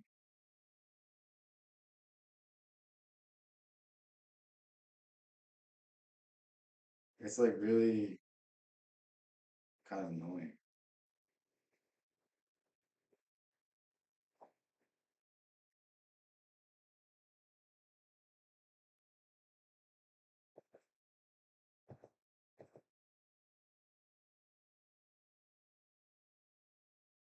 Yeah, I mean, the problem is like we live in a society that's so unevolved. We live in a society that's so they can't even regulate themselves, so they have to be regulated by someone else, and that usually requires force.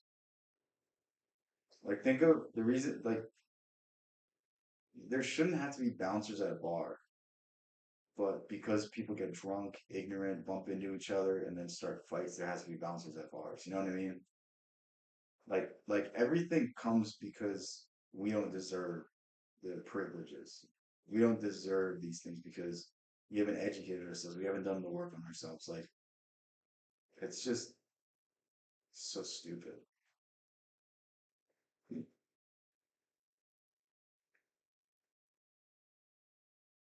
Talking Star Wars Force.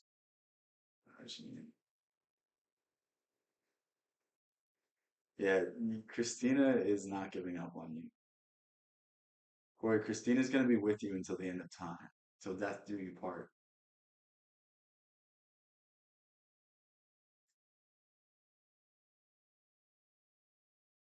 In sickness and health.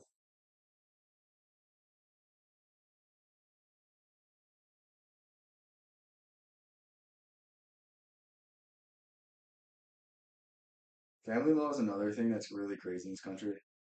Um, the family law system's like it's so messed up, bro. Like it's really just the essence of family law is trying to make the best of a bad situation, but I don't think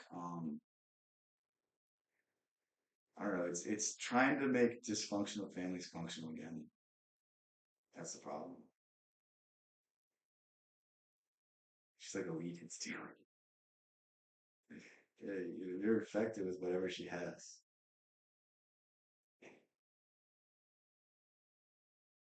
Christina's the type to like show up on the news of like crazy girlfriend went on a date with a guy once, texted him 80,000 times, broke into his house. And he's like, I'm just chasing love. That's literally Christina. She's like, I just really like you. I just I just knew that. There's a feeling in my heart we were meant to be. That's Christina. Yeah, he is taken by you, Christina. Come on. Oh, you gotta manifest Corey. You gotta put it in your head. What are you doing, Christina? Why are you doing crying faces?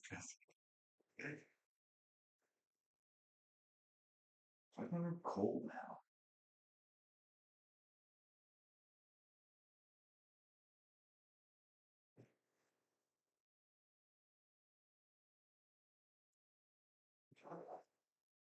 Yeah, you really messed up there. You really messed up saying you're single. Shouldn't have done that. Now you're not gonna get away from her.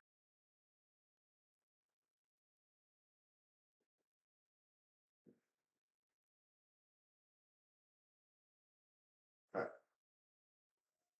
You guys want to talk about anything else? Or you want to just keep roasting Christina?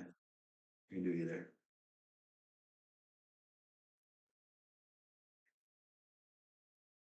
Dude,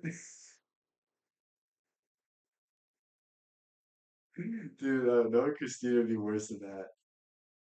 Woman kidnaps, dates mother, and won't return her until they go out again.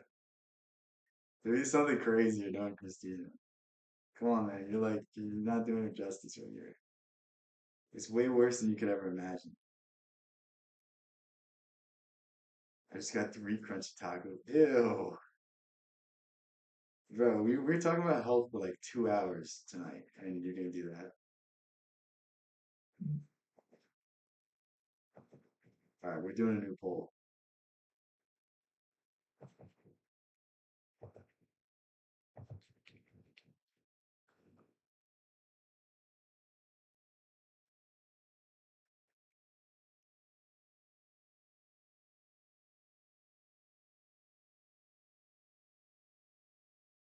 All right, there we go.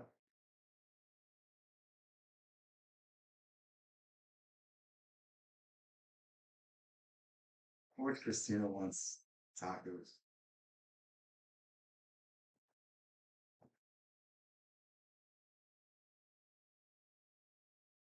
That was only 33% of banning Christina. It might make us eat bugs in the future. I mean, maybe.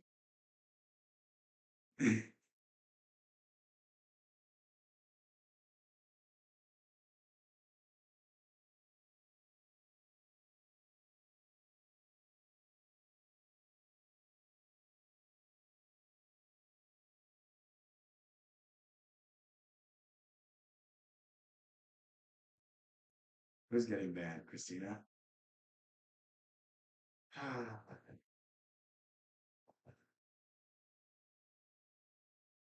You guys want to go back to reacting to stuff? You guys want to just keep talking? I'll find videos to react to if you want to do that.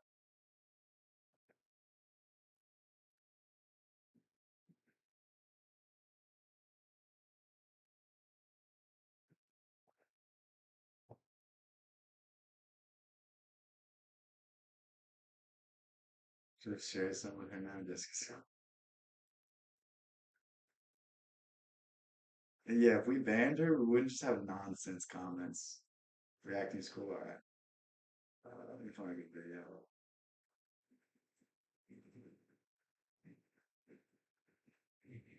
Bro, someone please delete that message.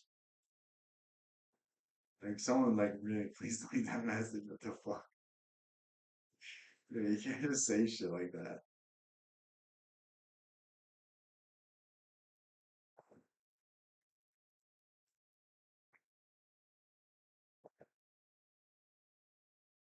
Ty Lopez, do you actually want me to react to him? You know that guy's like a complete scammer? Like, I'm not even like just saying he's a scammer because like that's the popular opinion. Like, he's like crazy shit. Like,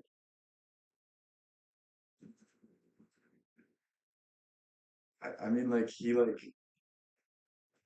the story I heard was like he basically had this scheme where he was gonna turn these big brands into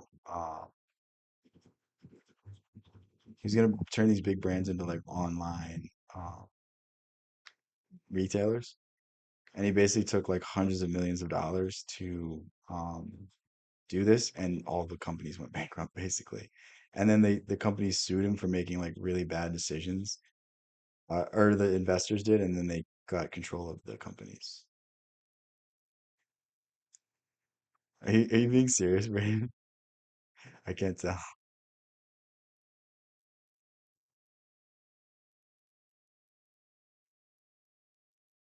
Oh my God. Yeah, it's like crazy. I mean, the SEC was, whenever the SEC gets involved, it's never a good sign. Why is this not? I have to, it's just so difficult for no reason.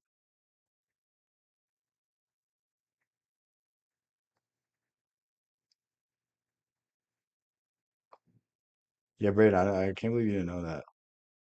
I mean, he probably says some good stuff, don't get me wrong, but like, that's just not something I would. Like I can't get on board with someone that does stuff like that. You know what I mean? Like I'm too my problem is I'm too authentic. I could never scam someone. I could never even feel like I gave someone a bad deal.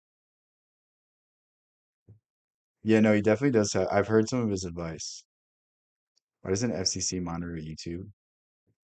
Well, FCC just doesn't have jurisdiction. Federal Communications Commission. Technically, FCC isn't, if the FCC regulates TV and it regulates radio. It's probably just not in their, Congress has to give them authority over certain things, and I don't think it's necessarily the same. I think because since they're private entities, talk about these fake alpha males on YouTube, like Wes Watson. No, dude, I have all of his courses. No, I mean, all right. The thing about those guys is they they're salesmen. They're salesmen. They might say a few good things here and there, but their main appeal is when you invest money, you take yourself serious. So that's why they get results. They're not saying anything that's crazy, but the benefit of buying their course, I'm not saying buy any of the courses, but like the reason why they can say they get results is literally because if you spent 20 grand on a course, you would put some effort in. Like the reason why people pay attention in college, that's the only reason they study is because they spend 100 grand on it. So like, I mean, there's some benefit to buying courses, but don't spend your life savings on something that you can find online. A mindset that you can get from someone online is a mindset that you can get online for free. And that's why I'll never charge crazy amounts for anything I'm planning on selling. But yeah, man, if that guy's inspiring you, he's inspiring you. I don't agree with his messaging. I don't think he necessarily says anything that's life changing. But if that dude inspires you, he inspires you. It's the same thing with Andrew Tate. I don't agree with his methods. I don't agree with being a salesman for the sake of being a salesman. I don't agree with getting people to buy your products based off a persona that's not really real. Um, you know what? If he changed your life, good. Same thing with is Hamza a fake man? I like Hamza. I don't like that he pivoted to strictly business. I wish he went more spiritual, but I have a feeling we'll do something in the future, so I'm not gonna talk shit about him. Um, who else? Who are the other people? I mean, Fresh and Fit, they're kind of just like they're just controversial, be controversial. Uh, Sneeko, I don't know. Yeah, he's controlled opposition, but anyone that has that big of a platform is controlled opposition. Luke Belmar, bro, no. I mean, he's all right. I don't. I just like. You see the clip of him saying that everyone should take mushrooms? It's like, don't say shit like that. He says all right things, but again, salesman.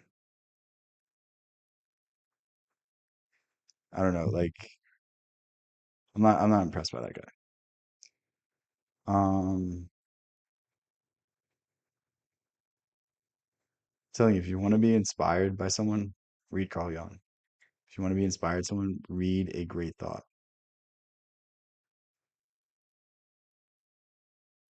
I've seen that. Yeah, we're not reacting to it, but yeah, I mean that stuff is entertainment. I take it as serious as you want. Just like, dude, there's a million people out here be influenced by great minds throughout history, be influenced by individuals who have transformed the human consciousness. Don't be influenced by someone who's a fancy marketer. Don't be influenced by someone who's a great salesman.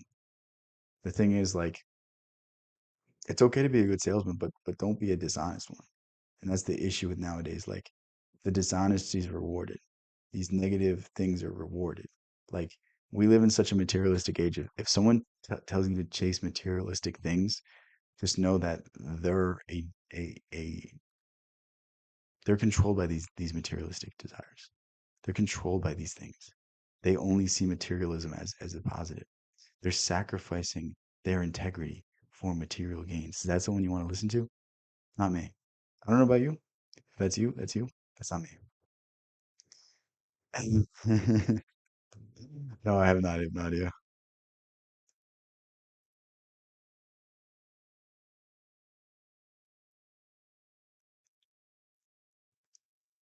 Doug Engelbart. Damn, I was waiting for someone to say that they were inspired by me, and no one said it, so we're ending this stream.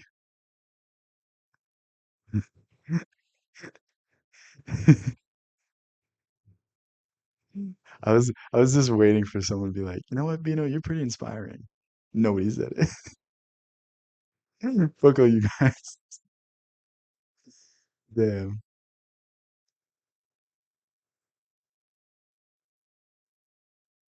All right, we'll watch Dumb But Americans. say what you want about America, land of the free, home of the brave. We got some dumbass motherfuckers floating around. All right, that's too fast.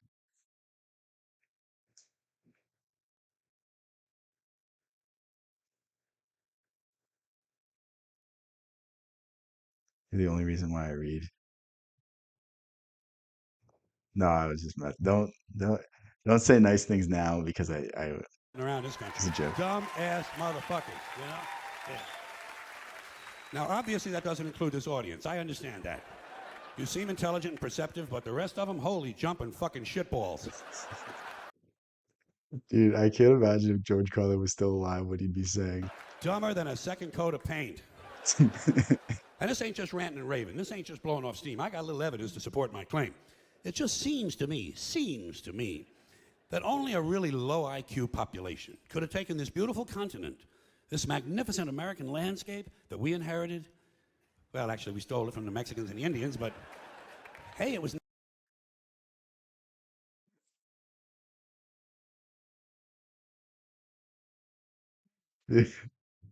I don't know why. I just agree with everything Carlin says. He just says things in such a way that you can't even disagree with him.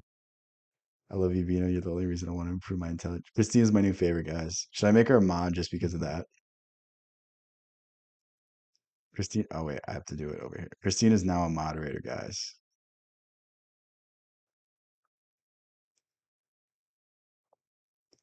Guys, that's all you have to do is just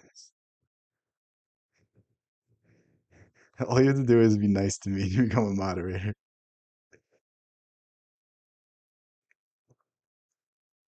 Yeah, yeah.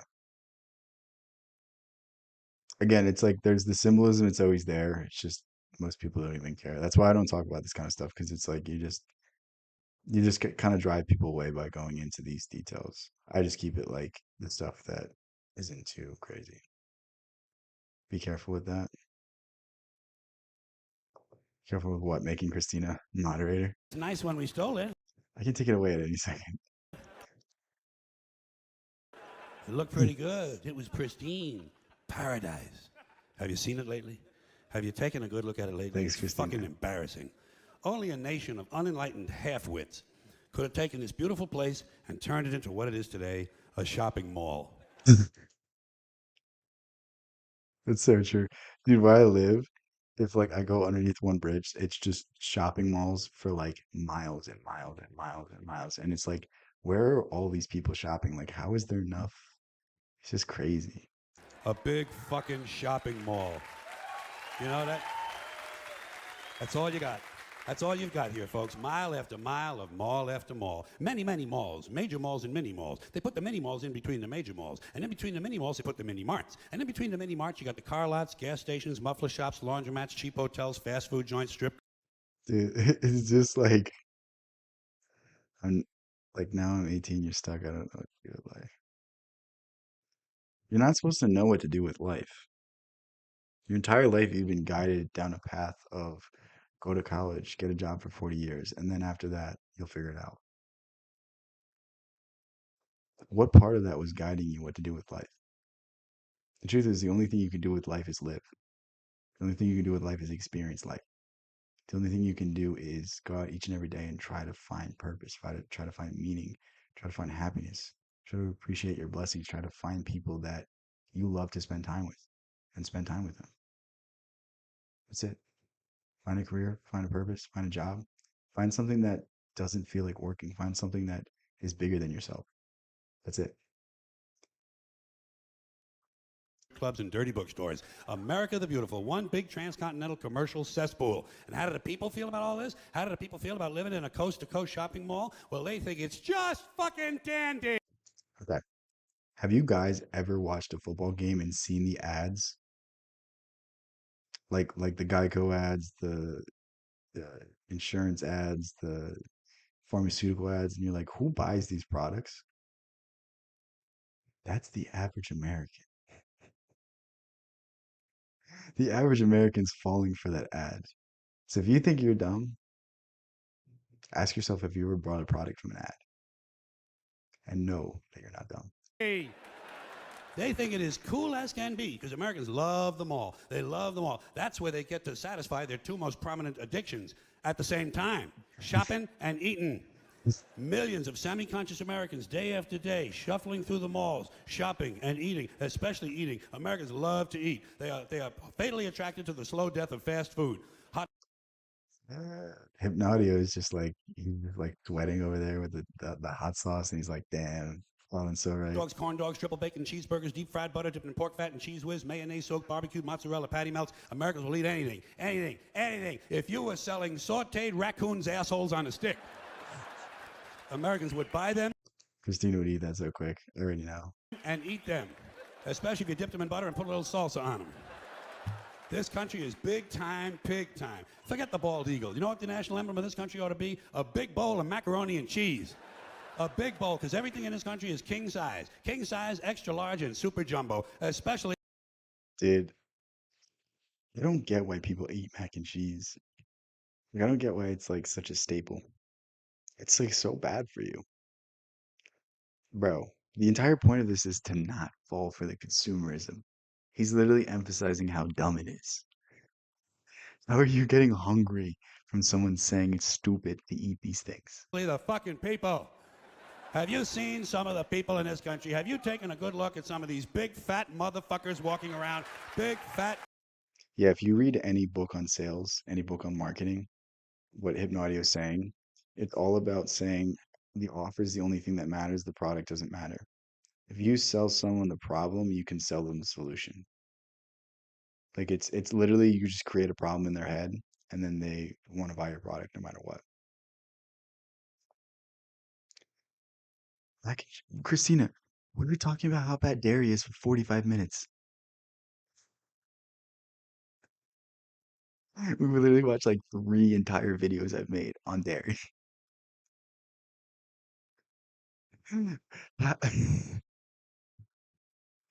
Bro.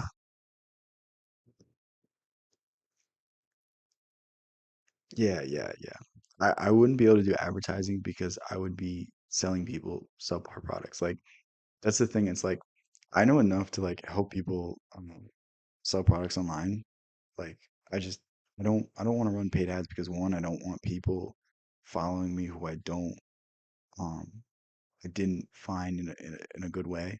Like I don't want to just sell people products that they're not going to use that they're not going to enjoy. And it's like it's so easy to make money online, but so many people just do it in such a bad way that it just makes the entire process like people don't want to buy from you anymore. It's really sad when you look into it. When you start reading books on making money online, you're just like, damn, now I see why it gets such a bad rap. Motherfuckers. Oh my God. Huge piles of redundant protoplasm lumbering through the malls like a fleet of interstate buses. The people in this country are immense, massive bellies, monstrous thighs, and big fat fucking asses. Just the faces he's making. It's so funny. Yeah, you only want to sell world class. Yeah, that's how it should be. I think if more people were just honest, I think this world would be a much better place. I mean, we've talked all the time about capitalism doesn't work without morality because inherently the And if corporations are just gonna rip away the resources of all the people. And it's like these things only work if there's a consciousness. Christina, you don't have to be though. That's the thing. you stand there for a minute, you look at one of them, you look We're trying to help you. We're trying to help you. Trying to inspire you to be better. at one of them, you begin to wonder, how does this woman take a shit? How does she shit? And even more frightening, how does she wipe her ass? Can she even look? I was not ready for that.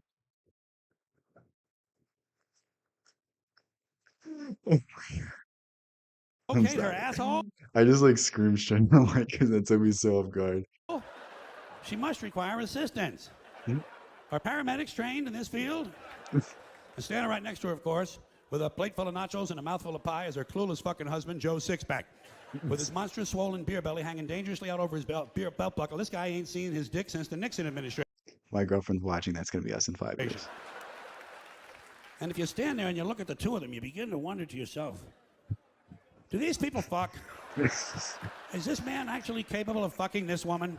It doesn't seem structurally possible that these There's not a bed strong enough to support that. two people could achieve penetration. Maybe they're in that Cirque du Soleil or something.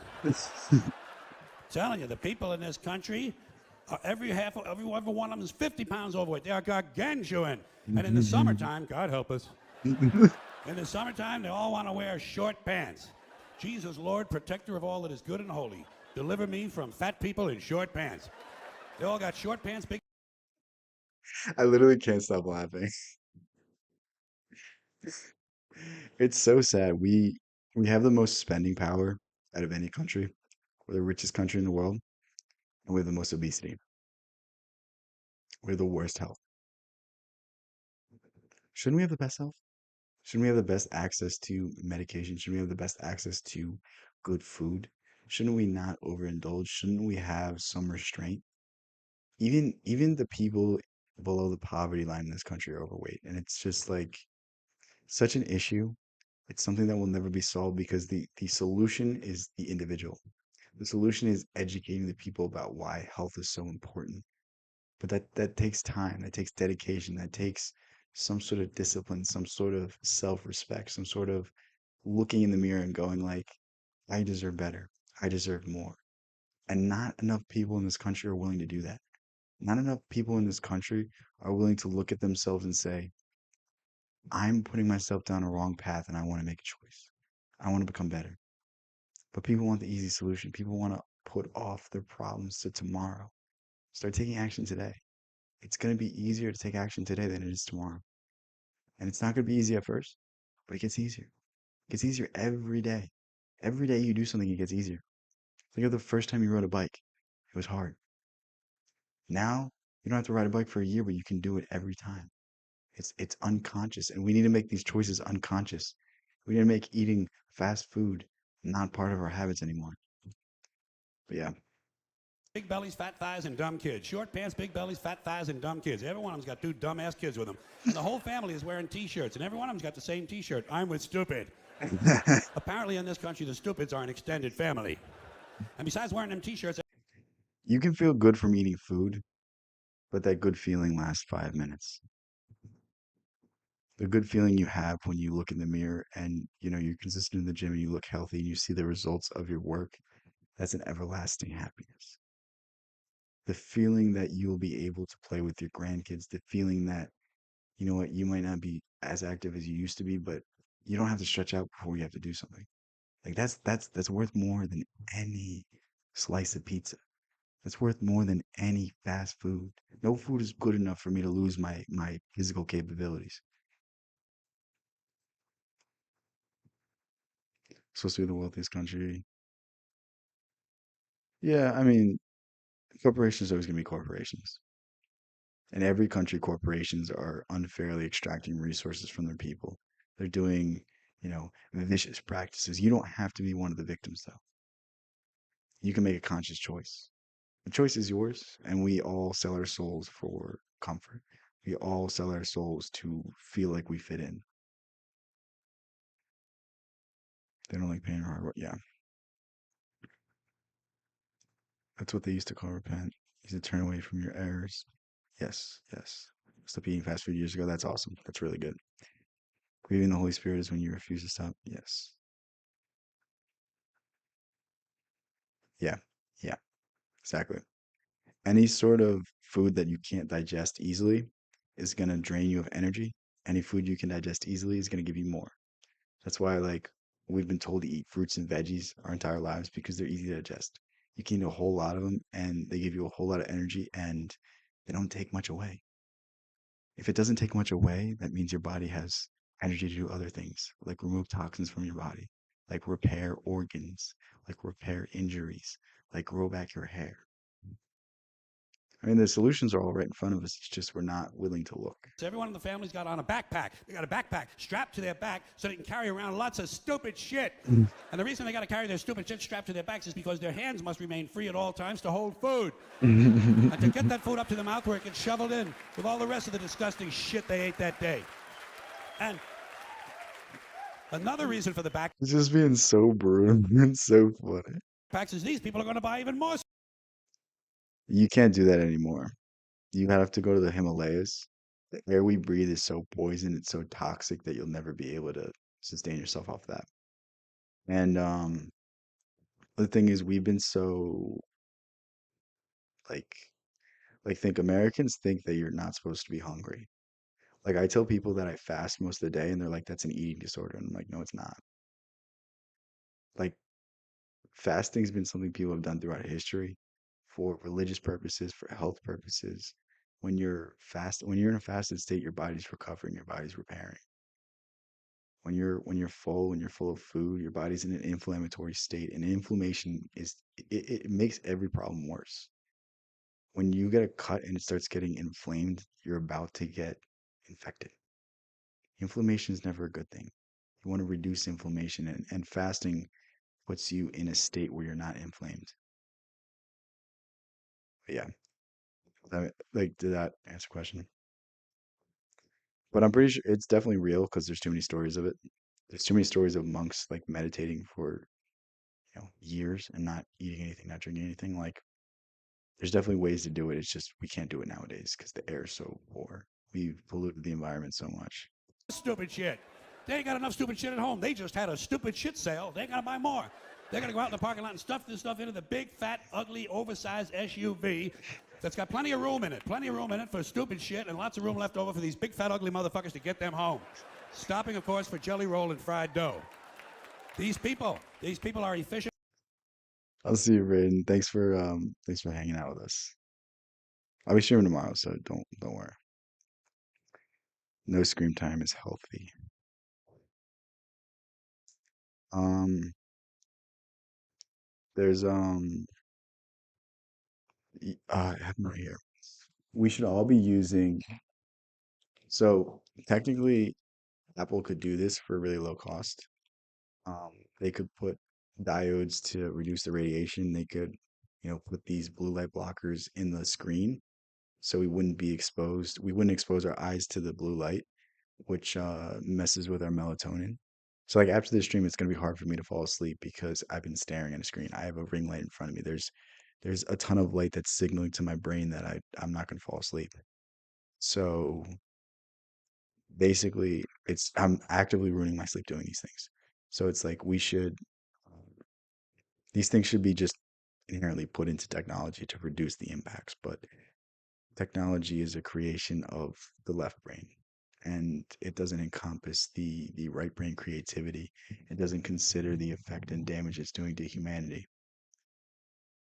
Professional compulsive consumers. It's their civic duty. Consumption. It's the new national pastime. Fuck baseball. It's Told you about yellow glasses the other day. I have them. It's just the glare's too much. I don't wear them. I have to get a pair that doesn't have glare, so I can wear them while I stream.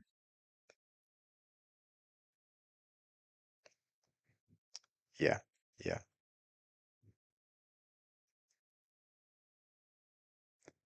Yeah, it's you don't really want to use technology without blue light blockers. Um, there's things you can install on your laptop that get rid of it. It can filter it out. Um, what is it? Samsung phones, Android phones, they have a setting where you can put a blue light blocker on it so it doesn't affect it.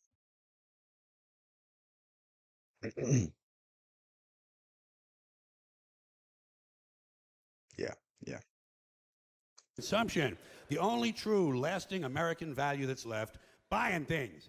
Buying things. People spending money they don't have on things they don't need. Money they don't have on things they don't need. So they can max out their credit cards and spend the rest of their lives paying 18% interest on something that costs $12.50. And they didn't like it when they got it home anyway. Not too bright, folks. Not too fucking bright. But if you talk to one of them about this, if you isolate one of them, you sit them down rationally, you talk to them about the low IQs and the dumb behavior and the bad decisions, right away they start talking about Look at the Apple logo. What does it look like? Doesn't it look like the forbidden fruit being eaten? I mean, we can say that's what it is. We could say it's something else, but it's kind of weird, isn't it?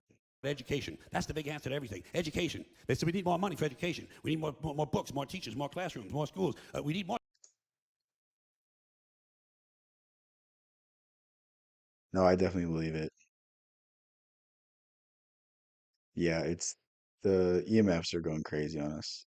Again, it's like just trying to reduce it because it's just something that's going to happen. Um, it's just something that's going to get worse and worse, and just try to reduce these impacts. The thing is, these things affect certain people more than others. If you have a strong sense of self, if you're a pretty imaginative person as it is, it's not going to affect you. But it's the people that don't have these higher faculties, these people that are, um, lack of a better word, less enlightened, that these things really affect. It really keeps them subservient. It really keeps them stuck. Reading, writing, singing, drawing. Yeah, yeah. Anything creative is good for you. Anything's creative is really good for the dualistic part of your mind because think in school we only use our conscious mind. We only use our left brain. We don't use our right brain. We don't use any creativity. We don't use any ingenuity. We just memorize facts and recite them. There's no tying together ideas. There's no tying together things. Um, it's just pretty linear. And we need to train these higher faculties so that we can access the things that Edison was doing, that Tesla was doing, that all these great minds are doing.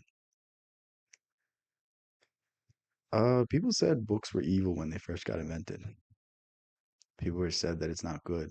It's not good to use your time doing that. Maybe there's an argument for that, but books are a whole lot better than TV, a whole lot better than TikTok. So, yeah. More testing for the kids. You say to them, well, you know, we've tried all of that, and the kids still can't pass the test. He says, oh, don't you worry about that. We're going to lower the passing grades. And that's what they do in a lot of these schools now. They lower the passing grades so more kids can pass. More kids pass, the school looks good, everybody's happy, the IQ of the country slips another 2 or 3 points, and pretty soon all you'll need to get into college is a fucking pencil. Got a pencil? Get the fuck in there. It's physics. Then everyone wonders why 17 other countries graduate more scientists than we do. Education. This is what I was talking about earlier. They only talk about spending more money for education. They don't talk about changing the ideals. They don't talk about actually inspiring the kids to want to learn. Learn by stacking layers and mix them together. That's good. That's good. Politicians know that word. They use it on you. Politicians have traditionally hidden behind 3 things: the flag, the Bible, and children. No child left behind. No child left behind. Oh, really? Well, it wasn't long ago you were talking about giving kids a head start. Head start, left behind. Someone's losing fucking ground here.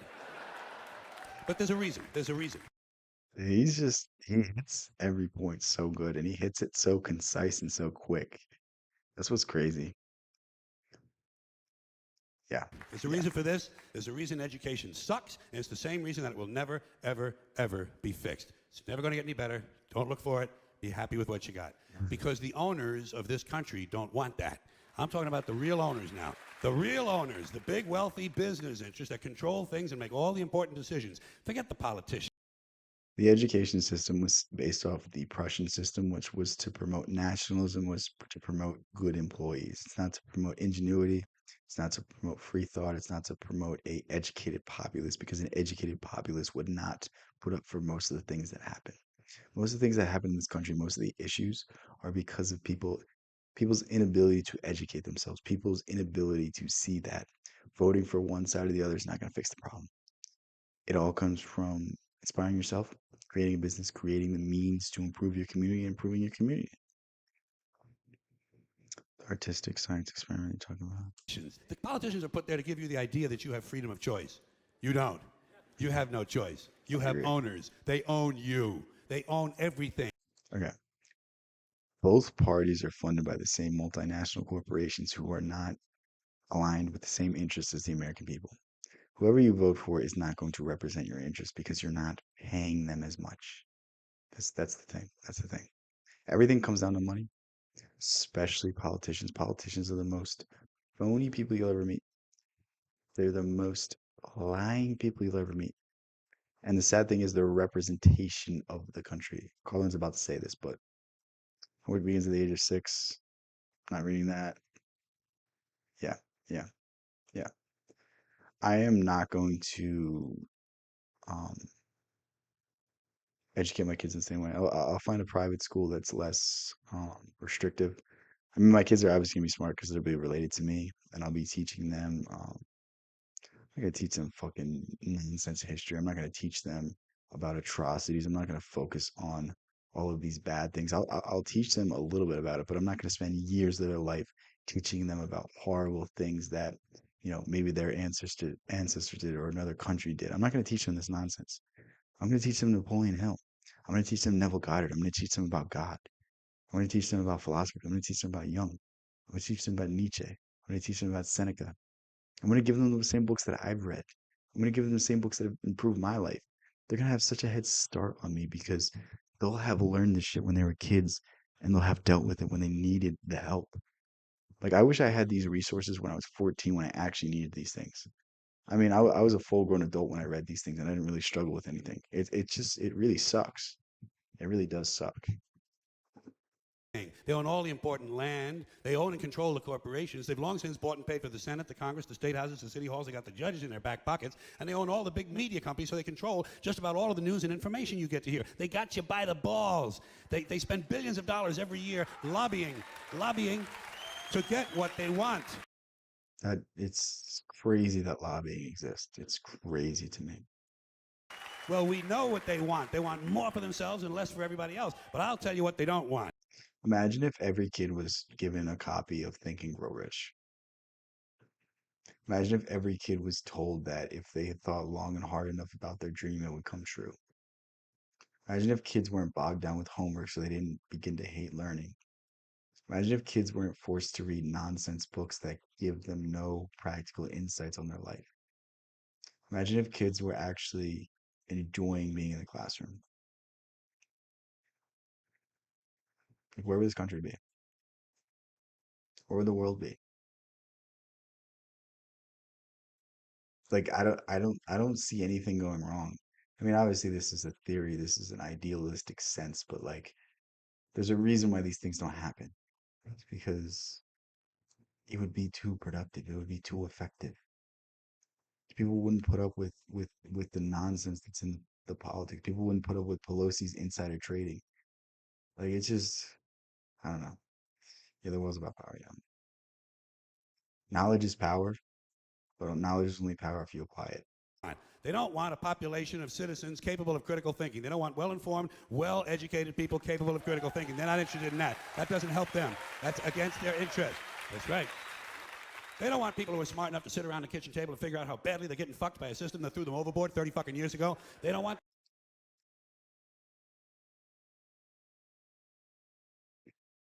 It is all about power and money. All right, I'll give you a secret. Money doesn't matter. The way people are controlled is through debt. The easiest way to control the human mind is to make it afraid. When you make a mind afraid, when you make it anxious, when you make it fearful, it's not capable of higher thoughts, it's not capable of higher consciousness. Fear is one of the most destructive things and the most destructive powers in the entire world. And if you make a lot of people afraid, put a lot of people in debt, they're not capable of seeing the bigger picture. They're not capable of taking themselves out of this hole because they're just too worried about paying the next month's rent. That's the big issue. Let's give Bob Proctor and Think and Grow Rich. I owned and had Business 16. Damn, bro. That's awesome. That's awesome. I wish I had these resources. I kind of had to learn it later on, and it might be good because I can teach people the other perspective. I can teach people why what we learned was wrong and how to go better. So maybe that's my path. Maybe that's my journey. But yeah,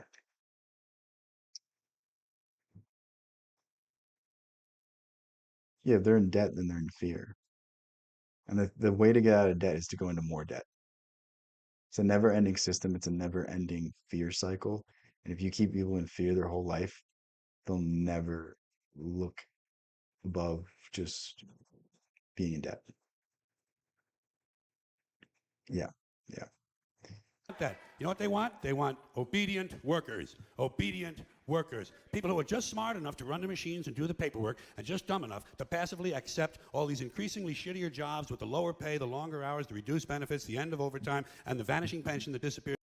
There's a lot of stories of really rich people having incurable diseases, going to Native American healers and miraculously healing. The minute you go to collect it, and now they're If you're ever sick and you can't be healed, it might be worthwhile to go to a reservation and pay whatever they're asking.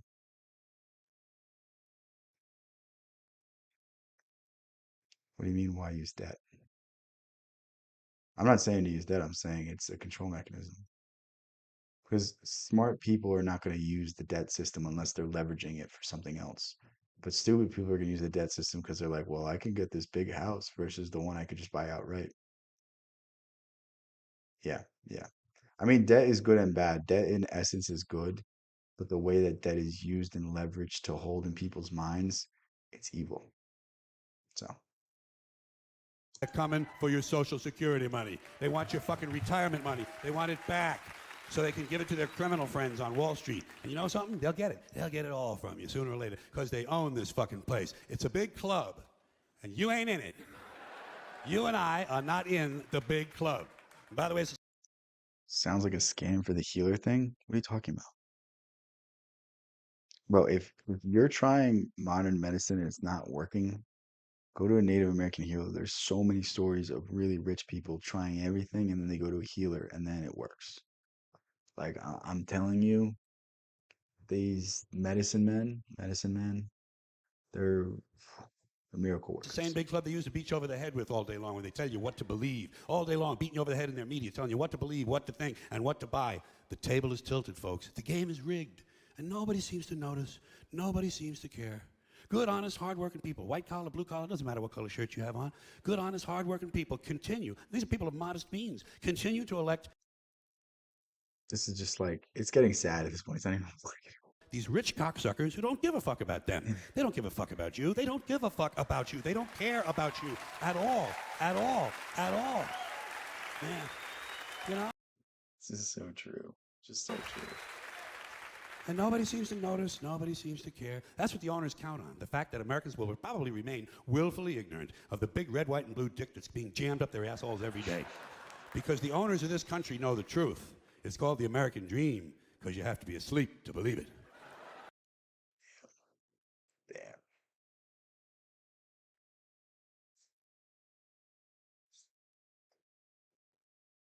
No, no, no. It's not even that much money. I'm not gonna like I'm just saying, if you exhaust all options, it might be a worthwhile thing to do. I haven't even looked into it enough to know how much it costs. It might be cheap, it might be expensive. I can't imagine it's more expensive than whatever a hospital is going to charge you. So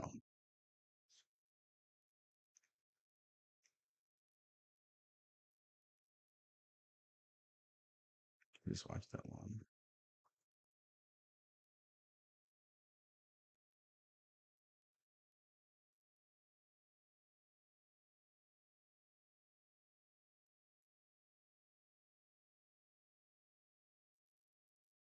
This is gonna be a good one. Yeah, it's all Okay. bullshit, folks. It's bad for you. It's all bullshit. That's what you have to remember as you go through life in this country. It's all bullshit. And it's Pretty good rule of thumb. All bullshit. Really is. But yeah. bad for you.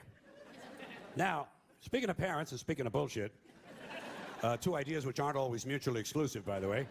I'd like to mention a special kind of bullshit that has taken hold in this country in the last 30 to 40 years. It's a form of bullshit that really only can be called child worship. It's child worship. It's this excessive devotion I really hope he's gonna roast the people that have the "My Child's an Honor Roll" on their car. to children. I'm talking about today's professional parents, these obsessive diaper sniffers who are overscheduling and overmanaging their children and robbing them of their childhoods.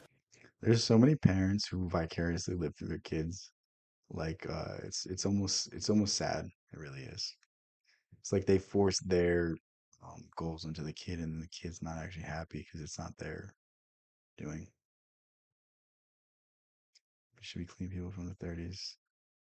Yeah.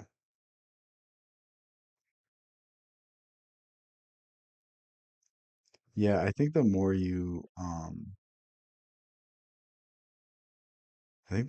like learn about society, the less you want to be in the thick of things. Like I like slower towns. I like smaller communities because a smaller community is always going to be a better one. Like you don't see the level of homelessness, the level of um, all this nonsense that you see in cities in smaller rural communities. And again, there's still like other issues. There's a big meth issue in the Midwest. Just I mean, it's just you're never going to find anywhere that's perfect. But I think it's the best option for most people, especially if they have a family, to live out and have a space, be closer to nature, have a little farm, have some animals. I think that's a good idea for most people. I think if we learned how to live off the land more, we'd be more closer to our ancestors. Even the simple act of playing.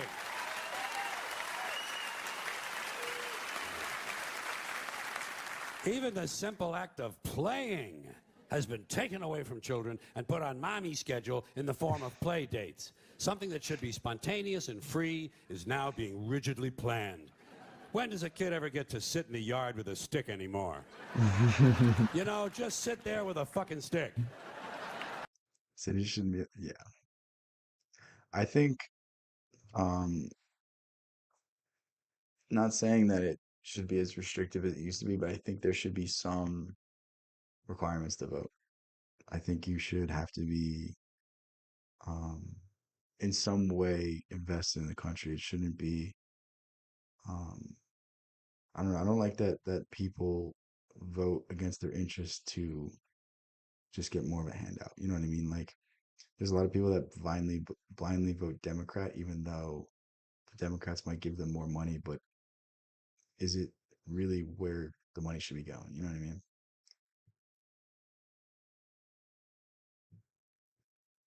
What about their lawn?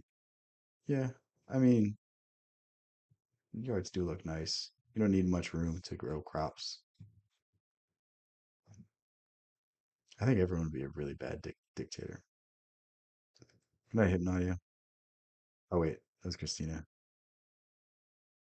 Christina, how are you gonna leave Corey?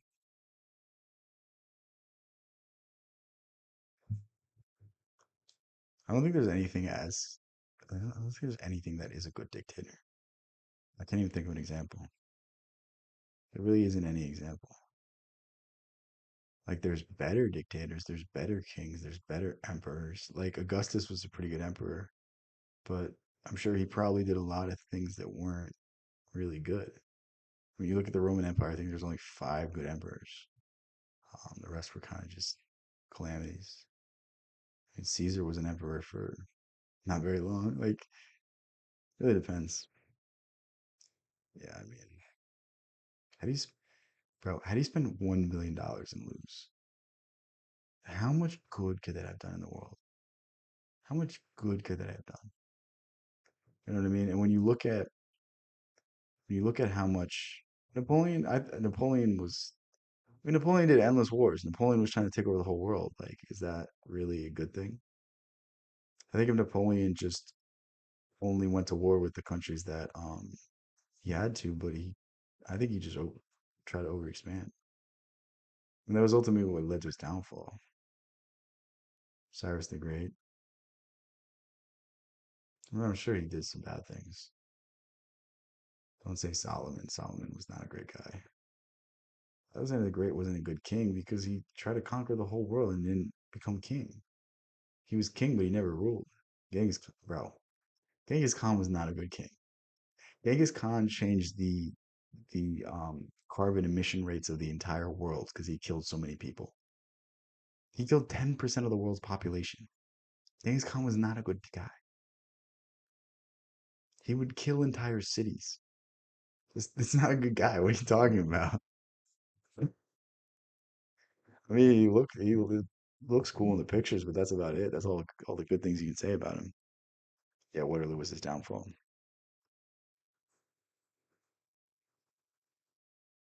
There's an interesting story.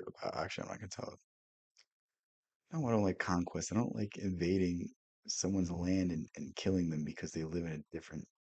Like, what did the people of that country do to you? It's the king that did something. It's the king that, um, you know, didn't give you what you wanted. It's the king that didn't surrender when you walked in. Like the people didn't do anything. I don't believe that war should be fought. I don't really believe in war because it's always just the what Osho books would you recommend for a guy in his 20s? Awareness, creativity, when the shoe fits, that's a pretty good start. Come back if you read all those and I'll give you more. Those are my favorite ones. That's why I said that. So, if you want more, I also reviewed a bunch of them. So if you just watch like the first few minutes of them, when I'm really talking about the book, not when I go into the ideas, um, just use that as a judge. The three I just said are pretty good.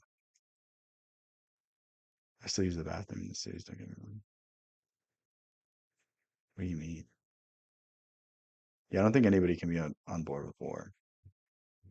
It's cool to like fantasize it and watch movies about it, but like when you really think about it, it's just forever been poor people dying for rich people's, need to be remembered. All those examples. Yeah, but again, it's the king that decided to go to war. Bro, if you give me the choice of going to war or paying a tax, I'm saying pay a tax. If I see Genghis Khan on horseback, I'm paying the tax. I don't care. You know what I mean? It's like, bro, when a guy can pull a 200-pound bow while riding horseback and be accurate, I'm saying take my money. That's all I'm saying. You know what I mean? I'm not putting up a fight. Yeah. Yeah, war is messed up, bro.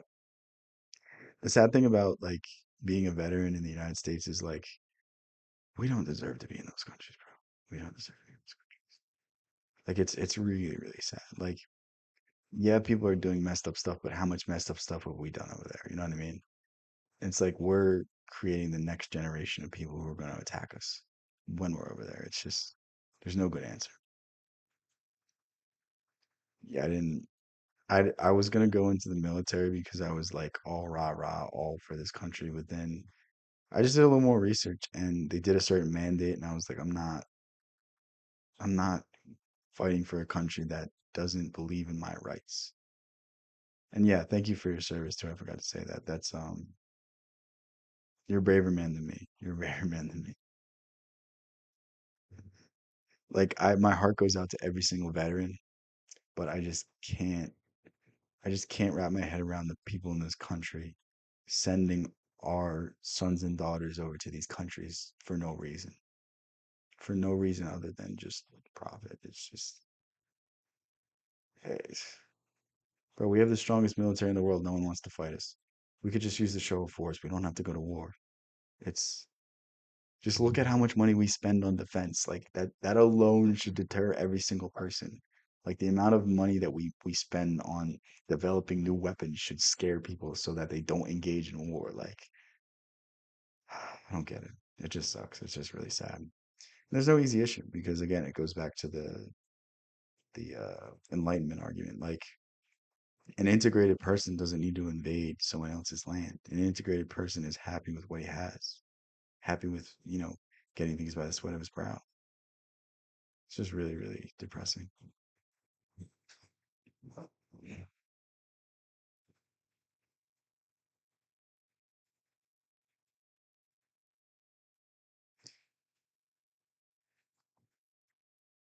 But yeah, you guys want to talk about anything else? I'm starting to get really hungry, so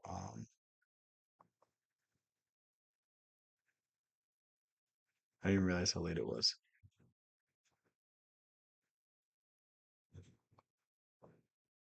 I think I'm gonna. My bad. I don't tell you guys when I'm gonna end the stream. I kind of just do it. Thank you guys for hanging out with me. Thank you guys for spending your whole night here. Um,